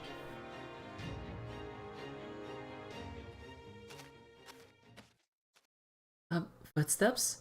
Who could that be? Oh, right, Morgan. You're making such a commotion that I cannot even pet this creature in peace. It has grown irritating. Morgan? So you're the one who's been constantly race shifting there without authorization. But never mind that now. For the time being, can you help us? I'm asking you too. Please, we could really use your help. It's time for Captain Morgan to solve the problem. Oh shit, I gotta get going. If there's anything you can do, we'll buy the time you need, so please hurry. At this point, we'll do whatever it takes to save the con. Oh, very well. I'm a Chaldean servant now, in any case. I suppose I could at least repay these creatures for all this petting. I will not, however, be helping you personally. What do you mean? There is one better suited to do so than I. With Mash here, I can help you call on them. Huh? I too am intimately familiar with your round table's construction. Now stand it up here, on the ground. You don't mean... Okay, here goes. Having said that, this is an unorthodox approach, so... and so the pump, as it were, must be primed to summon them. Perfect. I will take a hair from each of you. Whoop! Ah, did you plug out one of my divine hairs? What the cur- What the cur- What do you think you're doing, stealing one of my hairs? Are you some kind of stalker? How dare you treat a royal person with such irreverence? One to prime the pump for divinity, in affinity with the underworld, deep in the bowels of the earth. One to prime the pump for affection, the ties that bind for whom we care, and who in turn care for us. One to prime the pump for knowledge, confirmation of existence, and the definition inscribed upon humanity. My knowledge? Could it be... And now, the pump of the spell is primed, and of course the greatest catalyst, that which is below us as one and around us as many. Your own body shall be your catalyst. Gather round, children. Now, begin your chant, Master.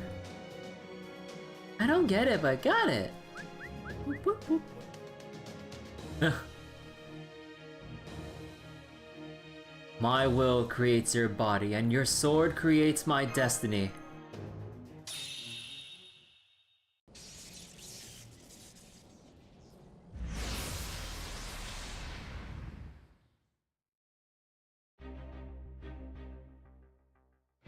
Who the hell?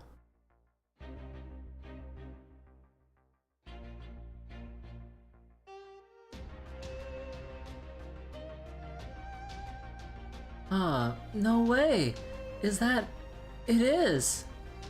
That's the deified form of Taisi! Taisi, Xingjun! Taisi Xingjun? Indeed, that is his Chinese name. In Japan, I believe he is known as, Taisai. Taisui is not only a monstrous mass of flesh. Simply put, he is considered Jupiter's opposite, a hidden star within the Earth. And it is no surprise that, being a star, he was deified, in one sense of the word. At least that is what I was once taught in my Taoist studies, though, again, in Japan... Dolman. In Japan, I believe the same is taught as part of... What was it called again? Oh yes, Onmyodo. At any rate, that very deity is Taisai, that is, Taisi Xingjun. So this irregular divine spirit summoning is possible because they're using the actual Taisui as a catalyst. Damn it, I hate to admit it, but you really are a magecraft genius, Morgan. Are you Taisi Xingjun?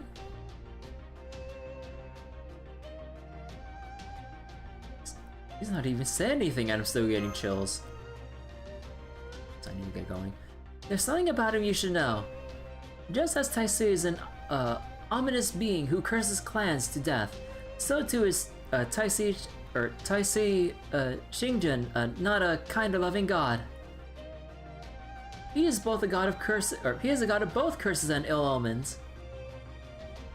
I do not know what sort of curses he may be cloaked in right now, but it is even possible that he is unable to understand us. pretty good welfare. Death curse is nuts. Huh. Well, that's an amalgamation of Kon, or really their avatar, right? So he should at least be able to speak. Ah. This is not right. I would change into a more appropriate form. Thank you.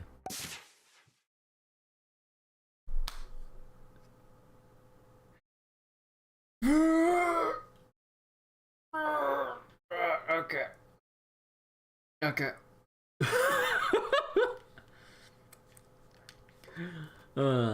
Howdy, stay. It's great to be here. Huh? He sounds like the Kon now. So just as ice turns to water to stabilize itself in warm environments, so too does Taisi Shingen transform into what is apparently a more stable form for this one. Interesting. So like NP, 200 HP curse. Anything that dies under or debuffs their allies.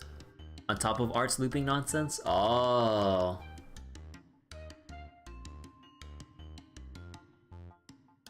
That ribbon, does that mean... So you're there too. So that's basically the Kon's avatar or something.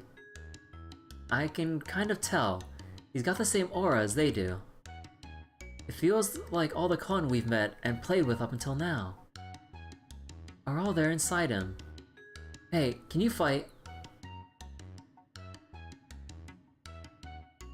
Oh yeah, the ribbon. What? Look at the earrings. The earrings? I don't get it. So wait. 20% defense debuff, more curse damage on allies, or for allies. 50% damage versus humans. Thing that makes Morgan really strong? Oh. Hey there, boss. Of course I can. I'm super duper strong now. Just leave it to me. You heard him. Come on, Chuck. Let's finish what we started, along with them.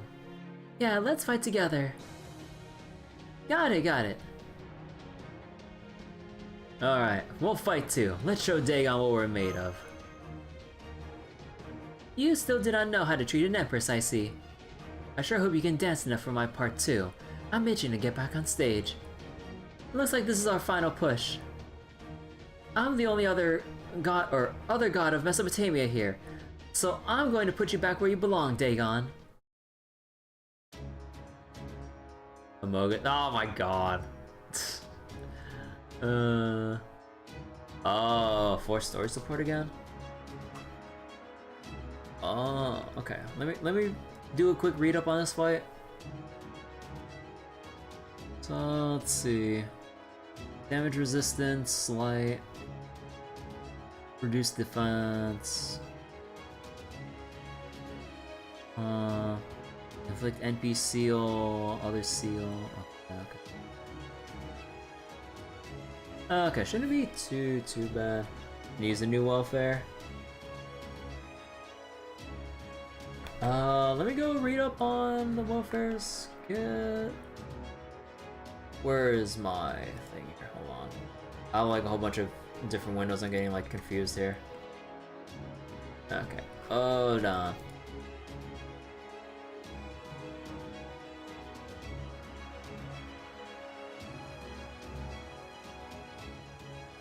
Let's see, where is it? Lancerants? No, hold on. Event bonuses. Here. So let me see. Arts performance, NP generation, crit stars, guts, debuff immune, buff removal, resist, seal, NP damage, NP gauge, and NP on all enemies. And yeah, there's all the curse stuff. Extra damage versus man attribute.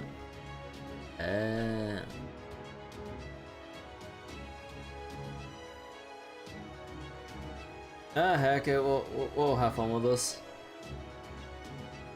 Guess we go with the same deal again.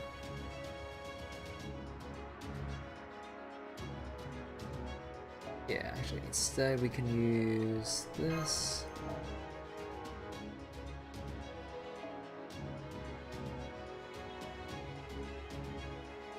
And wait, where's my? Oh, here it is. 30. Actually, wait. Let me double check this. How does this work again? Remove attack. Oh, all attack debuffs. Got it.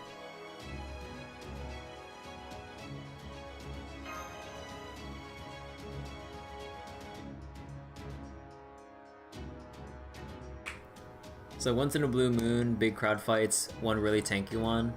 Tyce's curse gets out of control in those fights. Ah.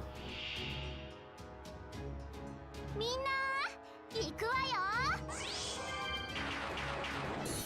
Oh my goodness. Like the CQ in the very next event? Huh. はーい。とってもよくってよ。はーい。 Oh wait, did I leave it at 9? Oh, I left it at 9. Alright, back you go. 腹立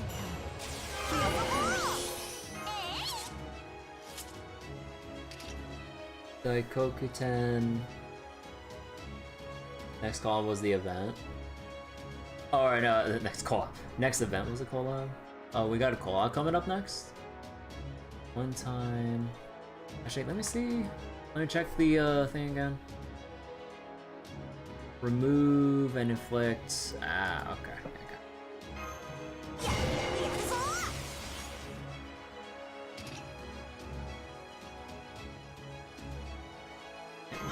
We kind of have to use this. 今のうちに準備を戦う。ですから白兵戦行きます。皆の兆し恵んとならん。ひどいこと我が輩が了解。 So wait. Oh, it's the new Rio event. Oh yeah, wait, no, I remember everyone complained about 大きい it. のは危ないんだけどな。であれ、なんか中身そのままだな。 It's the same on the inside. 我が輩たちの力を見せてやろう。ほい。あまり落とすなよ。 Whoa. Refund. So like Rio, Super Bunyan, Daikokuten, 1-star Lancer, certain points, people hated it. Very least well perceived, best in slot for Buster Leapers. Ah.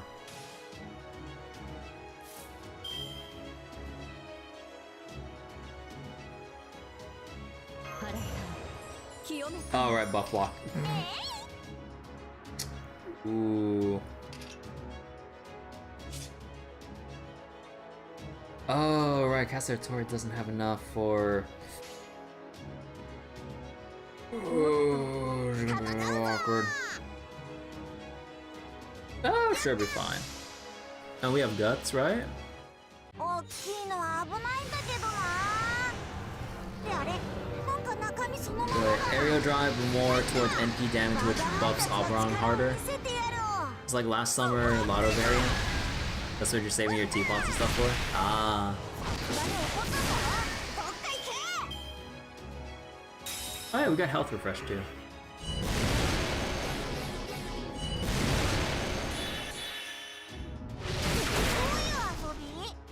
Fine.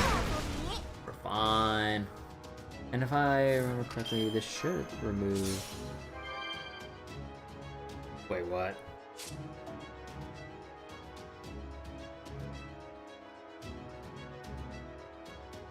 Oh, when they said remove attack debuffs, they literally meant attack down and like card type down and shit like that. Right, otherwise they would have just said any negative fuck!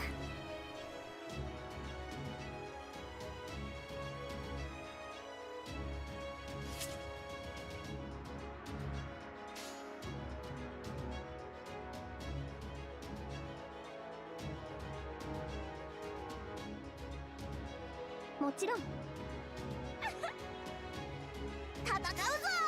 ここでまっすぐ。豊足からに。上になくそこ危ないぞ。 Has he guts? Oh yeah, yeah. I just still feel dumb because all the buffs were off now.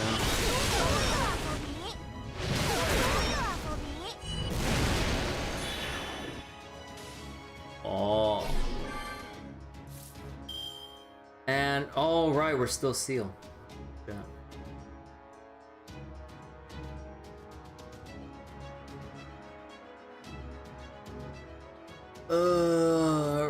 Right. So we have Venus, Ishtar at home, Jupiter, I see. Soon we'll have Earth. The Gus is gone. Yeah, it's only 3 turns because I used it because I needed the NP charge. Because they tied the charge to the thing, and I'm like, ew. This is awkward. This is really awkward.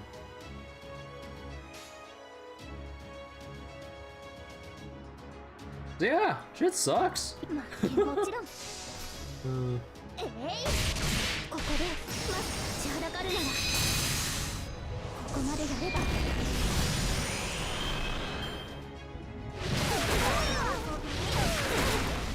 眠いな Oh, you just had to crit for that one. その向こうに帰ります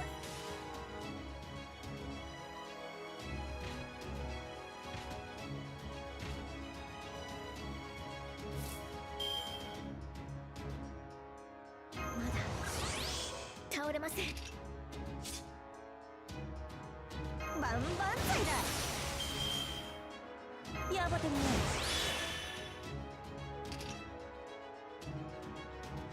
腕っかきさ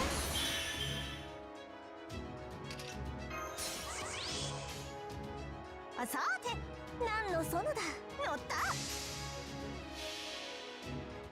江戸っ子はさつきの恋の吹き流し下野東海道東都総州野州美濃蘇海道蘇地諸国滝巡り Do we get him? Almost. ありゃこら Thank you. おまけがどっさりだ見事な采配です先輩 Oh wait. Skill charge third, Gus is on second. Oh, I got them swapped around. Okay, my bad. Thanks for clearing that up.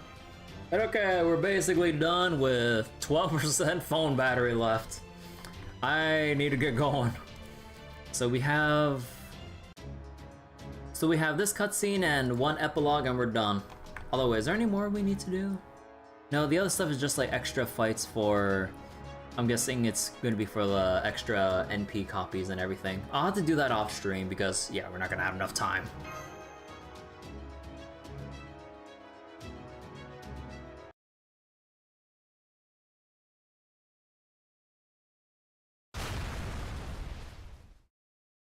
Both of them to hold back the welfare until the event was over.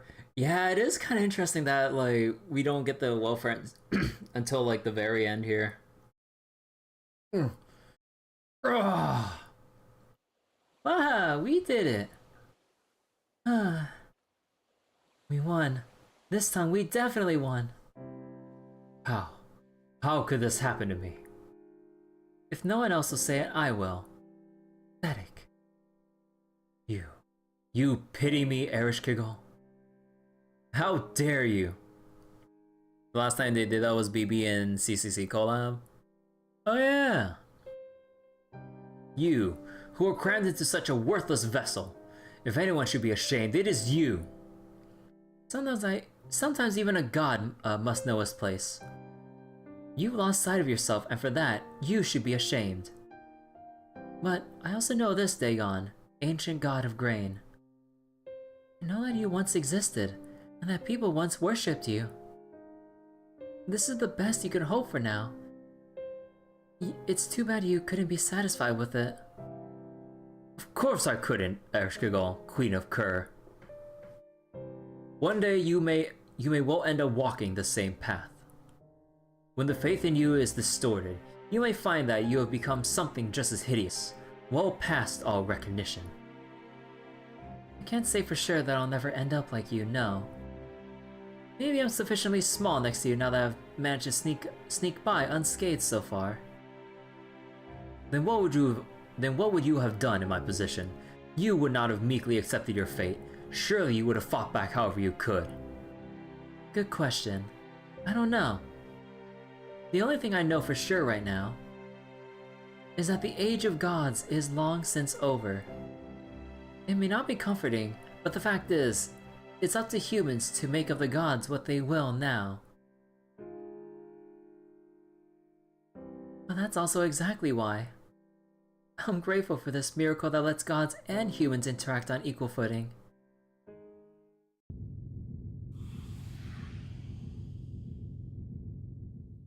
Oh. No. No, no! I will not accept this. I will not give up. I'm not done yet. If I can't find the faith I desire, then I'll spread a curse as far as I can. What? Isn't this where you're supposed to finally understand and just disappear in peace? What's going on? Am I just that uncharismatic? Does this mean I can't actually save someone out of the perpetual down a queen of Cur? When you roll a 1 on your charisma check. Oh. Oh, you're right. This does smell like a curse. Speaking of curses, I've used the last of my power to transform this body and the water to which it is connected into cursed poison. Huh? Now, it would teleport somewhere. It doesn't matter where. And when it does, this phantasmal toxic lake will seep into the water there, creating a spring of pure death. By then, my divinity will be utterly distorted. Perhaps humans will take notice of me once I go completely over to the side of evil. Maybe then they will finally abandon their absurd beliefs.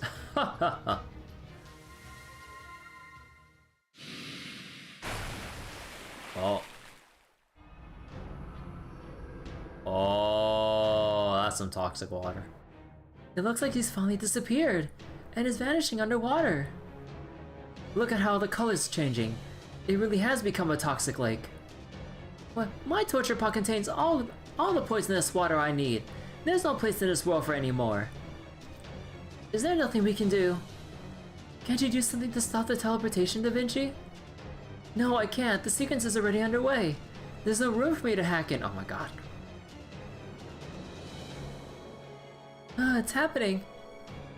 We're even starting to see the sun, even though it's been hidden here all this time.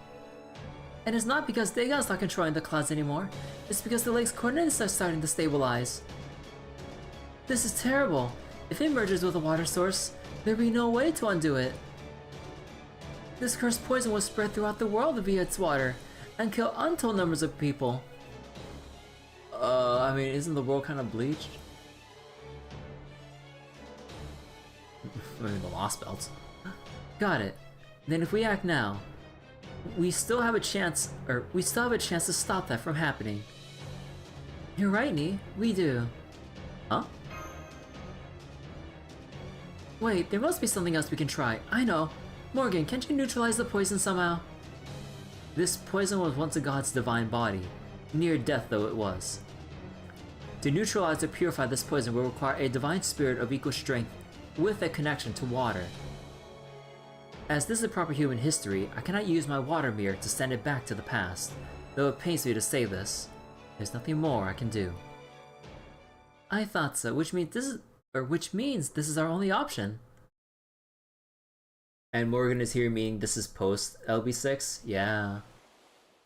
Oh. Can't hold hands right now, this is a serious moment. Oh, hold on, what are you... Do you know how our story ended? We had just lost a major battle, and the Han army was right on our heels. All the others had scattered and run away, but we were about to be captured. So we decided if we were just going to end up tortured and executed, we'd rather take our chances in the freezing cold water. So we held hands just like this and jumped in together. Although at the time, it was a river, not a lake. That's right. Back then, we only jumped in to escape, to put an end to everything. But not this time. This time, we're going to jump so you can make sure this world has a future. Now I wish we jumped with this same feeling back then too. I guess this means we're getting another chance to do it right. Is this really the only way? Unfortunately, yes. We're going to use our divine water-based bodies to neutralize Dagon's poison. That's the only option we have. But Boss, does this mean you're going away? Yes, but that doesn't mean we'll be gone forever. Yeah, we'll see you again. You will? Okay then, I'll miss you. But if you're coming back, I can wait. You better come back soon, okay? I'll sunbathe while I wait. I'm sure we will. Thank you so much, everyone. Thank you for saving the con, and for helping us. Thanks to you, I feel a little bit better about what we accomplished. Farewell, comrades in arms. Farewell, goodbye. May our paths cross again someday. They will, I promise.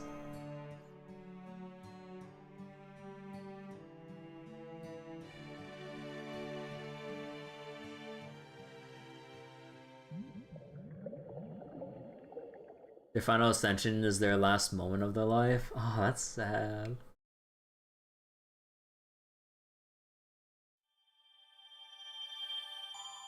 Oh, okay. Now we can end this, and I got 9% battery left. We gotta go. Okay, it's not gonna take too long for when I look at the estimated reading time, but yeah, we gotta go. We're cutting it close. I really gotta give my poor phone a break. A much needed rest after this. Ooh, I'm exhausted. Guess I'll get some sleep while I wait for Boss.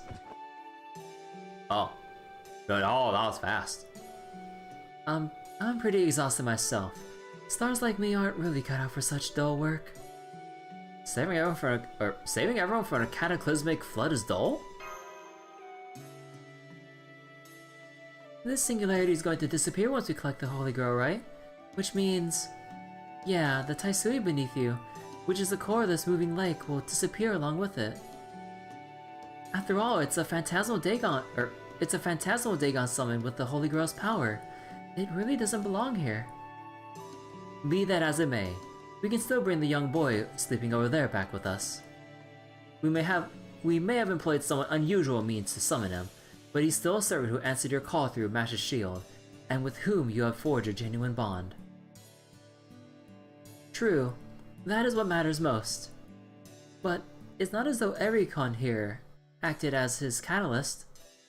Aren't the rest of you staying here going to miss him? Nope. There are lots of me's here. Now we can finally relax and sunbathe together. Besides, I'm there too. So we're all together, just like we've been. We'll get to see Boss again too, just like we did before. I guess you won't be lonely after all. Ah, good grief. It seems this one cannot be bothered to wake up, even to go home. Maybe it's because he was only just born, or because he's as free-spirited as a con. Oh well, he certainly distinguished himself this time around, so I suppose I can be kind just this once. Torturers, give him a piggy ride back to Chaldea. Oh. Oh no. Thank you, Zetchen. Alright, let's gather the Holy Grail and go home. Great work, everyone.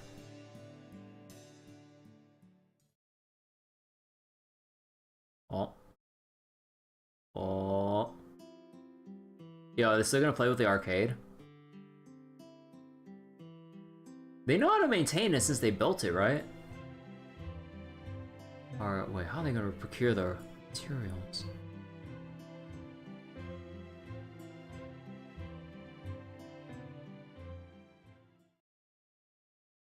They should. Yeah, they should have the knowledge considering how much and how quickly they can learn everything.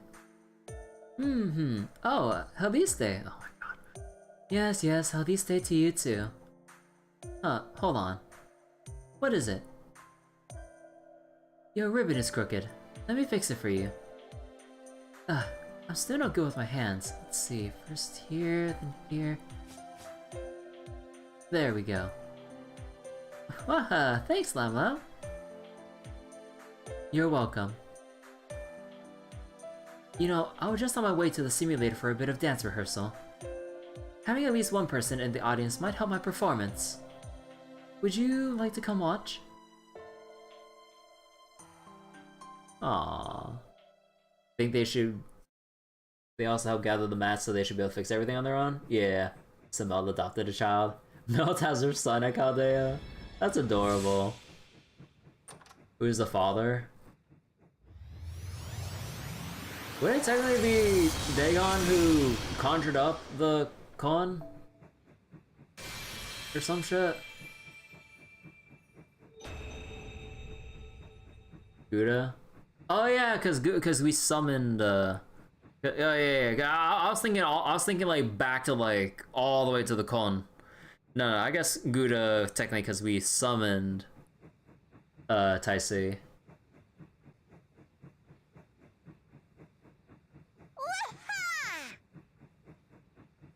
我が輩の名前は大祭星君っていうらしいぞ。あ、他に何か説明することがあるのか？今までずっと一緒に遊んできたじゃん。とにかくなんか動きやすくなったし、これからもよろしくな、デアデアのマスター。Day Master?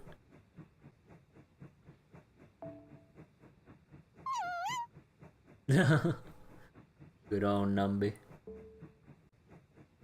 Oh, and with that, we got 7% battery.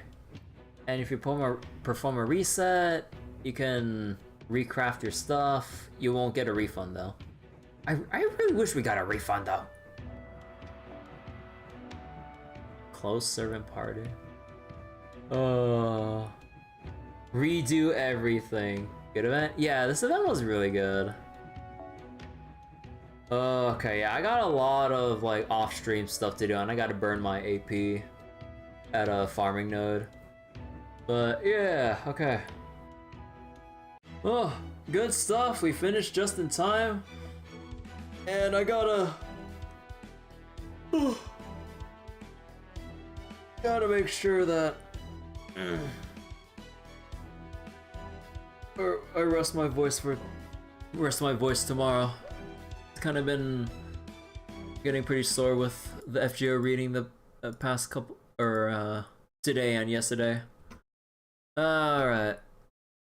Let me just go take out my phone, set aside my adapter. Give me a moment. Okay. Okay, so that'll be it for tonight. Do I think I'll do a Granblue stream on the first day of Guild Wars? I think I should, or I don't know. Or, well, no, it's gonna be a lot of like refreshing. Actually, let me see. So then Guild Wars will start... yeah, within 26 hours from now. It's 1, 3 to... oh no, then it'll be on Monday when that'll... so... oh wait, no, Monday? No. Sunday 3. So then... Sunday 3 in the... going into...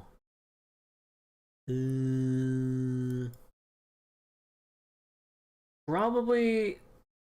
maybe I don't think I'll stream the prelims.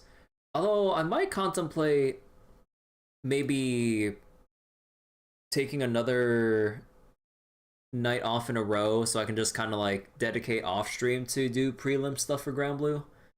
Then we can get to Dragon's Dogma again once Guild Wars interludes come up. So I think that'll be the plan. But not 100% sure. Okay, so I need to go get some rest. gonna go end the feed on YouTube first for anyone watching on YouTube, hope you all enjoyed the stream tonight. It was a lot of fun doing the FGO Water Monsters reading. And yeah, probably be a little while before we get the actually no, wait, when's the Rio collab thing coming up? Like not for a little while, right? Because we still have like what 12 days of this event left to farm. So yeah, probably not for a little while. But even then, do I want to stream it if I heard so many negative things about it? I mean, I kind of want to see for myself, but on the other hand, ooh, I don't know. But maybe we'll just fuck around and find out. And we all know how well that ends. But okay, so let me go end it on YouTube first. So bye-bye YouTube. Thanks for watching. See you later for Dragon's Dogma when I eventually set up the waiting room for it. So take care. Bye-bye.